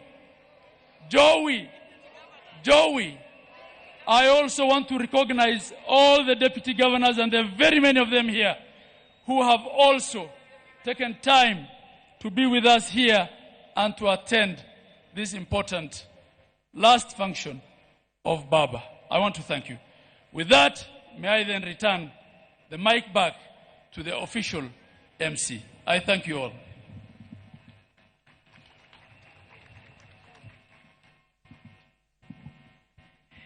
Now, thank you very much. We try and hurry up a bit. I'm going to call a number of speakers here, and every one of you, you come in quick succession, 2-3 minutes, pay your tributes. Ngoja Mishi, takuita, I'll call you Mishi, just go back. Let me call Governor James Orengo, and after him, I want to call the experts that Baba donated in the broad-based government.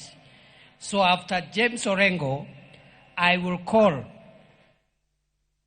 Minister Oparanya, Minister Joho, Badi, and Opio Wandai to say one word, 1 minute each, then we go towards completion of this program. Karibu, Governor James Agre Bob Orengo, Senior Counsel, Governor of Siaya.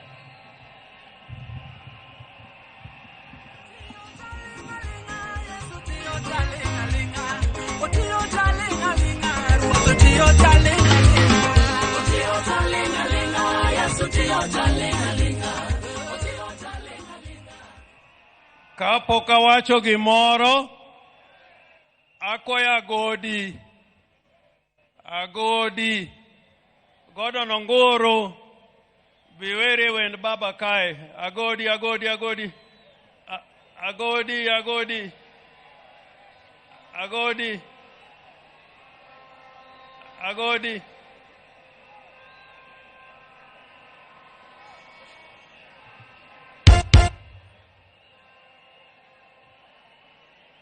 DJ.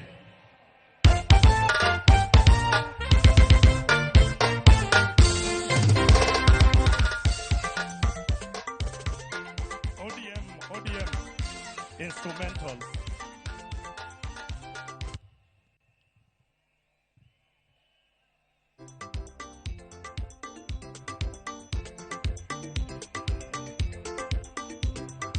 Nina wana nyango huojo suba nyakwale Bela kana tumba jawaya Weawe na molo tinga Poke na nwango vipi mogo Nira ila to poke na nwango vipi mogo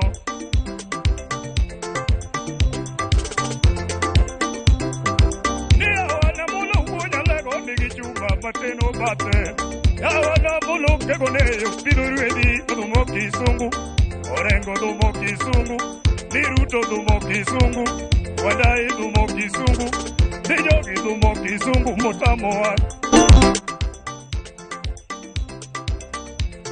Munataka nani Munataka nani Wakenya Munapenda nani Amolo Tiga uwoja lego Romo wangeni wadinonu Wangeni turodoko Ni wadinonu Wangeni turomogo Nikatek to uderu Wangeni wiyego Unataka nani Tunapenda baba Amolo Odinga Tunapenda baba Raila Odinga Agwambo uwonya lego ni uotorumo Anitiga koro riti ni sechorumo Agwambo uwonya lego ni sechorumo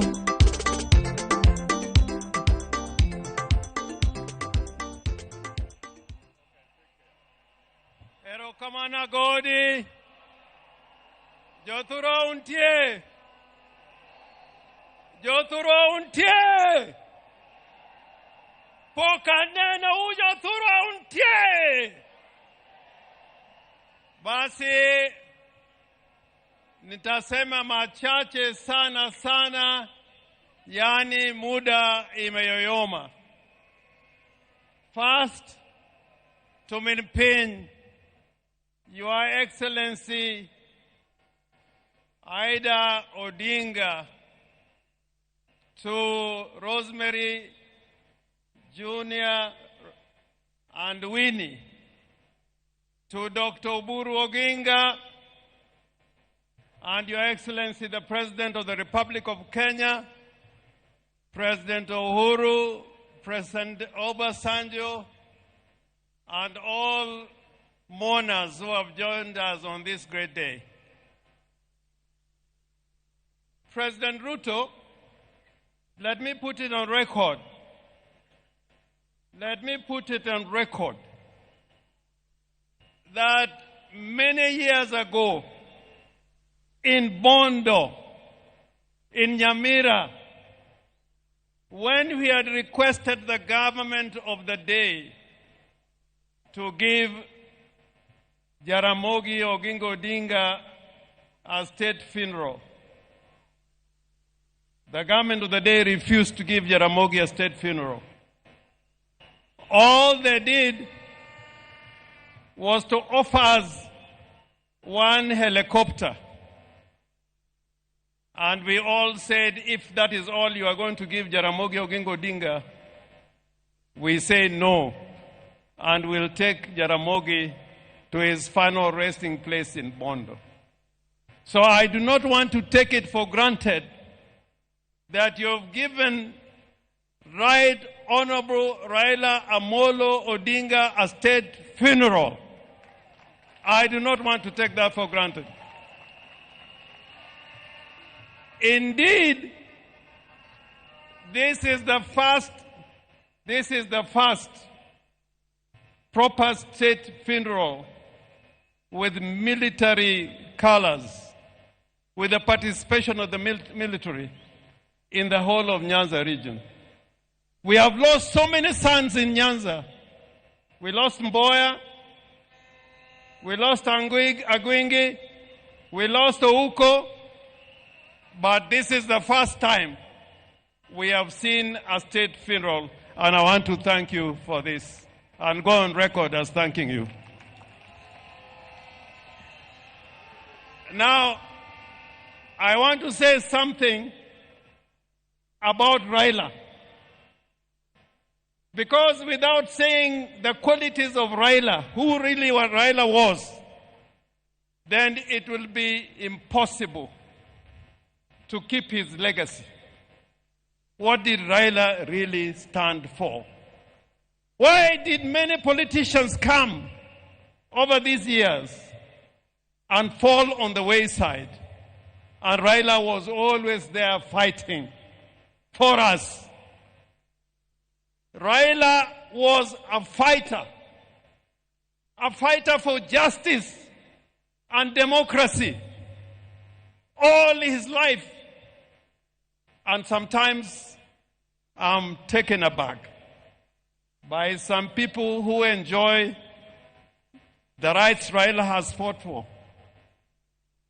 including political parties. There are those who now lead political parties and abuse Raila Amolo Odinga without knowing that without Raila Amolo Odinga, you would not be leading those parties that you are leading today. They don't know. And I say, woe unto you. I say, woe unto you. There are those who forget the legacy of Raila Amolo Odinga. We have the Constitution of Kenya 2010. And people are here, and I like what Simbarati was trying to say, that there are people here today, when Raila was fighting for this Constitution, they said no to that Constitution. I want to remind you that without Raila Amolo Odinga, we will not be having this Constitution. So, Raila was courageous. He was a brave man.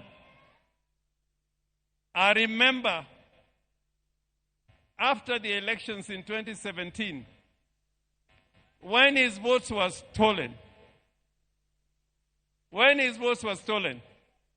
and we must continue to say that, when his votes were stolen,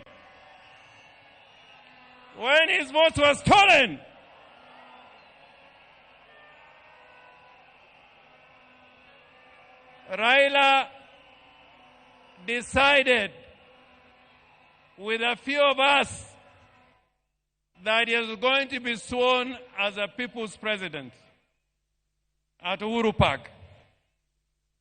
You know, that day is when I knew there are many people who wear trousers, but they should not be wearing those trousers.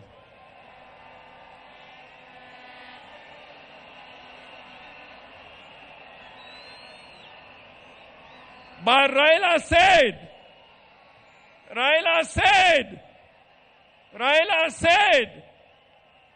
we are going to Uhuru Park and I'll be sworn as the people's president.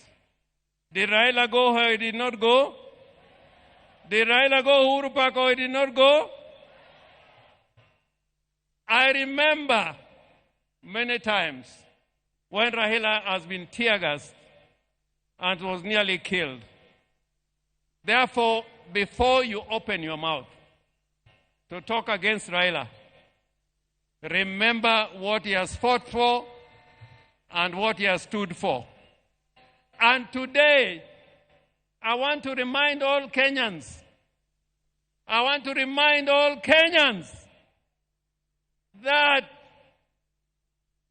the legacy of Raila Amolo Odinga will not be kept by mere speech.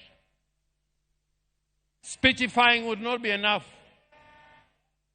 It is to make sure that the gains we have made will never be lost. You should never give any space for gains that Kenya has gained to be lost. That is the only way of keeping the true legacy of Raila Amolo Odinga.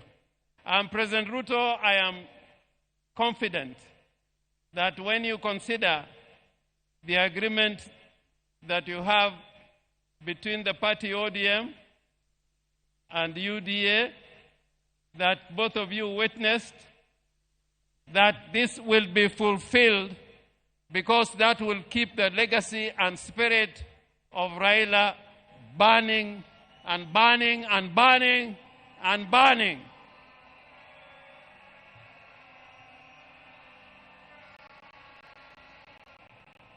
The other character of Raila Amolo Odinga, other than being brave and courageous, was that he was a peacemaker. Raila was a peacemaker. And even today, we can see that Raila can bring Uhuru together, and Ruto is here as president. That was the true spirit of Raila Amolo Odinga, that the nation should keep talking together in unity and as brothers. Finally, I'm one of the people who believe that we must keep the party ODM. You must keep the party ODM. Remember the ideology of the party ODM. There's a huge delegation here, including the governor from Tororo, people from Gulu, my friend Olara Otunu, I think, is also in the house. We welcome you. But Olara Otunu, during Pinluo, when His Excellency the President and President Museveni was here, he spoke in Luo. And I want, if you have anybody near you, to translate what I'm saying. Nijo Luo wangi kitwa. Kitwa. Kitwa. Kitwa. Kitwa. In that spirit of the Luo nation, that spirit of Luo nation is like we like speaking the truth. We like speaking the truth. We like living in peace with our brothers. We like inclusivity.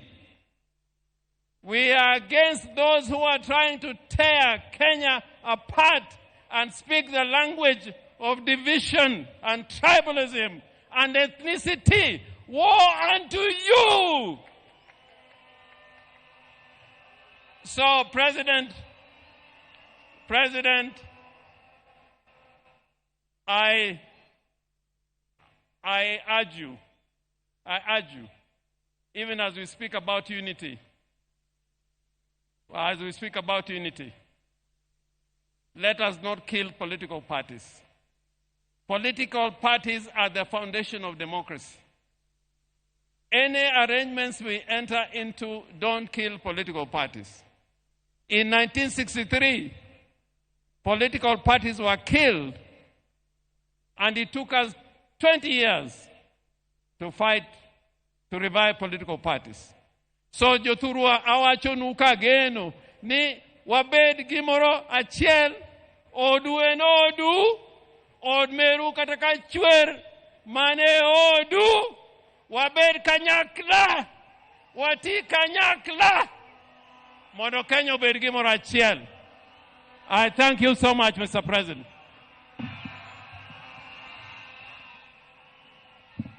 All right, now, allow me to interrupt the pace at which we are going, because the time is spent and we've been here for long. We have senior statesmen in our midst, including our retired president and the retired president of Nigeria, and we've kept them for long. The people that I call to come and speak, please come, and all of you come here. I'll also stand here, say something. We need to bring this to a close because we also want to respect the church. I have seen very senior bishops here who have been with us since 9 o'clock. CS Oparanya, if you're here, CS Joho, CS Badi, and CS Wandai. 1 minute each, just eulogize, and then we go to the next step. And this time round, I'm not going back to my seat.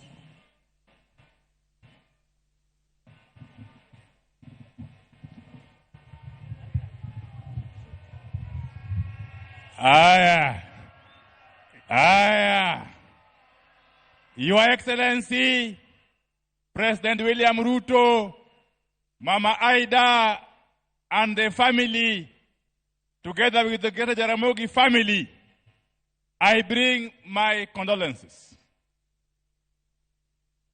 Baba was particularly many things to me. He was my father figure. He was my mentor. He was my advisor. And above all, he was my role model. I must thank the Almighty God for granting me the opportunity throughout my adult life until Baba's untimely demise to work very, very closely with him. Some of the things that we went through, there were good times, and indeed there are also bad times. But the bad times were too many. Some of these things I can only perhaps in the future record in a book. As I conclude, as we send off this giant of a man today, let me say this.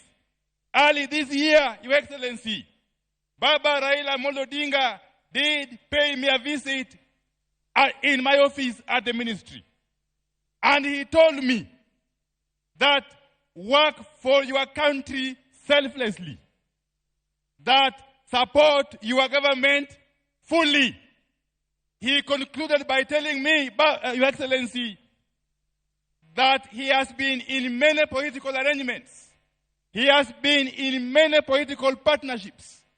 But he has come to learn that, Your Excellency, President William Ruto, you are sincere. He also told me that you have demonstrated to him utmost goodwill. And therefore, as I conclude, one lasting tribute, the only lasting tribute we can pay to Baba and to perpetuate his legacy is to enhance and continue with the partnership that he started with President William Ruto. There are people, Your Excellency, who have worked before with Baba, but all that time, Baba ended up with the short end of the stick. Baba ended up with a raw deal. We must applaud you, Your Excellency, on this day when we send off Baba, that you have done us proud as a community of this region. Thank you very much, and may God bless you. Asante.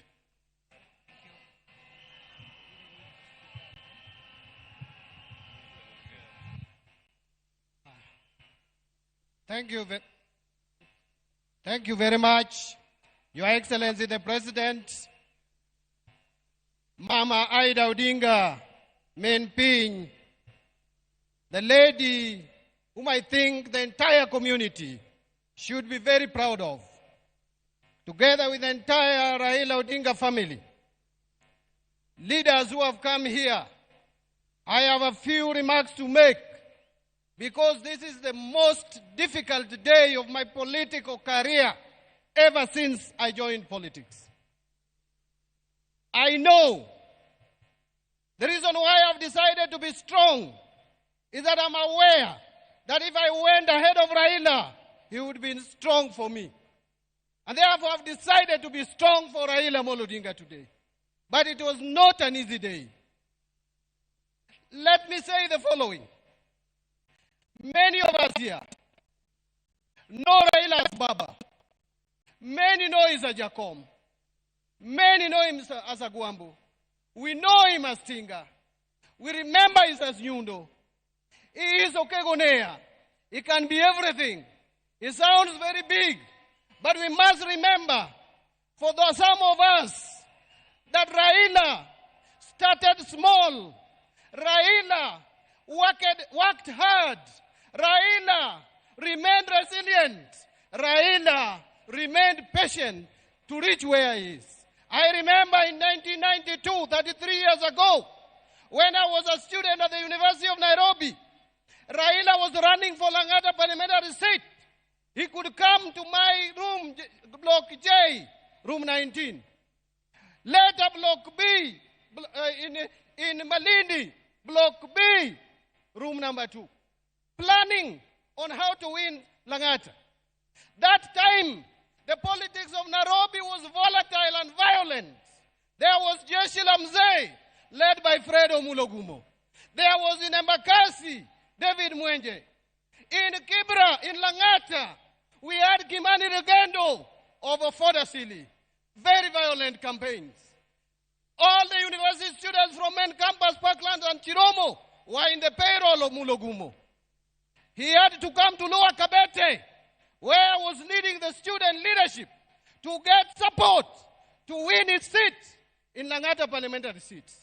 That is how Raila started. Raila is a patient man. That is why he has reached where he has reached. But let me say the second. Raila was a forgiving man. Many people here betrayed Raila in one way or the other. Betrayed Raila in one way or the other. I remember in 1996, when Raila took on Wamalwa Kijana for Ford Kenya chairmanship, all the leaders of the Luo community, members of parliament, Raila only remained with Dr. Buru Dinga, his brother. He remained with Jobomino from Kisumu. He remained with Fibasio from Homa Bay. He remained with Orojode. He remained with Tom of Nyatike. And he remained with Owina Chola. And remained also with Ochiengbeo from Madari. All those people, apart from Omino and Fibasio, all those won their seats in by-elections. Raila soldiered on, despite the fact that the Luo leadership had deserted him. But now, he has died when all the Luo leaders are behind Raila Molo Odinga, Agwambo Tinga. I am happy that, Baba, you are going ahead of us without me betraying you. I was behind you. You are with me. You gave me positions of leadership when nobody imagined that I could lead. You made me the assistant minister in the office. You made me the longest serving chairman of your party when you were alive. You made me minority leader. You made me Minister of Finance, the first Luo to be a Minister for Finance in the Republic of Kenya. Baba, thank God that I never betrayed you. Even when you gave me the sad news that I was not going to be the governor for Homa Bay County, I still stood behind you because I know why you made that decision. Baba will not disappoint you. I will not betray you.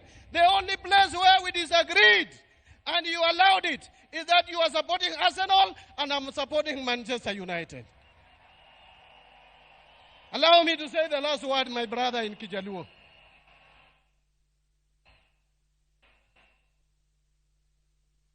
Joturwa, Joturwa, Joturwa, Musa wakaiwa. Kane Nyasaye neno ka jo Israel osetagore igni nomiyo gi Musa. Musa nowuotho e bungu. Ji nondhogo Musa. Jo-Israel nomondhoge. Bad notero jo-Israel mogik e dho river Jordan. Kane oneno Kanaan loka cha. To kono jo-Israel ni Kanaan e cho. Piny mang'ich. Piny man gi mor kich. Piny mantie chak. Bad ok nachop kodu. Abro weyo nu ji e toka ka. Joma biro tero u Kanaan. Abro weyo nu Joshua.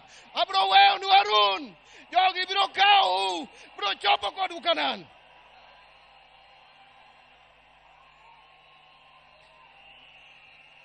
Budha ma wantiere ni. Raila osedhi. Awa Musa osedhi. Ang'eyo ni Joshua nika. Harun nika. Kisomo Deuteronomy chapter 34, verse 8. Tijaki somo Numbers chapter 20, verse 29. Jo Israel kane Musa to, Harun boto, negi kwayo 30 days. Magi yuago ko jogi. wakwayo 30 days kako ganda mono wamon Raila bang 30 days wabiro miyo direction kamo ganda luodhiye. My last word.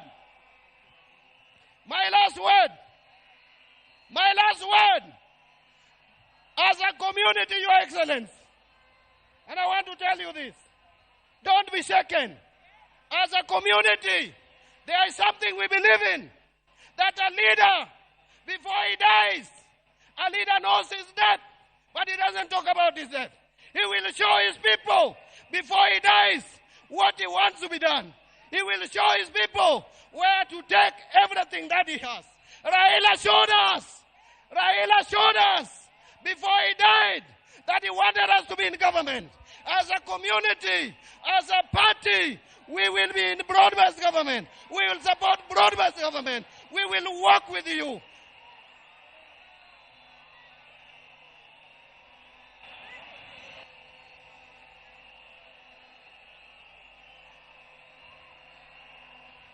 Mara yud tuolo mamoko aywago siepna lakini wawegi kanyo I want to leave you with one verse that is Luke chapter 9 verse 49 when Joanna came to Jesus and told Jesus that Ruth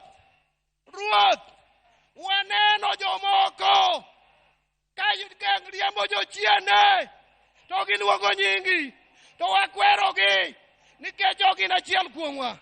To Yesu nokone ni uneno utimo marach. Ng'ata ma ok mon kodwa en ng'atwa. Ng'ama ok mon kodwa en ng'atwa, en ogandawa. Nyasaye matelu osiepna nin maber, osiepna nin gi kwe.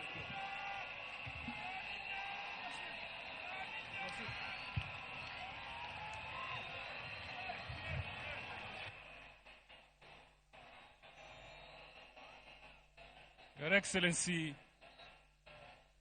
the President of the Republic of Kenya, Mamangu, Mama Aida, and the Odinga family. Your Excellency, let me confess that kwa muda mrefu, I have never been in a situation where I have struggled to think of what I'm going to say about someone. And I will not be, Your Excellency, nimeona kama kuna ka contest of some sort. Who was called last? Who spoke about what?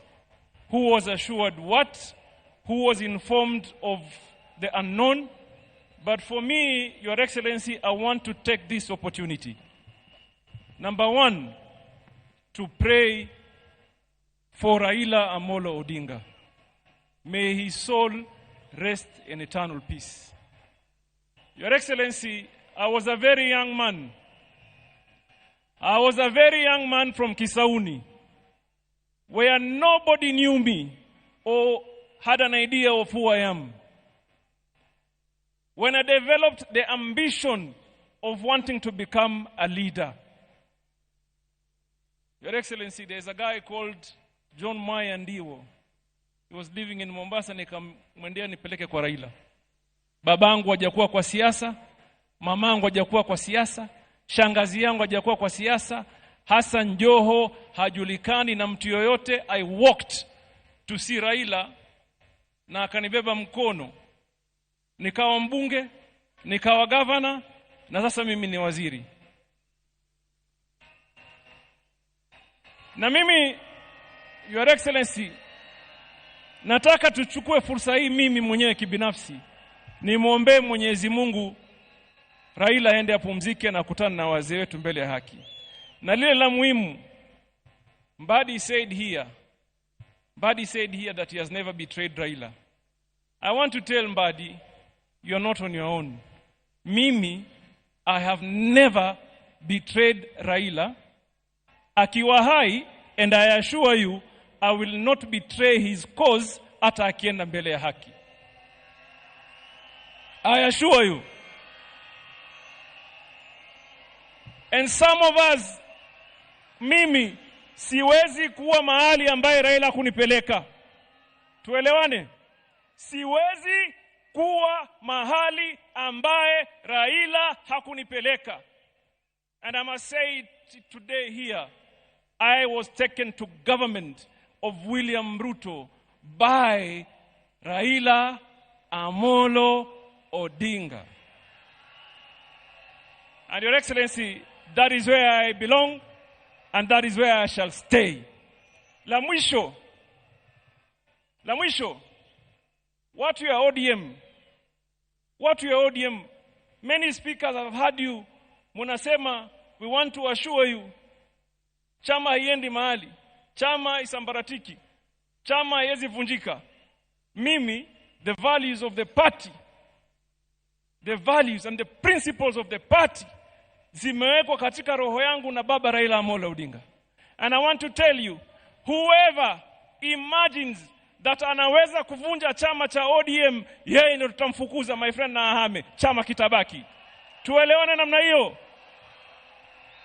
Ukijaribu kugawanya chama, ukijaribu kuvunja chama, wewe ndio utafanya nini? Utahama. Atafanya nini? The party will be here to do what? To stay. Mwenyezi Mungu awalinde na wabariki. Asanteni sana.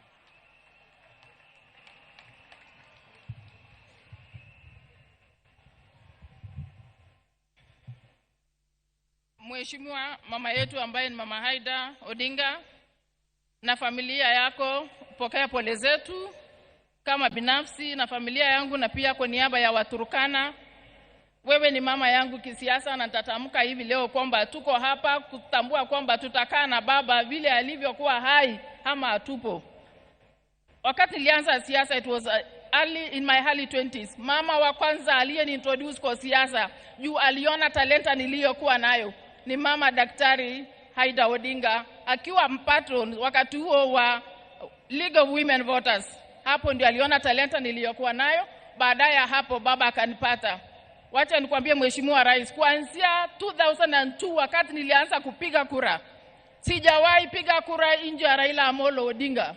Kwa yale majukumu baba amenipa katika uongozi wa chama na hata yale mengine amenipa nje ya chama, sijawahi piga kinyume, nimedeliver sote. Wacha tu niseme kwa upana.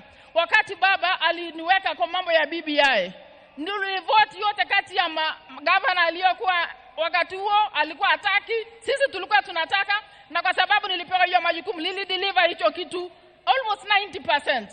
Kwa mambo ya kura nimekuanga agent wa baba na Turkana is very clear. Tuna voting zaidi ya 70% kwa baba. Kwa yale mengine baba alinipa ni kusimamia kura ya ODM kama commissioner. Hiyo yote nilifanya wakati huo. Na ya mwisho ni wakati aliniambia nimchaguliwe running mate wake katika Azimio. Nilideliver wish ambaye ilikuwa baina ile mbili alikuwa ameniweka. Nikiwa mama wa kike peke yake katika hiyo jukumu. Na hata wakati ya mawaziri, wakati alinipigia simu akaniambia anataka wewe ujumuike na watu fulani hapa huwe mawaziri, niliamua nikasema baba upendavyo ndio nitatenda. Na hata wakati nilikuwa waziri ambaye nimeingia kwenye mamlaka ya cabinet secretary kwa mara ya kwanza, wacha niseme leo wasi baba mwenyewe amekuwa akinishauri vile nitaelekeza na nitafanya mambo ya community integration. Kwa hivyo mimi nakwambia Mheshimiwa Rais, wakati ulikuwa unafanya campaign, hata wewe mwenyewe ukija Turkana ulikuwa unaniona vizuri na msimamo, na huo msimamo wakati wa mwisho baba siku moja ndio akaenda kwenye dunia hii ya pili, aliniambia nyinyi mkae serikalini kwa sababu hapo ndio nimewaachia. Kwa hivyo Mheshimiwa Rais, wewe unajua tu tutawacha mambo yote, lakini yale baba alituacha hivyo hivyo. Na kwa wenye wanasema hao ni ODM tucheseni hapa Nyanza, lakini jueni ODM iko Kenya mzima. Na sisi tutafanya vile tumekuwa tukifanya. So ile ya Western na Luo mcheze tu, lakini kwetu pingine tuko penye tumekuwa. Asante sana, tuko kazi.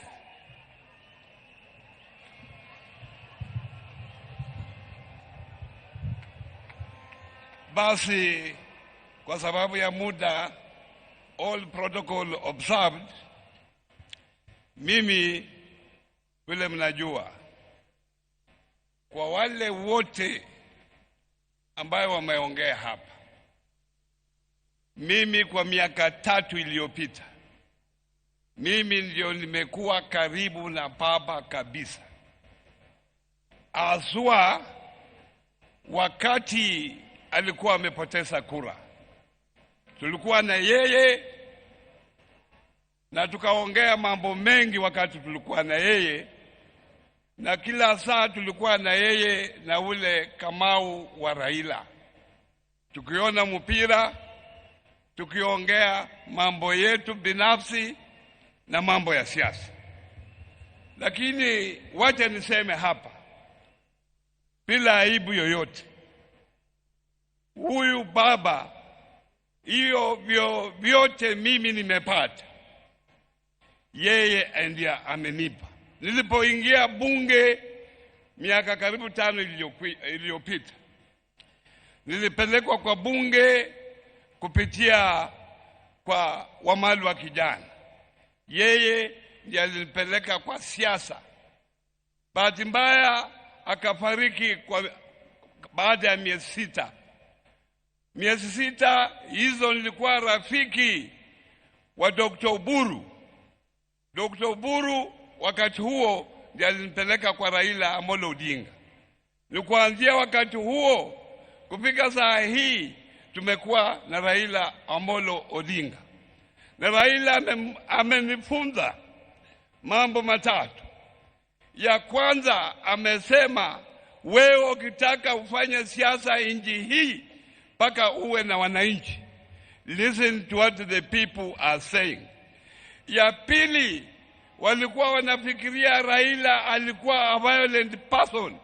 Raila was a very peaceful person. Alikuwa ananiambia, Oparanya, peace is very important to the country, for the development of the country. Ya mwisho aliniambia, Bwana Oparanya, don't burn bridges. There are no permanent friends in politics. There are no permanent enemies in politics. And that's why I have decided to take you to the government under Mheshimiwa William Ruto. Na yeye amesema wakati nilikutana na yeye mwisho, alisema nilikuwa na senator wa Migori, na alisema sisi tutakaa kwa broad-based government na tuunge mkono Mheshimiwa William Ruto, na hapa ndio tutakuwa na tutaendelea kuwa hapo. Na wale ambao wamepewa nafasi ya kulinda chama, mlinde chama, mtengeneze chama kiwe na nguvu. Thank you Waziri.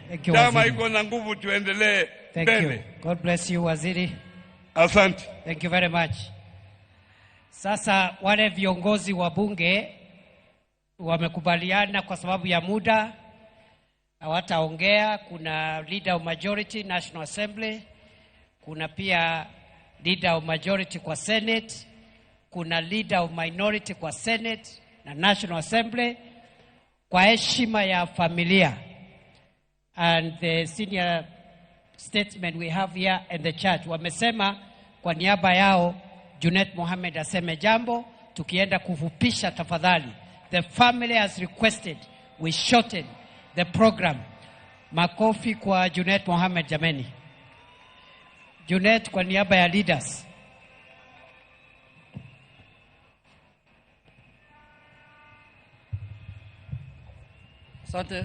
Asante sana Mheshimiwa Deputy President. Mimi nitakuwa fupi kwa maneno. Mama Aida Odinga ambaye ni mama yangu na madada zangu na mandugu, His Excellency the President. Mimi leo ni ngumu sana roho yangu kutoa rambirambi kwa baba. Mimi baba alikuwa kwa mambo mingi kwangu. Mimi nilikutana na baba nikiwa na miaka 24, the year 2001.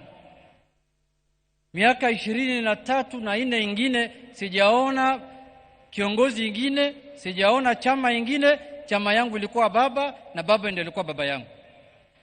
Baba alinifanya meya ya Migori nikiwa na miaka 25. Aliniwekelea hapo. akanifanya mbunge miaka mingi mpaka nikakuwa minority leader kupitia baba.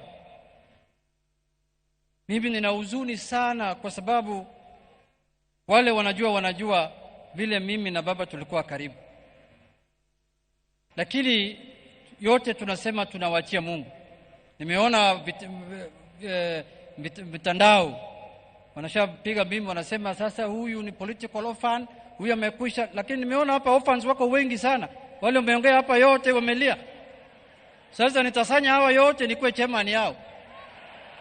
Orphans ziko mingi hapa hata roho yangu ikarudi nilipoona orphans vile wamelia hapa.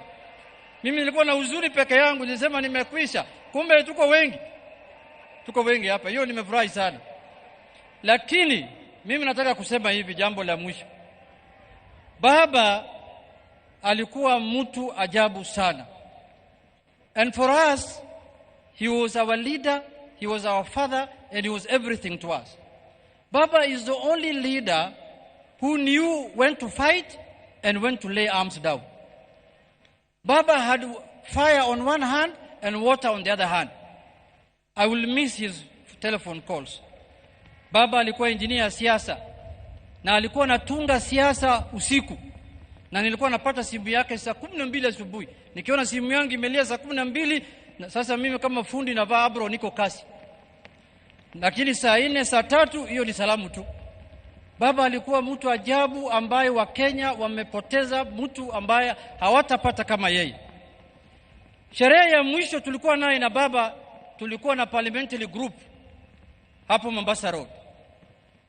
Mimi niliwasanya wabunge wote kama kiongozi yao. Baba alituongelesha pale kwa dhati, and he was very clear that day. It's one of the strongest speech he has made for the time I've known him. Ameongea, amesema tutunze chama chetu cha ODM na tukae imara na tukae united. On the other hand, because we were supposed to do a resolution baada ya hiyo mkutano ya PG, wale wameona TV siku hiyo, mimi nimesema resolution ya hii mkutano refer to Baba's speech. Kama if you are in doubt of anything, refer to Baba's speech. Another thing he told us, lazima tukae katika serikali ya broad based. It's on record. Wale wanasikia wasikie, wale wako na macho waone. Ya mwisho, Baba loved peace. Unajua mara mingi Baba makes very serious, important, fundamental, monumental decisions for the country. Lakini saa nyingine is not popular. Sasa zingine watu wanalaumu wengine, unaona hii maneno Baba amefanya, yule Msomali kutoka Migori ndio anahusika naye.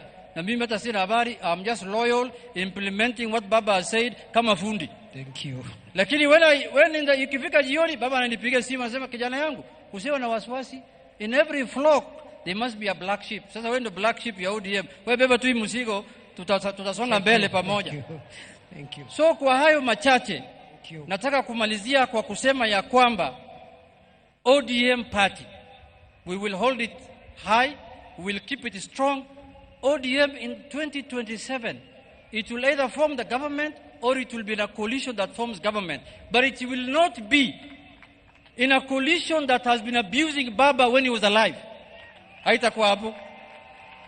Unajua, saa hii wanasema sisi ni political orphans ya Baba.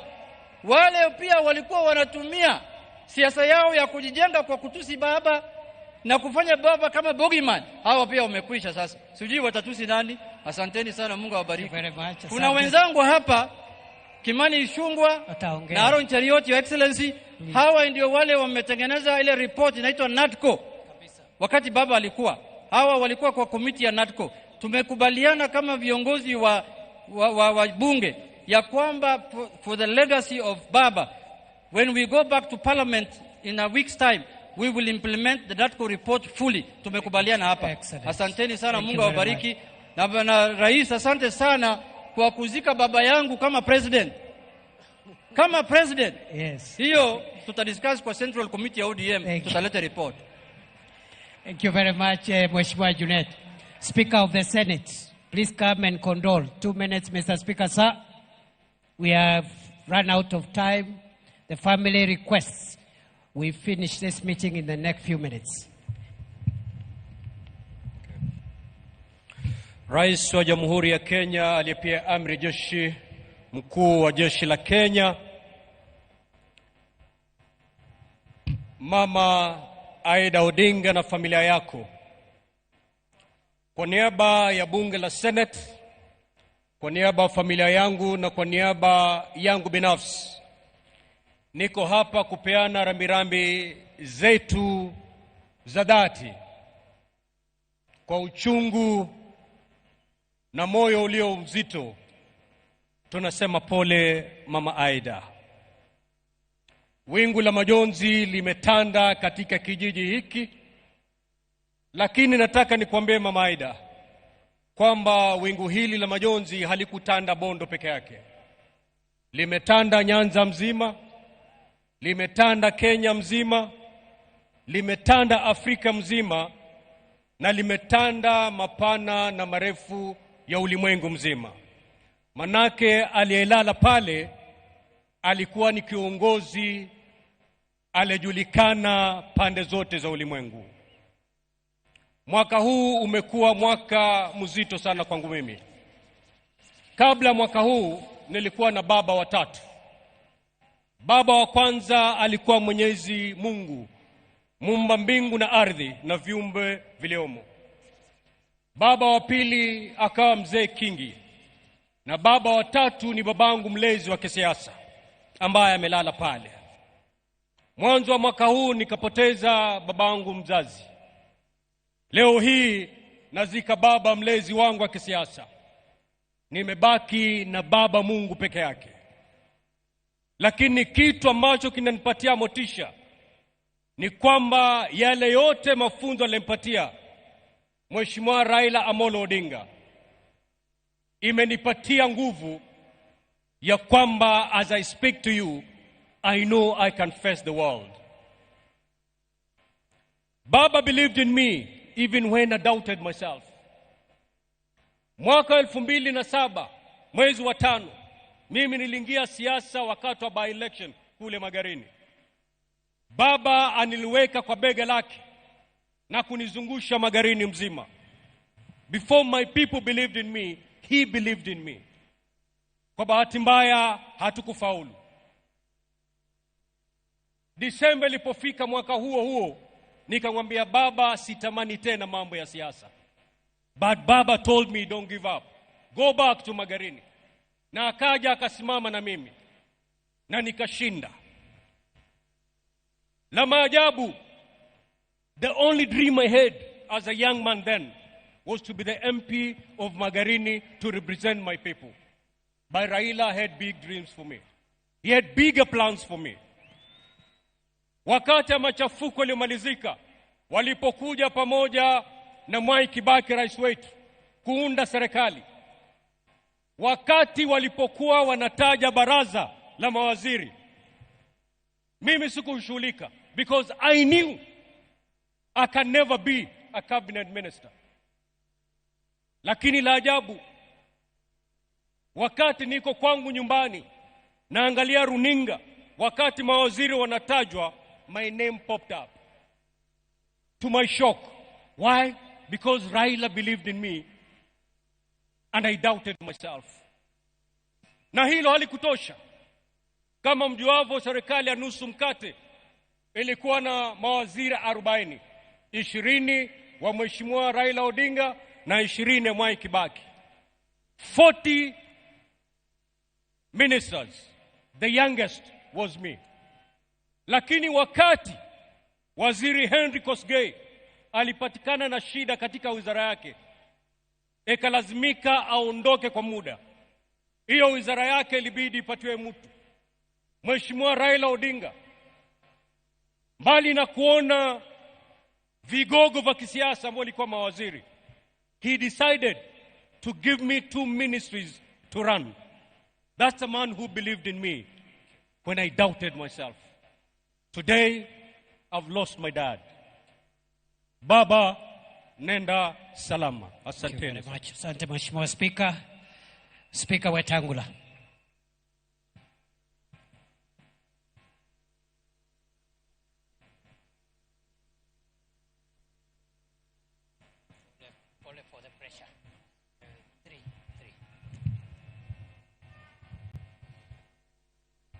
Rais wetu Dr. William Samoei Ruto, Rais mstaafu wa Kenya, Rais mstaafu wa Nigeria, Mama Aida na familia ya ndugu yetu baba, waheshimiwa wote mlioko hapa, waheshimiwa wananchi na kanisa letu. Yangu itakuwa mafupi sana. Nimekuja kuomboleza huyu shujaa, ndugu yangu, baba wa taifa la Kenya. Mheshimiwa Raila is one of the greatest sons of our soil. He goes to his maker as a public guarantor and a public trustee kwa uongozi wa nchi yetu. Amekuwa katika kila nafasi ya kuleta uwiano katika nchi yetu, na mwandishi wa vitabu vingi vya Kiswahili kutoka Tanzania anaitwa Shaban bin Robert, katika kitabu kinaitwa Kusadikika, alisema mara mingi inji uficha mashujaa wake mpaka janga kuu litokee. Mnamo mwaka wa 2007 janga kuu litokea Kenya. Kenya ikawa karibu kupasuka mara pili mara tatu. Hardliners wakasema we want secession. Ndio inji ikafichua ushujaa wa baba. Akaketi na mpinzani wake mkuu Mheshimiwa Mwai Kibaki, na wakaleta amani ambayo imedumu nchi yetu.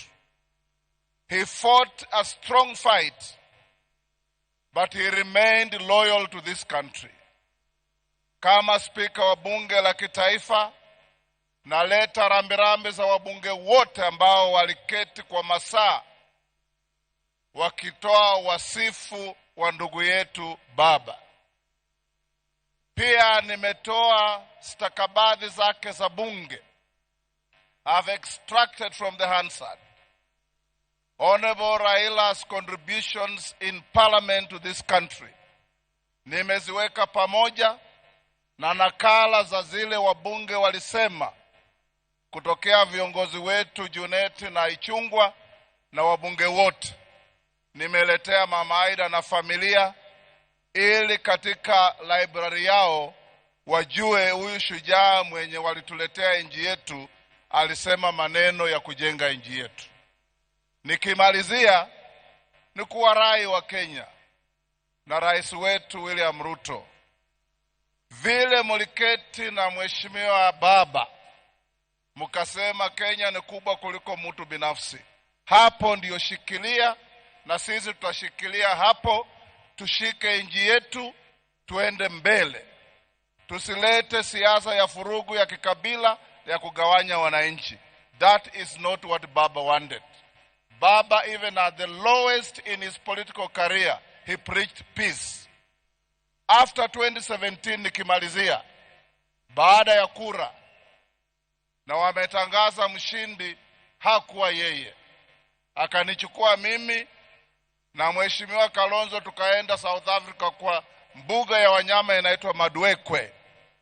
Tulikaa huko kwa wiki mzima, na alituambia, my brothers, whatever the cause, whatever the price, it is not worth anything spilling blood because of politics in our country.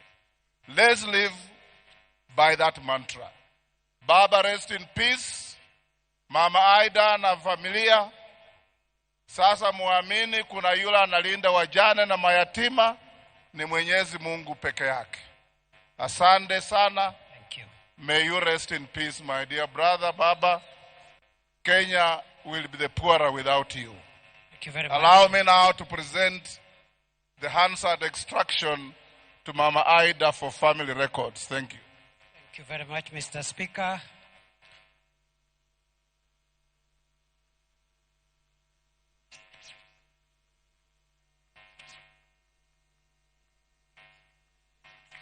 Thank you. Asante Mheshimiwa Speaker.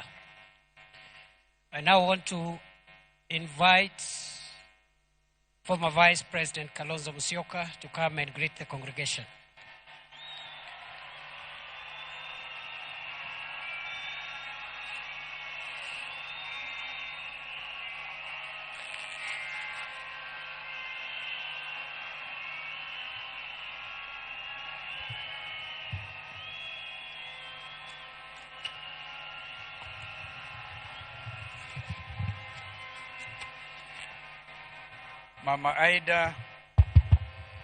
Mama Aida na jamii yote ya ndugu yetu Raila Amolo Odinga, Your Excellency President William Ruto,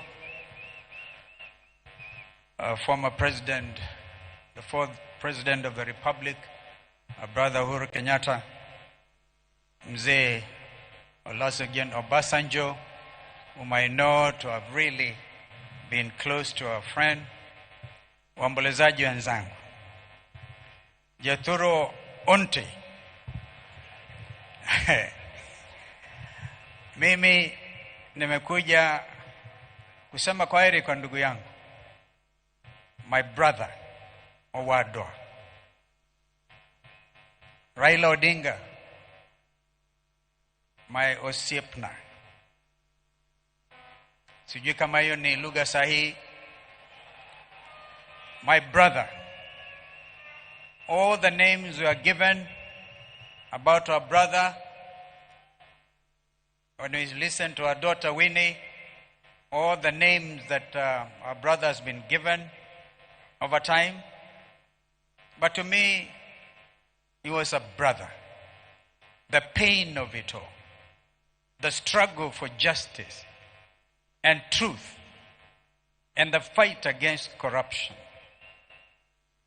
Huyu ndugu alale.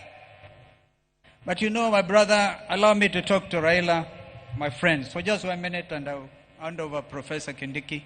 Thank you for the opportunity. I want to talk to Raila, because I never get this time again. You know, we called you Joshua. We never got to Canaan. There were indeed crocodiles across the river Jordan, as we used to say. Lakini, I've seen in the printed program, you even paraphrase the late Martin Luther King. You've been to the mountaintop. You've seen the promised land. And you know you may never get there with us.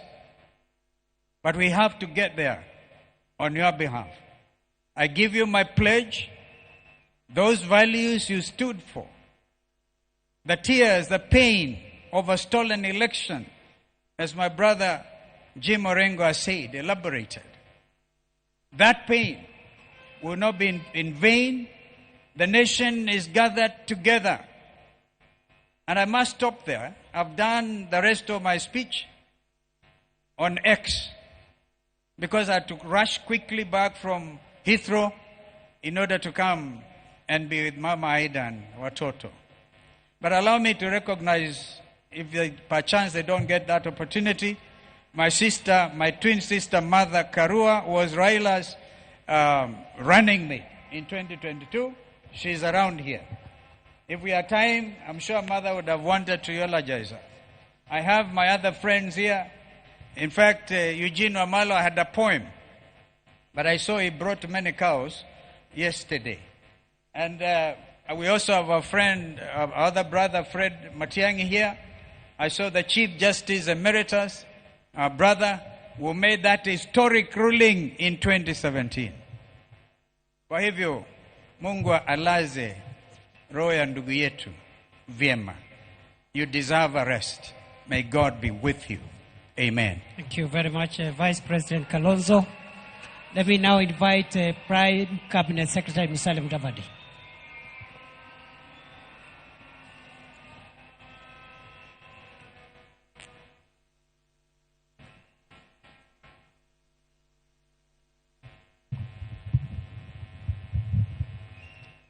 Your Excellency, the President of the Republic of Kenya, the Honorable William Samoei Ruto, Mama Aida Odinga and her family, and with that, Your Excellency, let me ride on all the protocols that have been observed in the interest of time. First, to Mama Ida and the family, let me extend my deepest condolences and those of my wife and family to you and your children. Your friend, sister, Tessie, did ask me to step forward and tell you that she really conveys her condolences.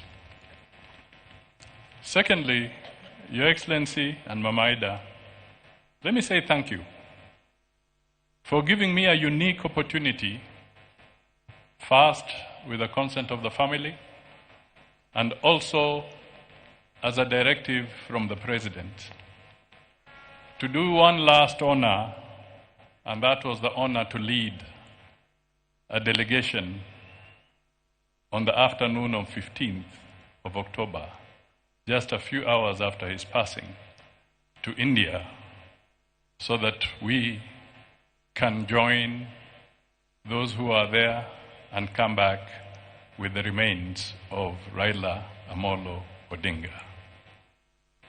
It is an honor, a very moving moment. We left Kenya as KQ 202 with our colleagues. We landed in India and we joined Winnie, Ruth, Dr. Lunya, Morris, Ugeto, and the Kenyan High Commissioner to India at the military stand where the President, the Prime Minister of Raila, of India, had actually said that the government of India grants all the respect, military respect possible within the shortest time possible to Raila. I want to take this opportunity to confirm to the people that the government of India gave a military aircraft from Kochi to bring Raila to Mumbai, where we got him. And he was escorted by the military of India. Your Excellency, let me also take this opportunity because we did a turnaround of only 2 hours. And when we went there, we found Winnie, a very strong young lady. Mama Ida, you have somebody strong in your daughter. We found Ruth. We found Dr. Lunya, and we found Morris. We draped Raila in the Kenyan flag. It was a very emotional moment. We are back here. We landed, brought by the national carrier, Kenya Airways, and I thank Kenya Airways for heeding your instructions and turning around very fast, Mr. President. The national carrier brought back Raila home. The plane landed at 9:30 on 16th of October, switching from KQ 203 to RAO 001. That was the title of the flight. A great honor indeed. Mr. President, today Raila is here. He would have loved a crowd like this. This was his moment of excitement, his fodder. But today, Raila speaks to us in silence. Total silence. This silence is loud. It speaks to the nation. It speaks with emotion. Raila, if you wanted to know where your political fortunes were, wait until you listen to him narrating soccer on a political podium. Then you would know whether your goose is cooked or you have a chance. You would want to listen to Raila in Kiswahili proverbs, and he would explain very complex things with simple words. Ata mukia ni nyama. Raila would come up and he would say, ikiwa mtu amekuwa hivyo, tuwe kama siafu, tutatoa nyoka pangoni. This was Raila explaining himself. He stood for a lot of things. His spirit is unbogable. Raila suffered. He had a checkered career. But one thing, Raila never allowed the history to hold him prisoner. He never took his challenges as a life sentence. He stood up, walked, and moved further. We are here because Raila lived in this country. Mama Aida, you have spoken. Your speech was so deep and powerful. I can only request Kenyans, please listen to what Mama said. There's nobody who would be able to understand Mama better than Raila. She has told you what needed to be said. Nind Kigwok Jakom.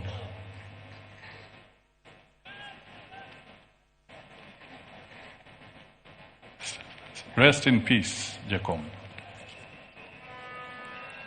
Nind Gikwe. Nind Gikwe. Nind Gikwe, Jakom. Ward Mary. Nind Gikwe. I have utilized. And in better times, Mr. Deputy President, I worked with Raila. And I remember when he brought fire into my belly. And I would go there saying, Nasa Hawa. We would say, Nasa Uhuru, Nasa Ruto. But today, while Raila lies there, I'm at Nasa Sisi Wote. May his soul rest in eternal peace. Thank you. Thank you. Asante sana, Prime Cabinet Secretary. I don't know whether this mic is loud enough. Thank you very much, Honorable Musalia Mudavadi. I am extremely sorry for the many people who wanted to speak, but they couldn't speak because of time. Allow me to report that we have received the condolences of President Yoweri Kaguta Museveni formally, and those condolences are with the President. And also, he has sent a delegation which is present here, consisting of the Right Honorable Dr. Ruhakana Rugunda, former Prime Minister of Uganda, and the Honorable John Mulimba, State Minister for Foreign Affairs. I also want to confirm what Stephen Kalonzo Musyoka said here, former Vice President, that we have other guests, but I assume we just recognize them for now. Kalonzo spoke on their behalf. Even me, I'm not going to make a speech. I've just been emceeing, and I want to end this row so that we can move and do the other ceremony, which is getting late. I therefore want to request now that very briefly we go presidential. We start with the condolences of His Excellency Uhuru Muigai Kenyatta, former President of Kenya, and the fourth President of Kenya.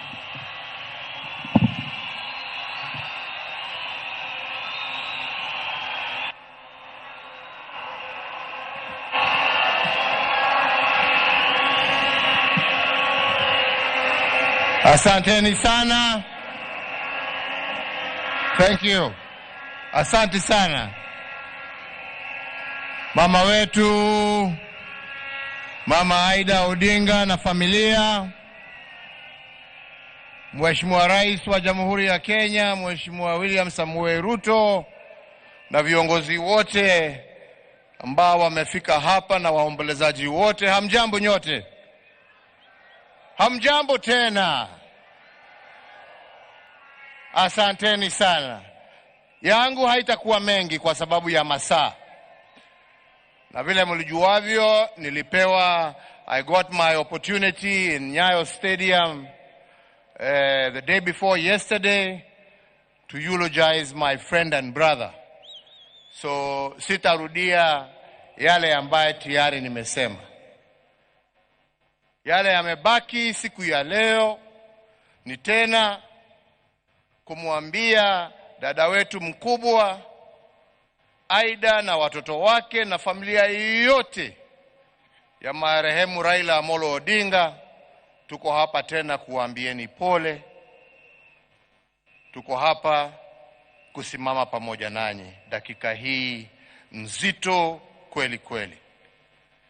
Ya pili, kwa wenzetu wa Bondo na Siaya kwa jumla, kusema asante. Mtoto wenu ambaye sasa amerudi nyumbani, back to the ancestors, mulitupea atumikie sio tu Bondo na Siaya, lakini Kenya na Afrika, na ametutendea na tunawashukuru. Asanteni sana. Ya tatu, rambi zangu na pole pia kwa wana ODM wote ambao wako hapa. Asanteni kwa kutupa kiongozi ambaye amesaidia kuunganisha hii nchi. Asanteni sana.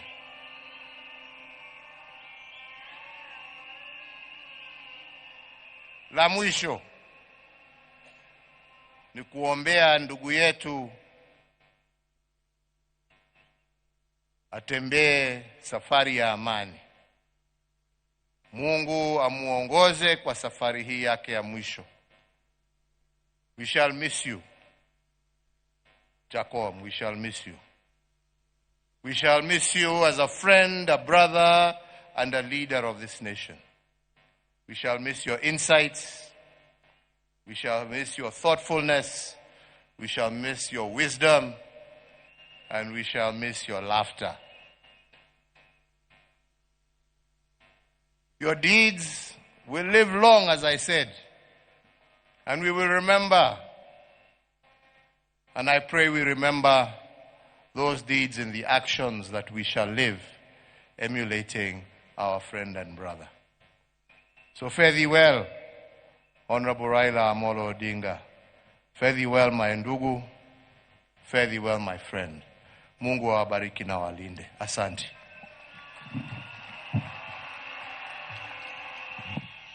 Asante Mheshimiwa Rais Uhuru Kenyatta.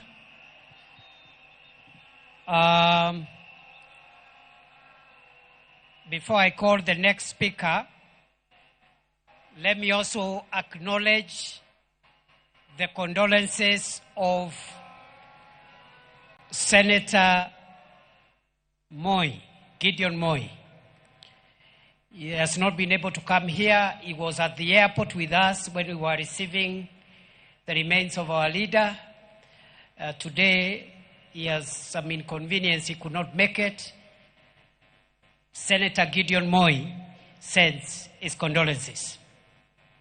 Allow me now, for fellow mourners, to invite the second last speaker of the day, a very close friend of our late leader, who is lying here. They have walked a long journey, and it is my pleasure to call one of the most decorated sons of Africa, the former president of the Federal Republic of Nigeria, His Excellency Olusegun Obasanjo. Mr. President, you're welcome.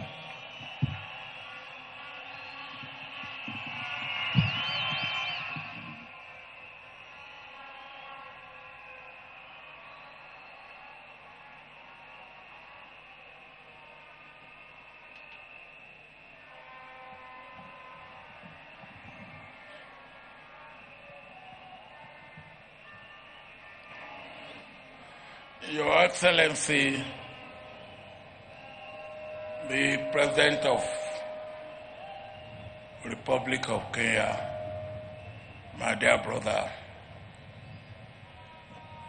Dr. Ruto, my dear sister, Your Excellency, Ida Odinga,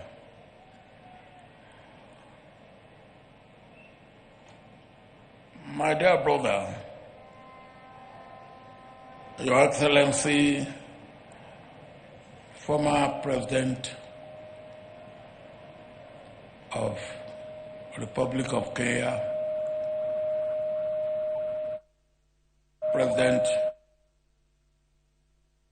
Yatta.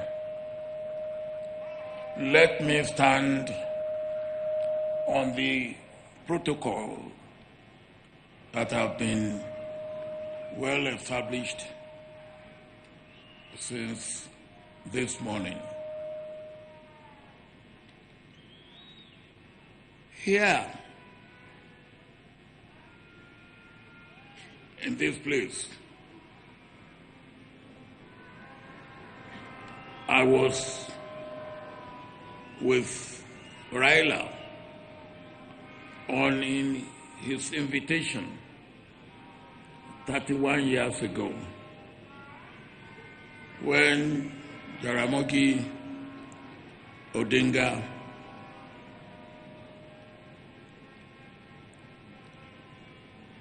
was buried in this place. I was the special guest of honor on that occasion. And the person who made it happen was Raila Odinga. Since that time, we have deepened our friendship, our brotherhood, our working together for our two countries, for Africa, and indeed for the world. Over the years, I have come to know Raila very well.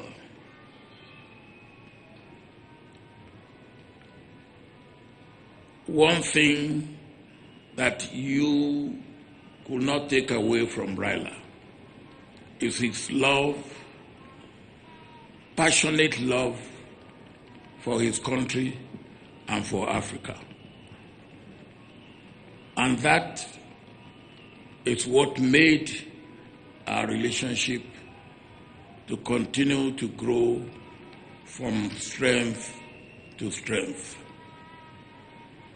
At this juncture, Mr. President, I want to thank you most sincerely for all that you have done to make this day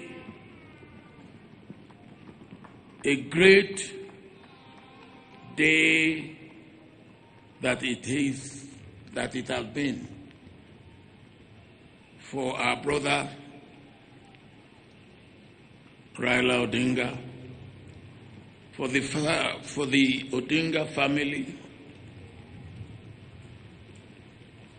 for the government of Kenya, for the people of Kenya, and indeed for Africa.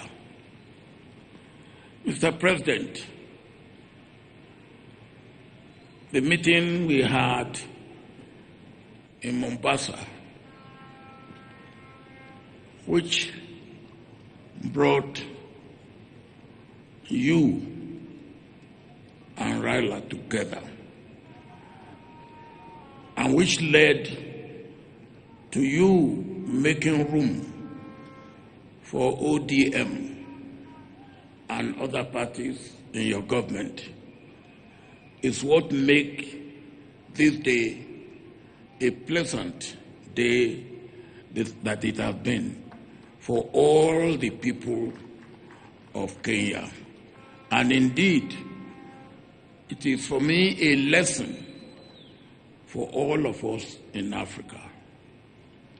A lesson of understanding, a lesson of tolerance, a lesson of love, a lesson of accommodation, a lesson that our nation, our continent, is bigger than any individual or group of individuals in our country. That is a good lesson that we must learn. One thing that I always like about Raila is his sense of humor. Anytime we met, no matter how serious the situation may be, you can be sure that Raila will turn the tension to something to laugh about. And for me, I've lost a brother, I've lost a friend, I've lost a confidant, I've lost a co-worker in the vineyard of Africa. Sleep in the bosom of your Creator. Adieu, Raila Odinga.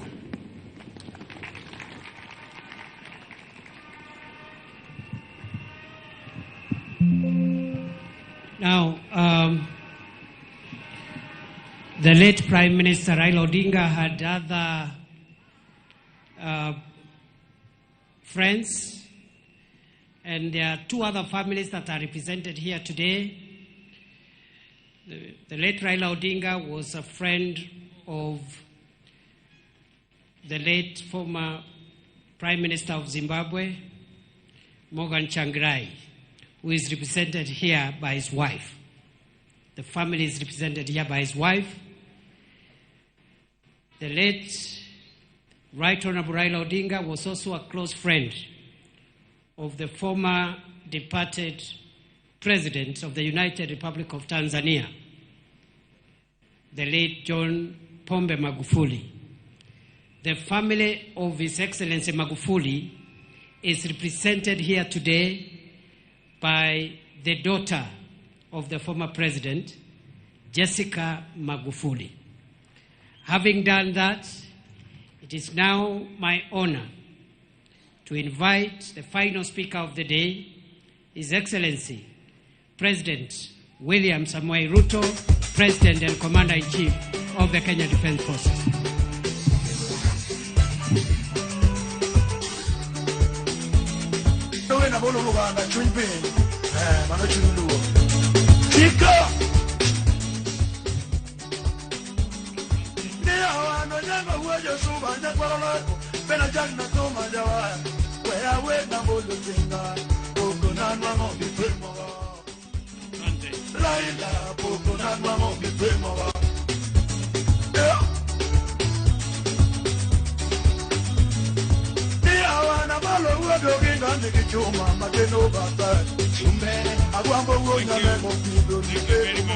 Thank you very much.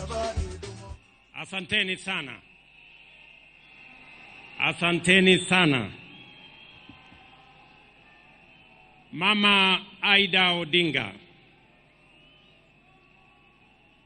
mke wa ndugu yetu, rafiki yetu, kiongozi wetu,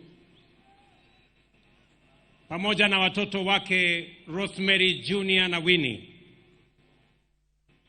familia ya Jaramogi Oginga Odinga kiongozwa hapa na Senator Daktari Oburu Oginga,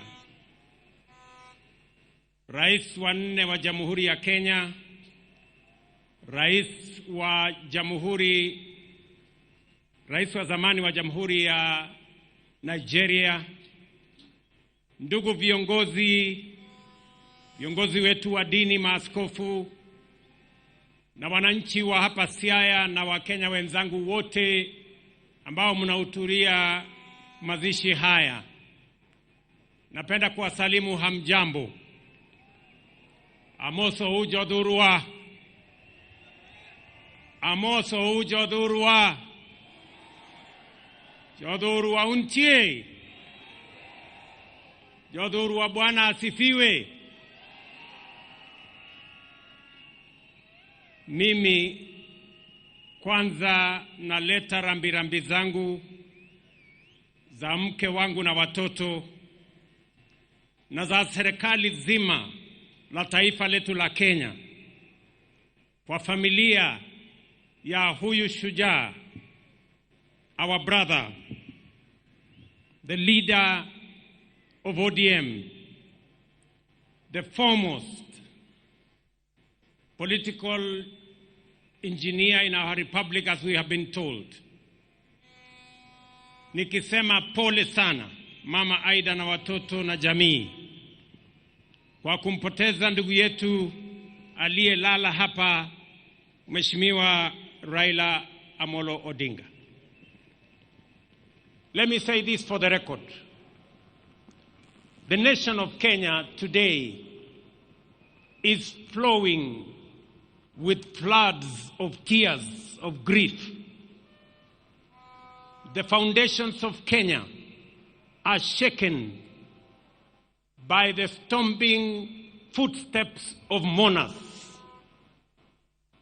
And the soul of our nation is aching because of the loss of a great hero of our nation, a man who has been made through fabric of struggle, a man who many fondly referred as the people's president, the Honorable Raila Amolo Odinga. We come here to honor him in a lot of respect because of his contribution to our nation. Na ndio sababu leo nataka niseme mambo machache. Mimi na huyu kiongozi wetu Raila Amolo Odinga nilijuana na yeye wakati nilichaguliwa kama mbunge wa Eldoret North in 1997. I came to meet him in Parliament. Baadaye tukawa na urafiki na ushirikiana mpaka tukatengeneza ile ilikuwa inaitwa cooperation siku hizo, mpaka Raila akakuwa Secretary General wa KANU. Baadaye nikaungana na yeye wakati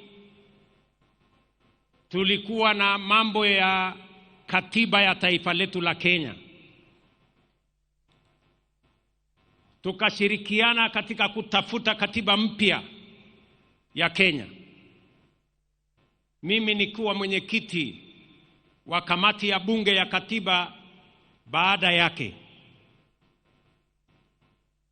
Na mambo yakaenda mpaka tukaunda chama cha ODM pamoja na ndugu yetu Raila Odinga akiwa ndio kiongozi wetu.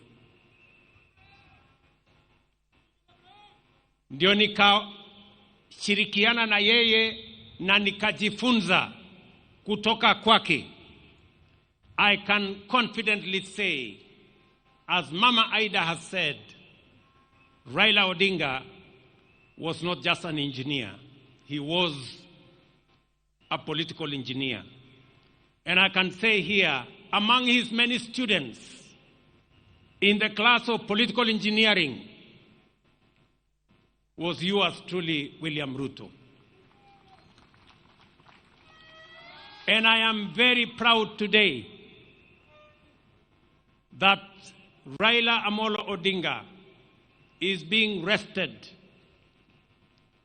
when one of his own students, a man he has mentored, is today the President of Kenya.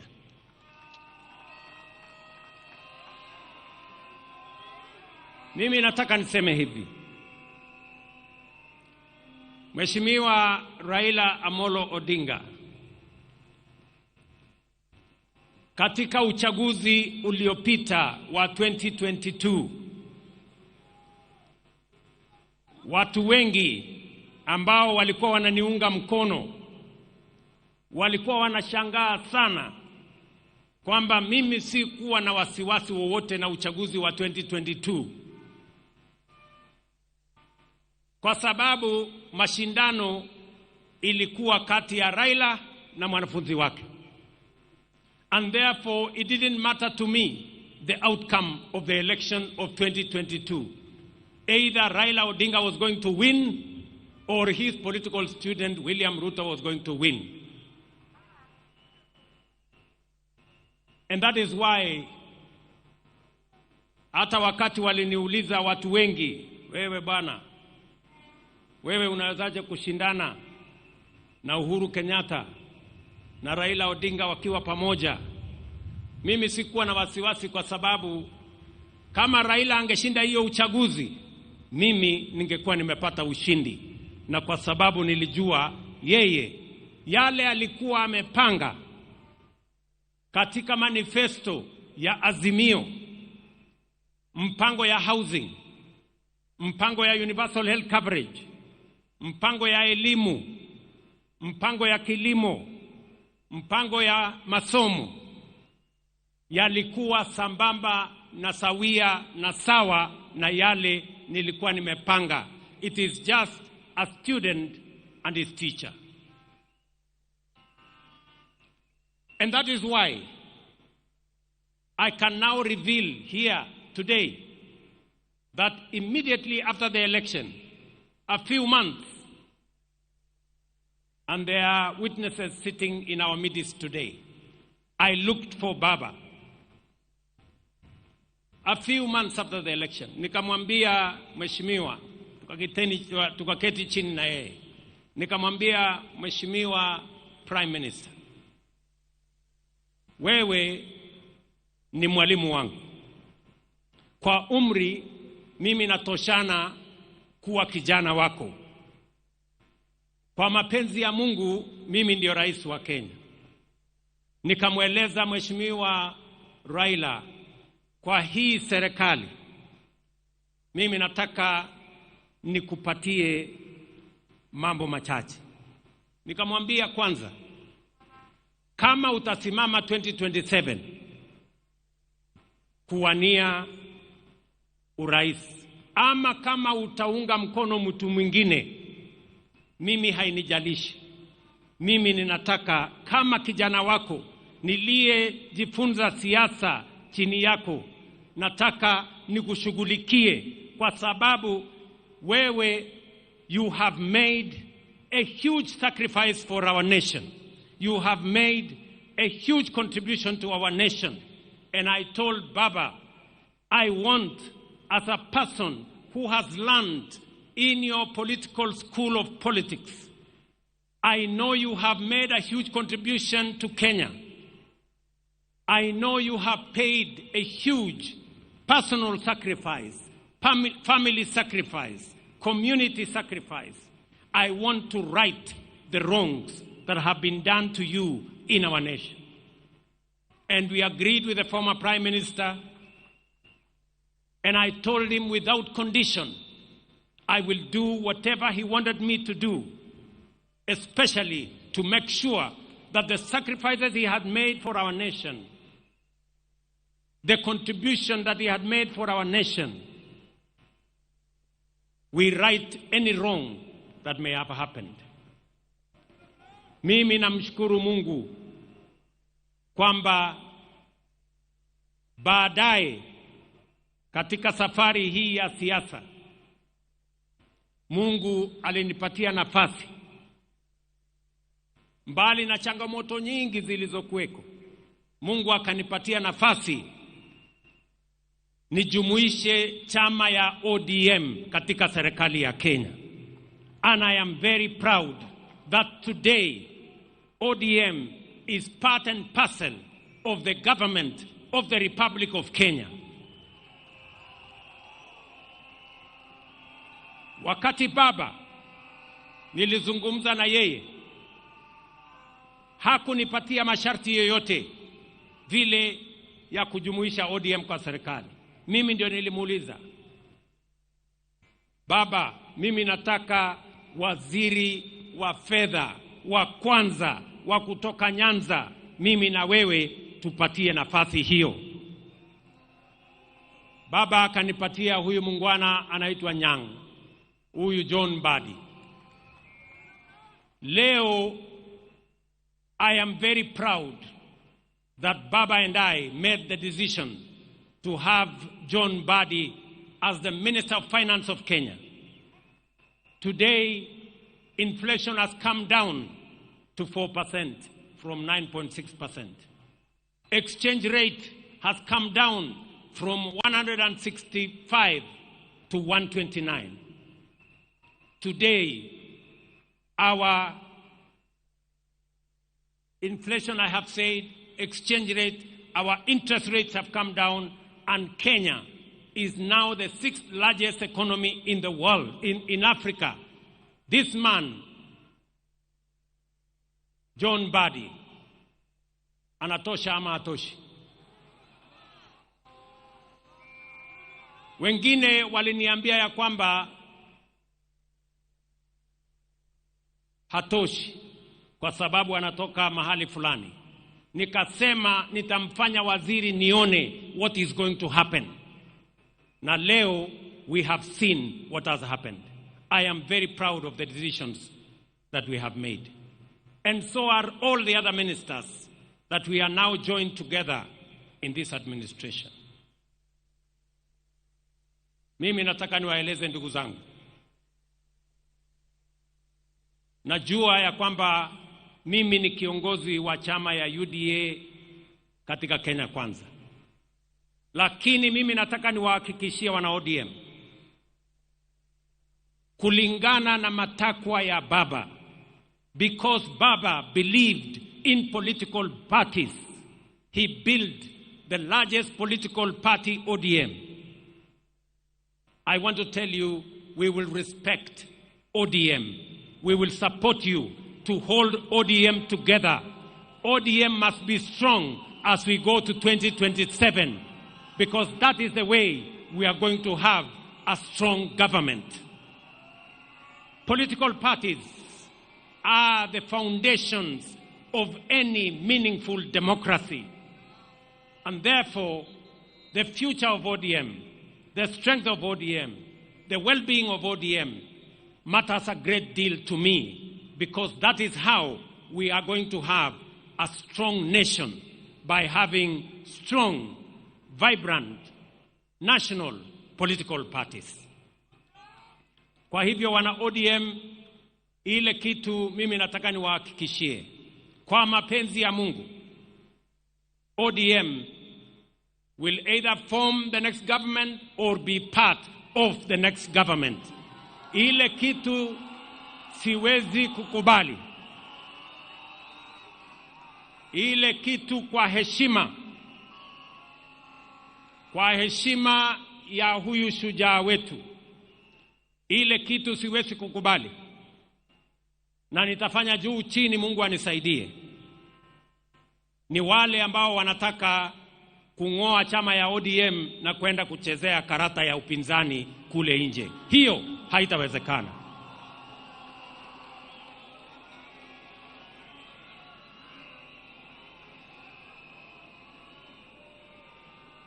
Si tukisema ODM tunasema tuko tayari. ODM. ODM. ODM. Muko tayari? Muko tayari? Tuunde serikali 2027. Mimi nataka niwaeleze hivi. Baba, we consulted with him very often. But the last 1.5 months were very difficult times because every time I met Baba, his voice was hoarse, and he kept on telling me that I am weak because I am taking some drugs. And I was very concerned. He explained to me that he had gone to Dubai and he had gone to the American hospital, and they had told him a few things about his health. And then he came back and went to Canadian hospital again in Dubai. And after he came back, his doctors, led by Dr. Olunya, who is his personal doctor for many years, administered some medicines to him. And when I went to New York for the United Nations General Assembly, I kept track with what he was doing. And I told him, I will come back, I will come through Dubai, I will also do a medical checkup, but when I come back, I want us to meet. Because his health was very concerning to me. So when I came back, I thought I would meet him on a Saturday, or was it a Sunday? But when I called him, he told me, William, Bill, actually, I have gone to Malindi. The doctors have advised me to go and rest in Malindi. I will come back on Tuesday. So I told him, it's okay.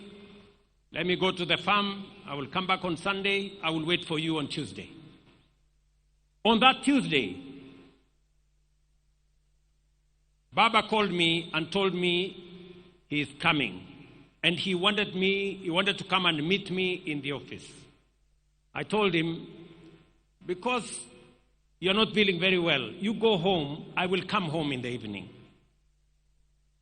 And that evening on Tuesday, nikaenda nyumbani, Mama Aida akatupikia chakula, nikawa na ndugu yake Uburu, nikawa na msichana wake Winnie, tukakula chakula cha jioni, tukaongea, akatueleza sisi zote vile alivyokuwa anajisikia,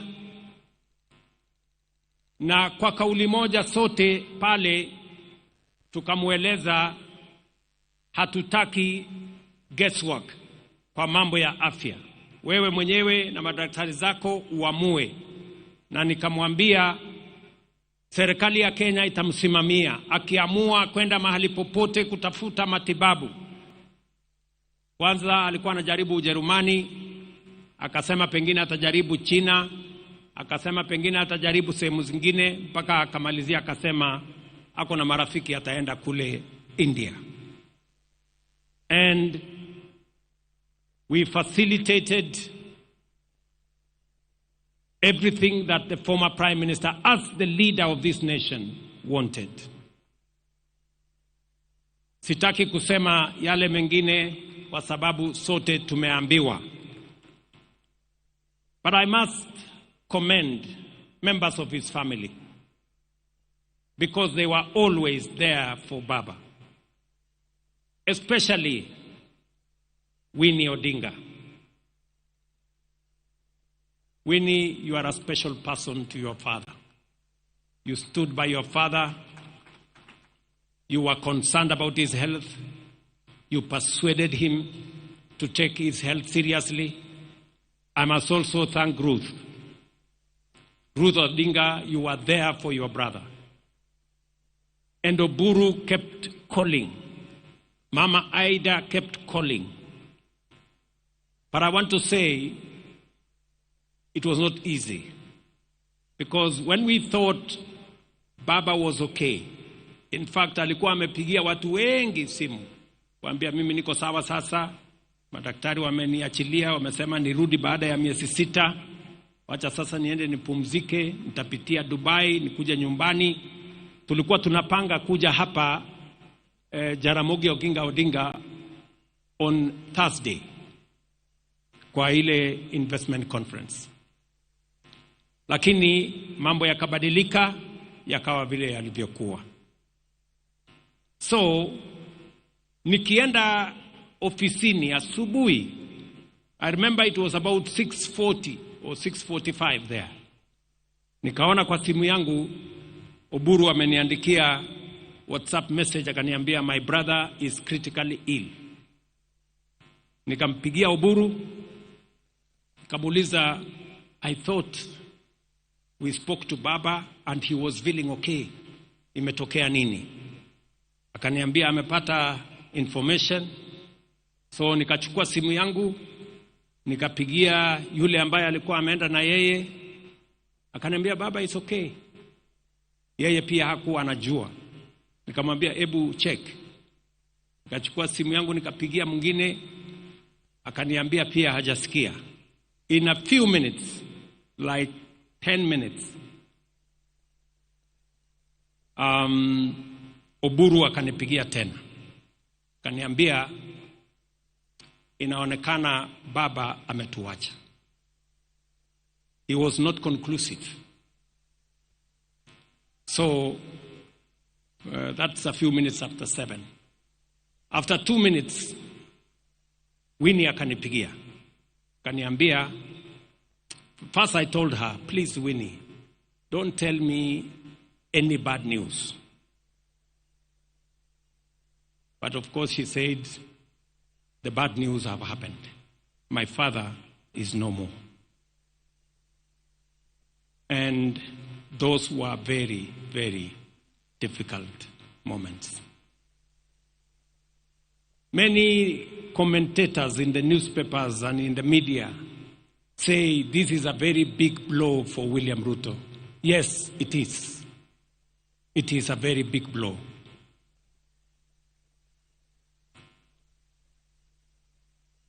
A few minutes later,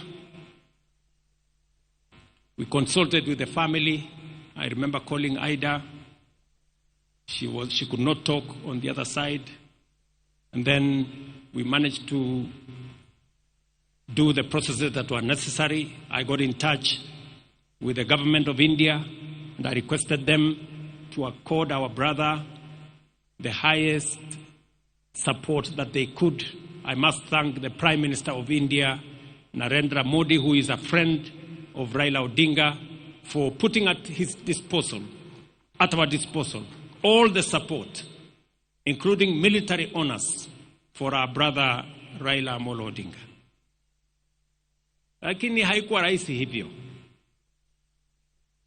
Baadaye jioni, tukisha panga vile watu wataenda kumchukua mwili wake, usiku Winnie akanipigia.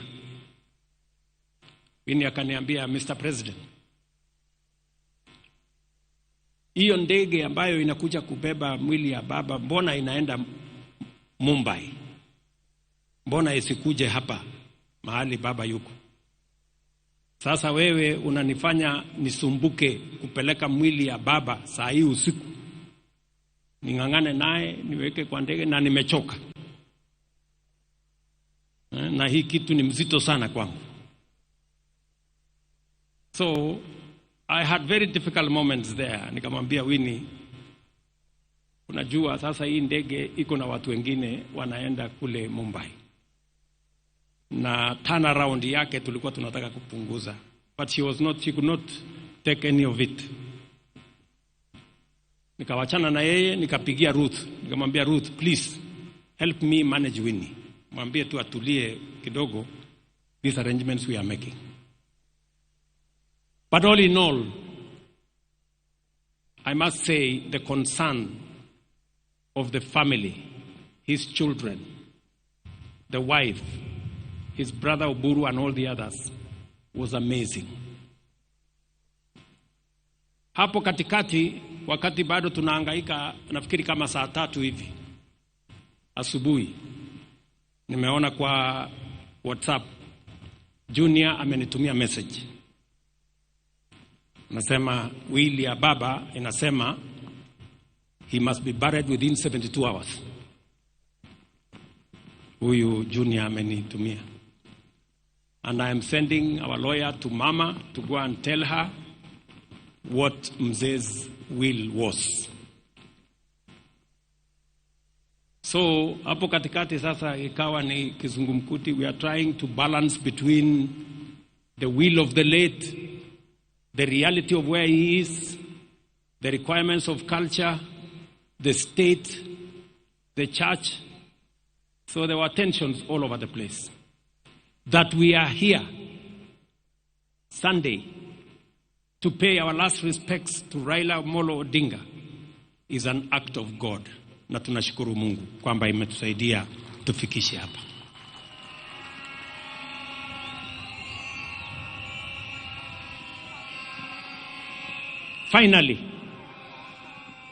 Finally, as I must say this to the people of our nation, because this is the assignment that the Honorable Raila Odinga and I will mention who else were working on.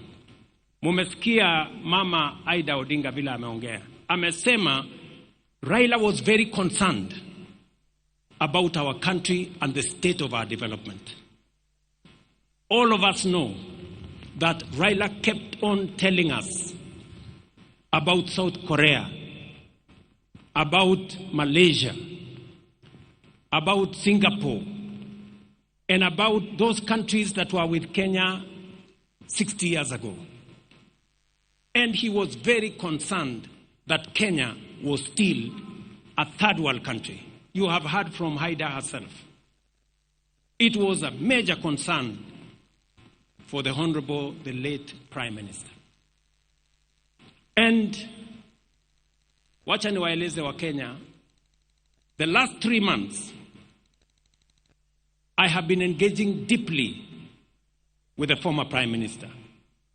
And I want to say, when I first declared that I was going to run for president in 2005, among the people who encouraged me, then, when it was not even thinkable that I would be anything, was Raila Odinga. The last 3 months, we sat together and we agreed with Raila. And I want to say here in front of his body, we agreed with him that we must do whatever it takes to get Kenya out of this third world status and move it to the first world. We sat down with this man here. Na tukakubaliana na huyu Raila Amolo Odinga mwenyewe akatumana yule Hino, Professor Hino, akuje Kenya. Hino came here almost a month ago for us to agree on the plan that is going to get Kenya out of this mess. Nyinyi mnajua hapa Siaya sasa iko mpango ya nuclear energy. Kwa sababu Raila alisema hatuwezi kuwa ni nchi ambayo tunaweza kusonga mbele if we do not have enough energy. And Raila proposed that we should at least generate another 10,000 megawatts. Let me say this because there is no other moment for me to say this when he is here with us. The same Honorable Raila Odinga agreed with me that we must extend the SGR from Naivasha through Siaya here to Malaba. He also agreed with me that we must extend a dual carriageway from Rironi through Nakuru, through Eldoret to Malaba, and also through Kericho to Kisumu to Malaba. And we agreed with him on how we are going to build a new airport and how we are going to expand our infrastructure. Haya ni mambo niseme mbele yenu, the late akiwa hapa. Na tukakubaliana na yeye tutawazungumzia viongozi wetu wa bunge, tuanze kuelewana. Na nikakubaliana na yeye kwamba pia nitamtafuta rais wa 4, Mheshimiwa Uhuru Kenyatta. And I want to say here to you, Baba, we agreed, me and you, that I would look for President Uhuru Kenyatta. And I booked an appointment. I sat down with President Uhuru Kenyatta. And we discussed what I had discussed with Prime Minister about the future of our country. How to think big. How to get rid of the average and the usual and the normal and the ordinary, so that we can stretch this nation to the extraordinary and to the excellent. And you remember, President Uhuru Kenyatta, I came to your office, I sat down with you, I explained to you what I had discussed with my brother, Prime Minister, and I want to thank you immensely that you shared in putting this country together, eliminating division and tribalism, and making sure that we can forge a unity that would lift Kenya from a third world status to a first world status. Ndugu zangu waombolezaji, Mama Aida, I have discharged my responsibility to a friend, to a brother, to my mentor, a man I went to his school. Wengi walijaribu kuniambia ya kwamba Raila hakukuwa rais. Kwa hivyo heshima yake ishushwe chini kidogo. Mimi nikawaambia hata kama hakuwa rais, he was the people's president.